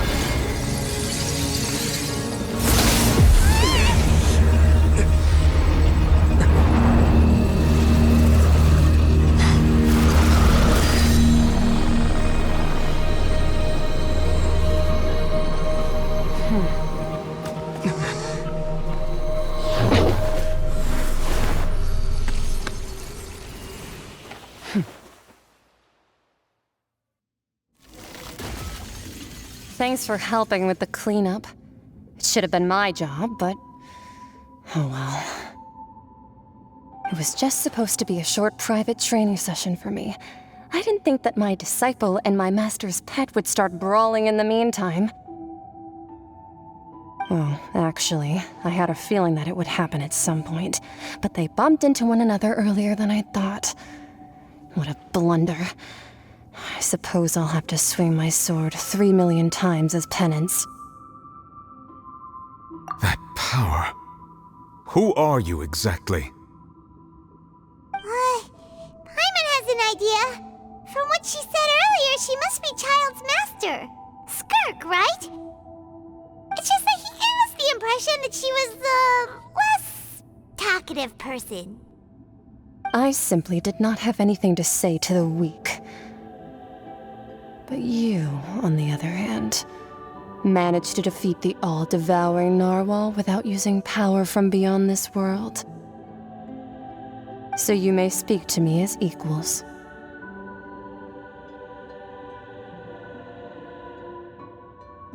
I have to agree. It's a strange use of a planet's primordial waters just to raise an all-devouring narwhal. That kind of power is wasted on it. It's not cooperative. It eats too much. And I have more important things to do with my time than pet sitting. The only thing that creature has going for it is its looks. All in all, it fails as a pet. Miss Skirk? I think you might have missed the point. The point being? Well, being that this pet almost destroyed an entire nation. So what sort of person is your master? Well, Child's master's master. Wait, is that right? Oh, right. So you don't know him. Sorry, I assumed you did. His name is Sir Deluge. Huh? I am unfamiliar with that name.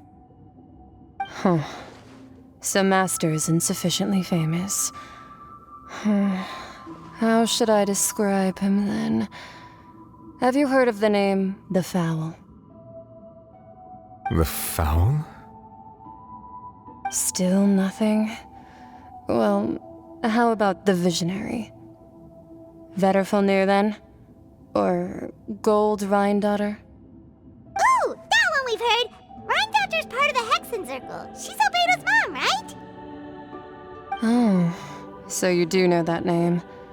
To be honest, I also heard all of those names and titles from my master.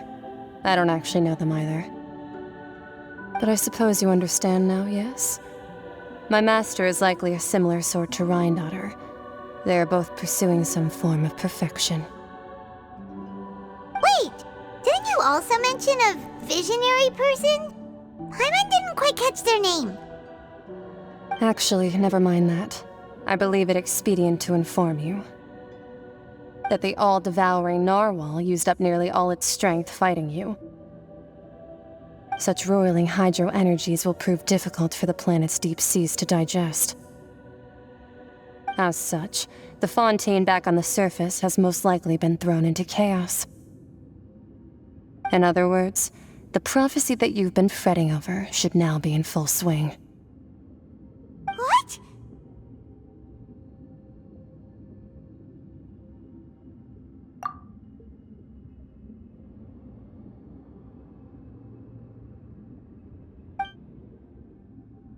Not to worry. Focalor has already managed to deceive the heavenly principles.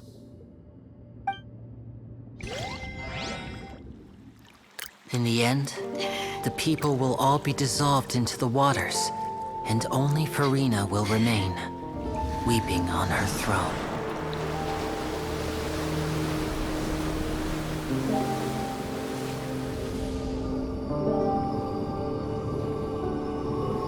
Only then will the sins of the people of Fontaine be washed away.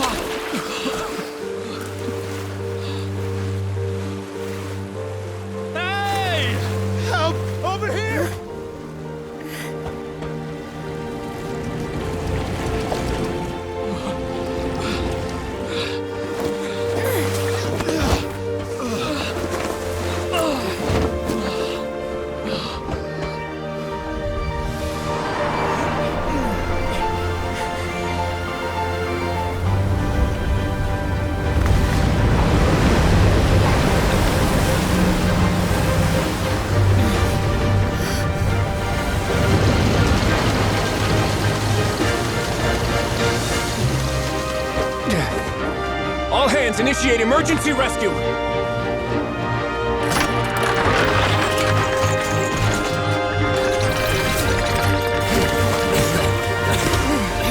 Hurry!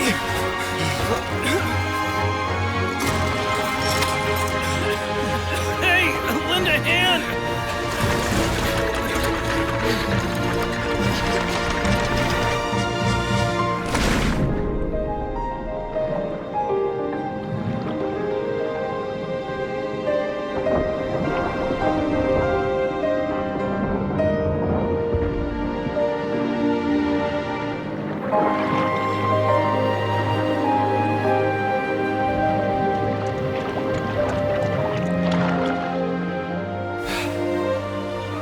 Look!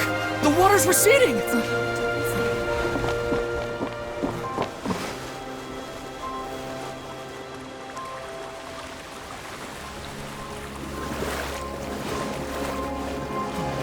It's a miracle! Water's receding. We didn't dissolve. The prophecy was wrong. The prophecy was wrong.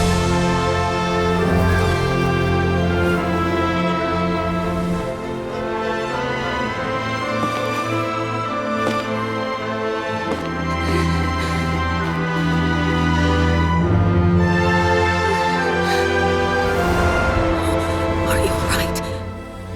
Yeah. We're saved. The prophecy was wrong.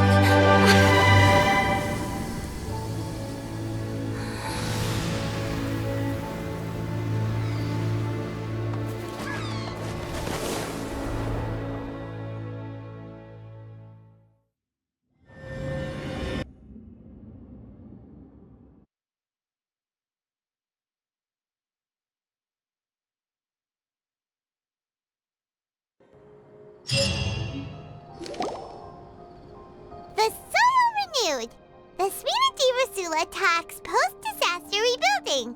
I recently visited Poisson to meet with Miss Navia, spokesperson of the Spina di Rosula, and we spoke about Poisson's present and future. Old soil can still give birth to new bloom, Miss Navia stated. Hope is like seeing a small cookie when you're starving late at night. You just need a little of it.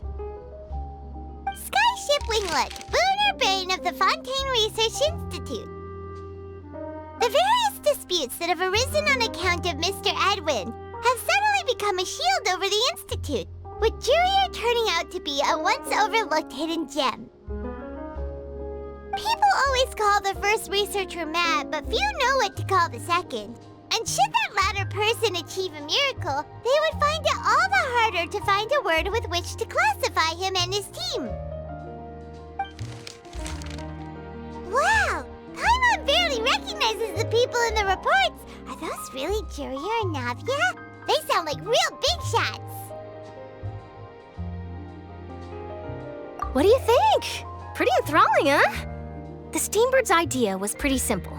With the disaster just having passed, we would print a free edition packed to the margins with good news to calm people down. The value for these big scoops lies in their inevitable follow-ups. We'll publish further reports and go into the stories behind those people. Edwin's assistant, Jurier, created a true flying ship, while Navia is leading people in the reconstruction of their home. I'm sure that these stories could draw even your well-traveled eye. Paimon's curious too! Wait a minute. Didn't we watch everything happen from start to finish? What's there to be curious about? And that's exactly why I'd like you to come conduct interviews with me. You're the best incubators of news, if you haven't noticed. And also, with you around, I'm sure I'll get to see that Duke. Are you sure? Hasn't he turned you down several times already? Oh, this time will be different. Come on, let's head to Poisson first, and then make a trip to the fortress. There are some things you'll only know when you get there.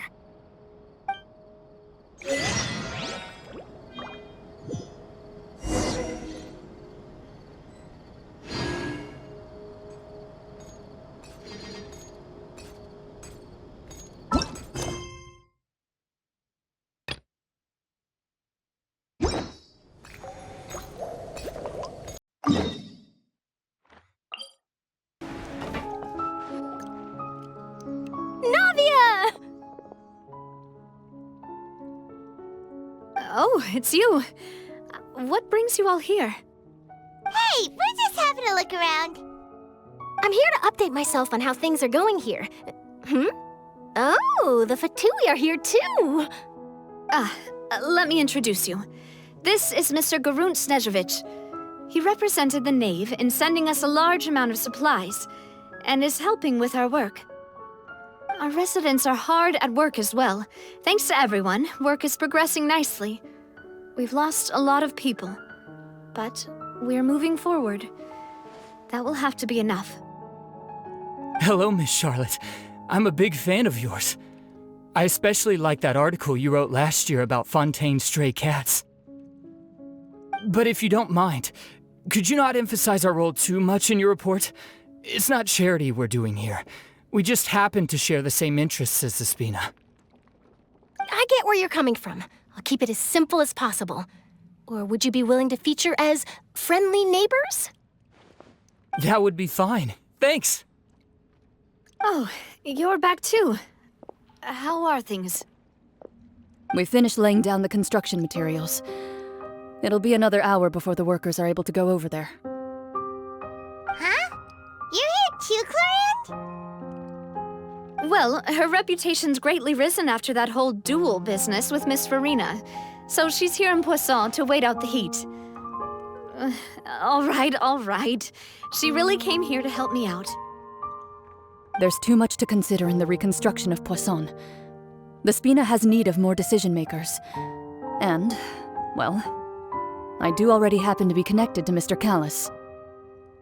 Oh, wait just a moment.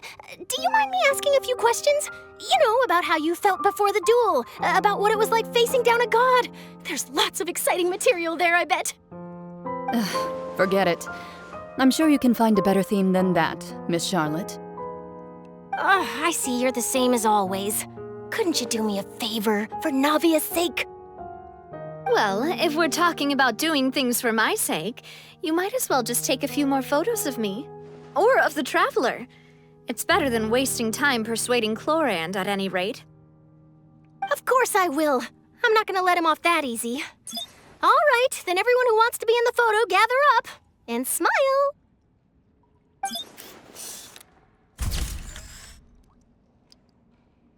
How did it go? Was it a good shot? Did Paimon look cute in it? Not bad. Your addition really helped the composition of the picture.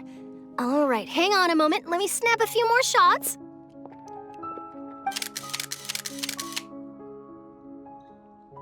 All right, that should do it. I'll be back here later anyway, so let's call it a day. You're very quick. Speed is of the essence when it comes to the news, and freshness is the key. Also, not to brag, but I'm pretty good at building connections.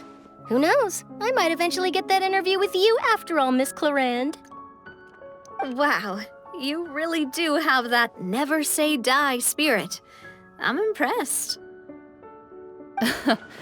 I'll hazard a guess that this is how you got that interview at the Fortress of Maripede. Whoa, you're well informed. Let me make a guess too. I asked Sijuin who told Monsieur Nervillet, and he told you, right? That's a very complete information chain. In truth, all Monsieur Nervillet asked me was, when did the fortress become so friendly towards the media? I told him that it was best not to speak too soon. There's no guarantee that Ridsley will make a personal appearance. You're right. I've got to treasure every moment I have with them. In which case, I'll be making a move first. Stay safe now. And tell me if you hear anything interesting. I'll treat you to afternoon tea in exchange.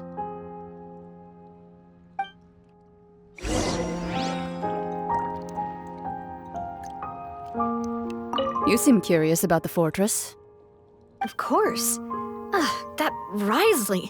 I still remember going down to the fortress to grill him for information on my father's case. Boy, did he take me for a ride. Without telling me anything, of course.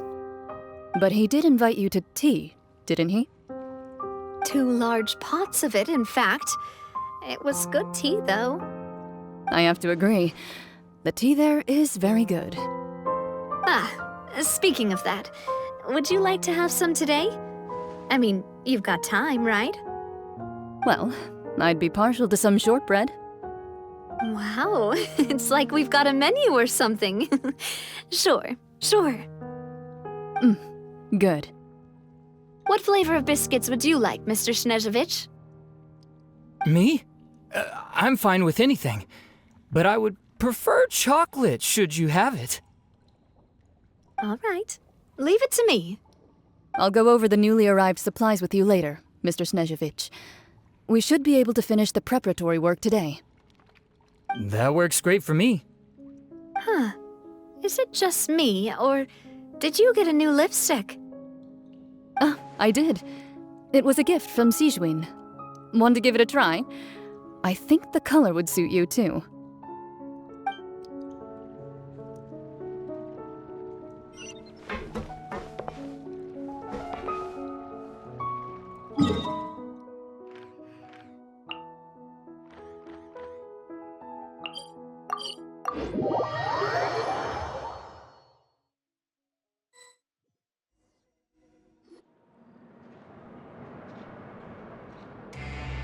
Wow, guess we're here again, huh?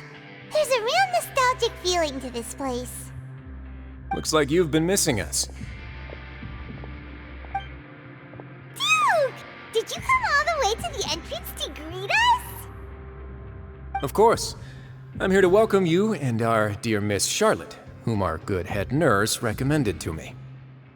It's an honor to finally meet the much-rumored Duke. Thank you for consenting to my visit to the fortress, sir. No need to thank me. But that said, I shouldn't be the focus of your interview. I trust you recall our agreement? Of course, of course. All right then, this way.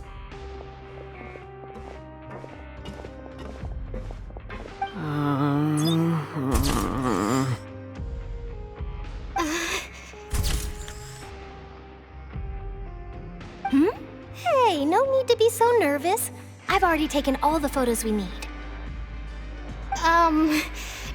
Miss Charlotte, do these pictures really need to be published on the cover of the Steambird? It would seem that Miss Lorvine doesn't want her face to appear beside that of Mr. Jurier, Sir, please don't say things like that. But it looks like dear Mr. Jurier denies it. Might this interview be very important to you, then? No, I just... This is my first time being interviewed, and I'm very thankful to the Steambird for... Now, I might not look it, but I actually did meet Mr. Edwin once. And I'll be honest, I enjoyed chatting with you more. You've definitely got more of that genius vibe going on. The boat that brought about a miracle, the ark that saved the people. Why, you recreated a myth back there, like an emissary of legend. Still, if I might ask, where's that flying ship now? Huh! Looks like Charlotte's trying to get herself another exclusive scoop. I have to apologize, but that ship is presently in the bowels of our factory. I'm afraid it won't be easy for you to get a shot of it. Really? Well, then in that case, could I have an interview with you to make up for that loss? You already know my answer, I'm afraid. Best you interview our head nurse instead. Or perhaps you'd like to take another photo of this couple of researchers? Did you really have to use the word couple? Well, then, 2 solo photos will do. Is my hair messed up? Please, someone help me have a look. Things sure are getting pretty lively here. We've seen this kind of thing before. Oh, seems like everyone's here. Would any of you like to try this new drink I came up with? Ah, Sijuin. Hey, Miss Charlotte. Why don't you, take some pretty photos of our head nurse?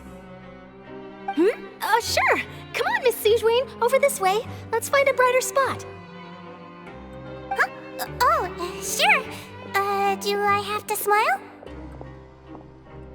So, how have things been at the fortress? Same old, as you can see. Fontaine's undergone some changes, but this place is still more or less the same. Other than that flying ship, it got a tad too much attention, I think.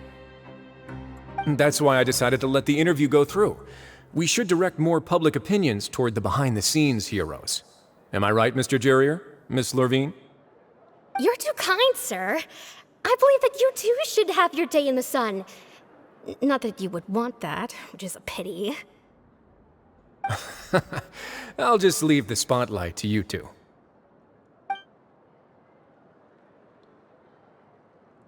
I see. Lots of things happened that day, huh? Anyway, regarding that Harbinger, I'm not sure you remember, but his 3 young followers are still waiting for his return. He sure did win them over, huh? I'll tell them that there's good news and bad news. The good being that their boss seems fine, and the bad being that they must face extended sentences for abetting his escape. Oh, actually, what about you? Are things gonna change for you too? What change can there be? The fortress will keep chugging along, and so will my duties. As to what Miss Farina's departure will mean for the nation, and if our laws and governance will be transformed, we'll leave those to the folks in the overworld. Hey everyone, the photo shoot's done. Good. In that case, let's call it a day here. Thanks for your cooperation. Come on, Traveler, let's go. Till next time, everyone. There'll be a next time? Maybe. Who knows? I might write a story about the underwater factory next time. Until then. All right, last stop, the docks.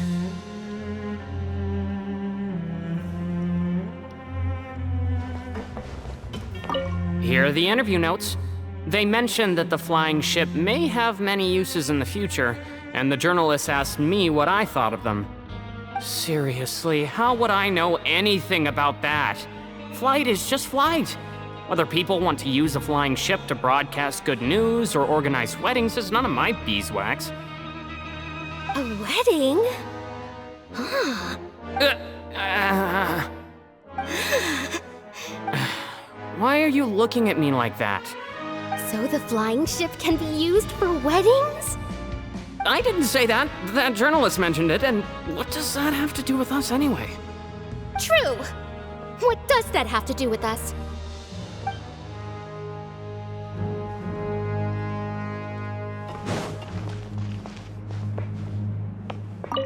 Oh, you know, I'd love to see you in one of Charlotte's photo shoots one day.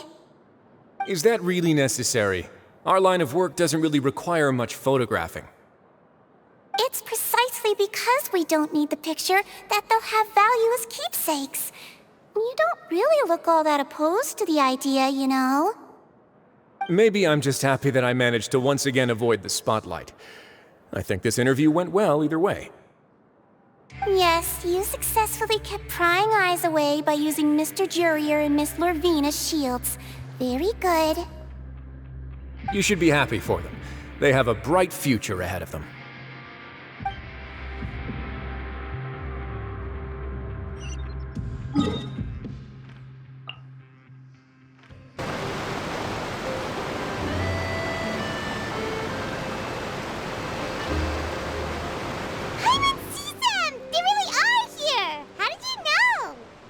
Navia mentioned that she stayed in touch with Linny and the others after working together. Apparently, they've been at the docks distributing these strange pockets the whole time since. Traveler, Paimon. Ah, and Miss Charlotte, too. Would you like a magic pocket? What sort of gadget is it?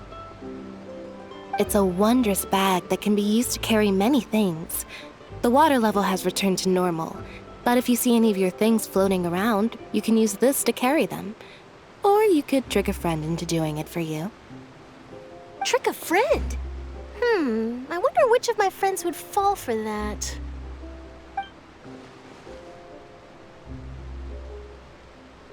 You could just make a friend like Fremine here. Isn't that right, Fremine? Is this what you meant by, I'll help you make some more friends? To be honest, that sounds pretty sweet. Could I have your contact, please? Sure. Please, write down my address. You sure are working hard to help Fremine socialize. He was the one who proposed doing this. He even wants to assist in our magic shows. Yes, I was planning to first introduce Pear as an assistant, and later Fremine himself. In the future, I think we can leave underwater escape magic to him too. That said, would anyone want to see a diver escape underwater? Oh, it'll work out. Every journey begins with the first step. He'll become a part of our show eventually. Lynette, could you come over? Miss Charlotte says she wants to take a picture of us. Got it. My, that Charlotte is rather perceptive. She got rid of everyone the moment she realized I had something to say to you. So, how have things been, Traveler? Father says that you did a great deal during the latest events. She's very grateful for your contributions to Fontaine. That's all right. We were more than happy to help. So, what's she doing now? Oh, I guess you haven't heard. Well, after Lady Farina left, Father and Monsieur Neuvillette opened negotiations, during which he gave Fontaine's gnosis to her as a diplomatic gift. A diplomatic gift? A gnosis? Yes, I was quite surprised at first myself. But when I thought it over, there were actually a number of things going for it. It could have been done as an apology for the incident with Lord Child, or as thanks for his help in tying the all-devouring narwhal down. Furthermore, Father did also lend significant aid to Fontaine and Poisson. Well, that's true, but this is a gnosis we're talking about. Doesn't this seem a bit irresponsible? I would agree, but I've also heard that it seems that Monsieur Neuvillette has had a significant change of heart regarding the matter. So there's some reason for this that only Neuvillette knows about? I suspect you'll have to ask him about that yourself. Yes, speaking of which, I did see him strolling around the entrance to the Fortress of Masquerade a while back. Isn't he real busy and stuff? Paimon didn't think he'd have the time for that. But back to the topic. The gnosis was given to the knave, right? What about Child?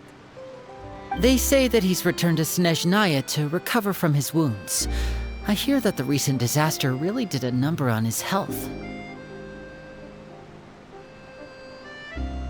That's true. When you think about it, we've had loads of run-ins with the Fatui.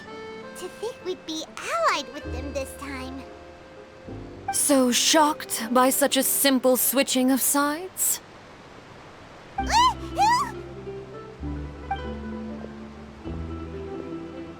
Father! Well, what do you know? Come to the docks to see how my children are doing and meet the Traveler by chance. Please do not pay my accomplishments in Fontaine too much mind. I would have done them regardless. Are you going to take the gnosis back to Snezhnaya? That is our duty as harbingers, yes. Don't be too preoccupied with sides. The goal of the Fatui concerns not a single place or person, but the entire world. With such a grand goal in mind, it is inevitable that we must wear many masks. Switching my masks is something I've always done. Well, that depends on many things. No one truly knows what the future holds. What good is honesty if you can't rely on it forever? As for you, I very much look forward to our next collaboration. Good things cannot be achieved alone, and you've proved yourselves to be great partners. A vision? All right. I'll remember to return it. Thank you for keeping it safe for him this entire time.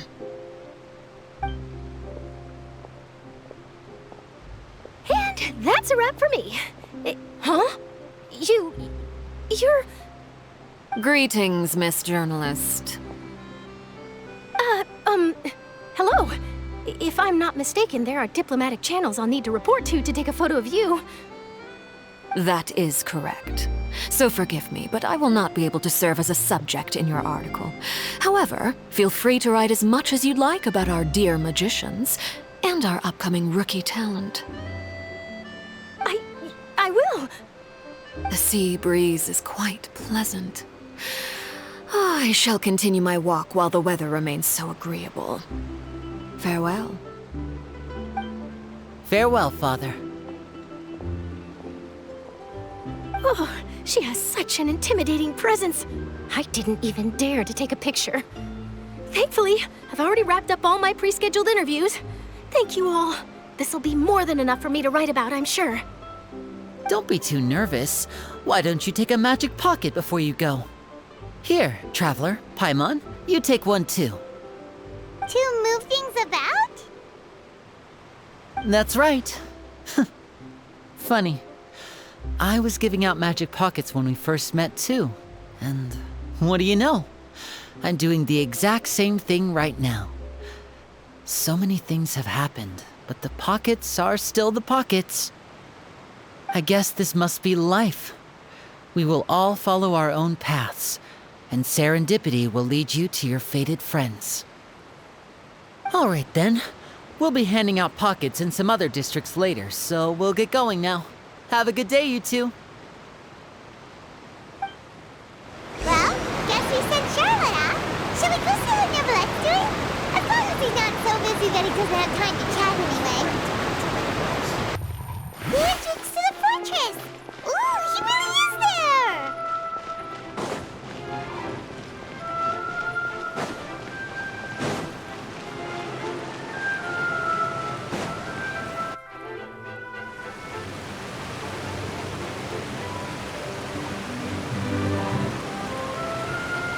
You really are here, Neverlette! Paimon didn't think you were going to have free time this hour of the day. Really? Oh, I suppose you must have met Mr. Linney. He took the time to greet me earlier when he passed this way. In any case, you came at a good time. I was just considering reaching out to you to set up a meeting, so I may explain some things that I haven't had the time to before. Aw, Paimon's glad that you remembered. Thank you for keeping us on your mind, what with you being busy and all. Alright, let's have it then. How was Fontaine actually saved? The whole business is still quite the mystery to us. It is strange how words can often leave a bitter taste in the mouth when it finally comes time to say them out loud.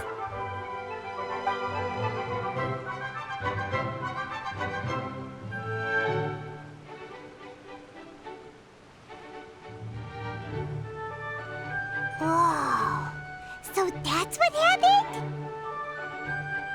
Fussalor destroyed the divine throne of the Hydro Archon and restored your power to you, transforming you into a fully fledged elemental dragon sovereign! But Paimon still doesn't quite get what you did to save the Fontanians from dissolving. For me, the authority of the ancient dragons refers to absolute control over the hydro element. Fontanians were incomplete humans born of Egeria's use of the power of the primordial sea, with constitutions similar to that of mimics.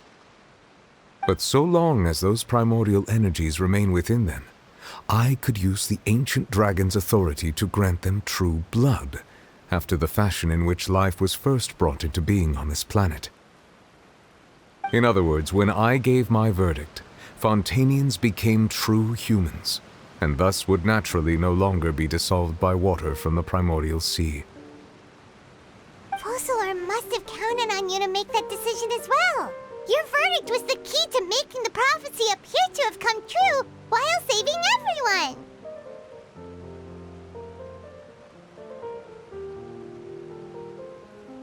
Yeah, and in a manner of speaking, Fussalor finally managed to fulfill the original Hydro Archon's wish to turn Oceanids into real people too! It seems from your expressions that you still have more things you wish to ask. Ask away. I will tell you the truth as I know it.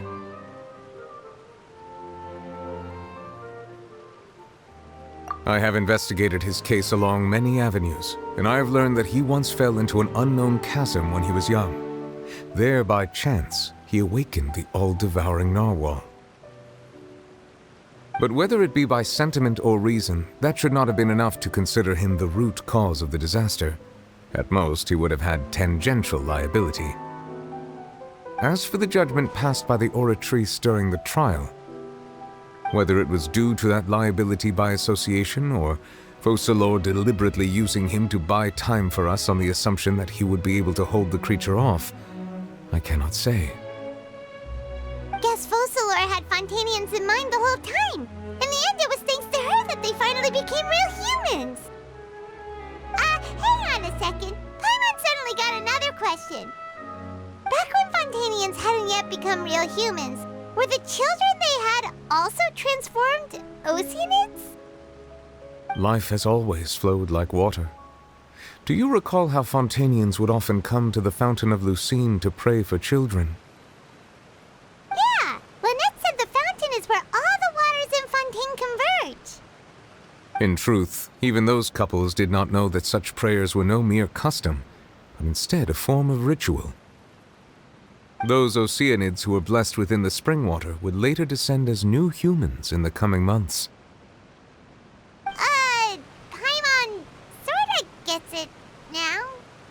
Either way, it seems like this ritual won't be of any further use, but it'll probably live on as a local custom. Ask away. I will tell you the truth as I know it.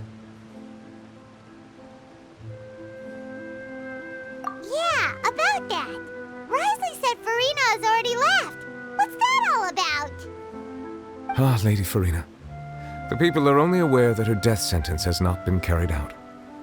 She abdicated the post of Hydro Archon and left affairs related to that title to me, before leaving the Opera House. I related Focalors' words to her faithfully and completely. After hearing them, she seemed neither saddened nor comforted. She simply said that she was tired and needed to rest. Having said that, she then packed her things and moved out of the Opera House, not unlike how an ordinary person might. But she's still got a place to stay, right? You need not worry. I will make arrangements to ensure that she will not want for food, clothing, board, or travel. In truth, I am somewhat happy for her. The wear and tear on her spirit will, of course, take time to heal. But now that she no longer has to play the role of Focalors the Hydro Archon, she can finally lay down her burdens and lead a normal life. What about you then? What are your plans now that you've regained your full powers as the Hydro Dragon? After Focalors passed on, the Oratrice also ceased to function. This matter will directly affect our trials. After much careful consideration, I've decided to take over its role in our courts. From now on, I shall hear cases and pass verdicts by myself. Looks like you're still considering stuff from the perspective of the Udex, huh? As an elemental dragon, there are indeed many things that I must do. But this power and this duty, in a manner of speaking, you could say that both were granted to me. As such, before I attend to my other responsibilities, I must first and foremost continue to serve Fontaine as its highest judge. The duty of the Hydro Sovereign and the duty of the Udex shall coexist within my person. Additionally, the Hydro Archon's departure has brought about another problem, which is that the Opera House shall no longer produce indemnitium. That's true. That power was derived from the people's faith in the Hydro Archon, wasn't it? Wait, but the various mechs and machines in the city are all still okay. Where are they getting their energy from? As I am now, I have full command over New Musia, and it can serve as a complete substitute. Another reason why I cannot quite leave Fontaine immediately. Wow. This ancient dragon's authority stuff is really quite useful, huh? Ask away. I will tell you the truth as I know it. Oh, that's right! They say you've given it to the knave as a diplomatic gift or something! Leaving aside their intentionality, the two Fatui Harbingers have indeed done much for us during this crisis. Their sole remaining goal in Fontaine, at least at this point, would seem to be the Gnosis. The Oratrice has ceased to function. The Hydro Archon's divine throne is now no more, and I do not need the Gnosis's power. As such, it has lost all meaning for Fontaine. If the Fatui have impure designs, then we might as well accede to their request now, and avoid unnecessary conflict. What complicated considerations? Paimon thought you were just giving it to them out of gratitude to the knave and as an apology to Child. Ask away. I will tell you the truth as I know it.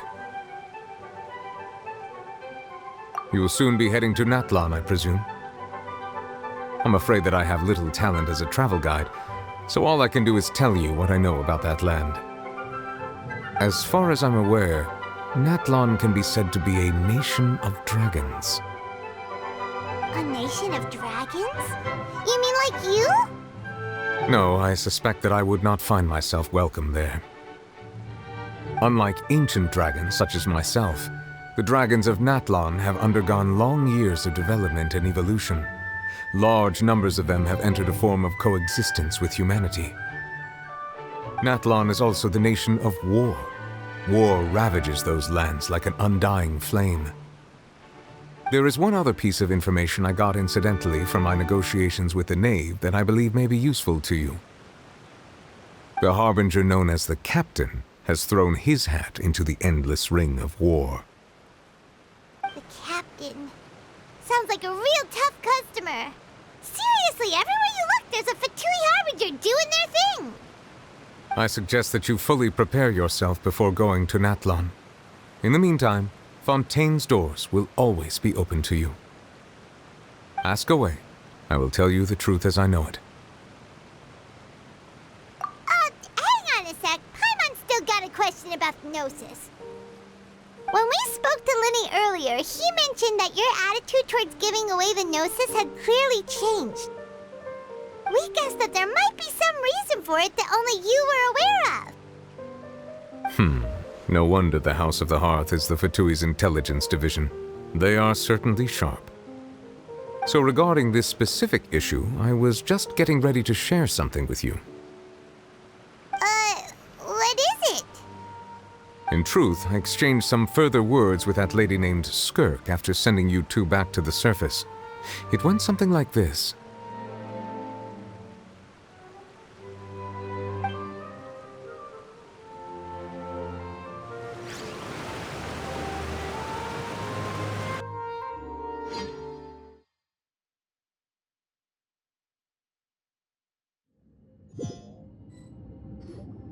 Well, we're going to head topside to see what's going on. You hurry over soon as well, all right, Nervalet?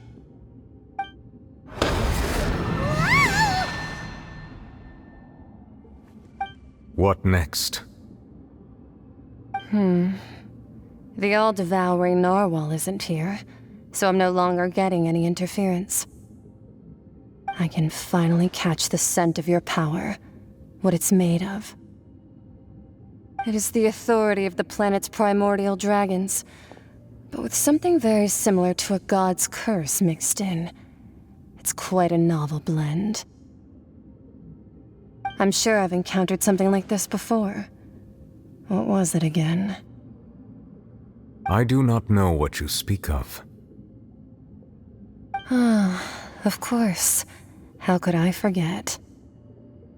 You should have the remains of the third Descender on your person, yes? Remains? I've never heard of any such thing. According to your parlance, I believe it may be called a gnosis. Well, that much is true. After Focalor's divinity faded, she handed her gnosis to me. But I fear I have never heard of it described in the manner that you just did. I've been training with my master, the Foul, ever since I was young, and I have never returned to the surface since. So most of the information I possess, I got from him.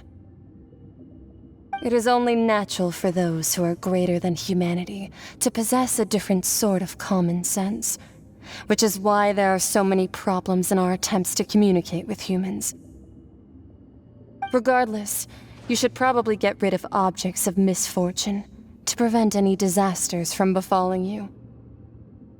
To live in itself is a blessing, but once a person dies, the bonds he once had with this world shall all turn to curses. What do you mean by that? No need to fret. These are just my personal thoughts, and my reason for no longer wishing to return to the surface. This third descender you refer to, who are they? And when did they die? Master never mentioned them to me. Perhaps it just wasn't that important for me to know. If you're interested, though, I could ask him. I'll be sure to pass the answer on to you next time. Next time? You believe we will meet again? I do. Wait. I have a disciple of my own, don't I? He can be the messenger then.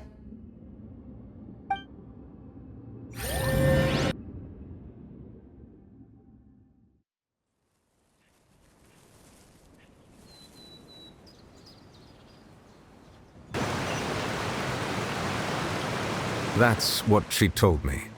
Whether it would prove useful or not, I wanted to pass that information on to you.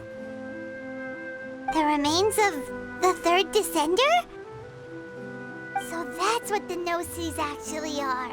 Paimon just thought they looked like chess pieces. How could they be a person's remains? All the same, assuming that there was no misunderstanding or special metaphor at play, that is what she meant to say. And she said that it would bring misfortune and that you should check it, which is why you gave it to the Fatui. If she speaks the truth, then I would simply be putting Fontaine at unnecessary risk by keeping it here.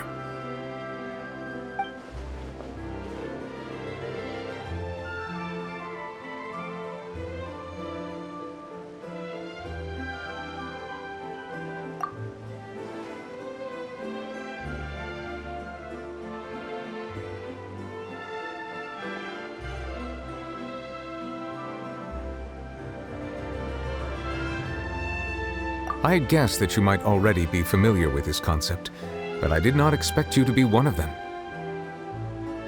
That means that the Gnosis, which are exceedingly element-compatible and can even enhance elemental abilities, do indeed come from the third descender. I wonder, does your body also possess similar properties? Like being able to use elemental powers without a vision. That does sort of count as special compatibility, right? No, let's not think about this stuff right now. It just feels creepy. Comparing the Traveler to the dead third descender and all. That's what you say, but this topic still feels like bad luck. Once Child recovers, let's get some more answers out of him. Or go look for his master and get the answers that way. I too believe it unwise to make too many blind guesses when information is lacking. The same is true of being at court. All right. Whatever the case, it seems like the crisis here in Fontaine's over for now. Yes. All of Focalor's efforts were for this moment as well. But she sacrificed herself in the end as a god, and she suffered through all those years as a human. Was that really what she wanted? I suppose that would be the mystery of a god's will. I suspect not. But once in a while, I too would guess that if wishes were like the clouds in the sky, they will one day return to the earth as raindrops. Life flows like water, and rain is the final answer. The water levels may sometimes tilt one way or another, but the rain falls fairly upon all. And what, ultimately, is the difference between the rains that fall upon all of us?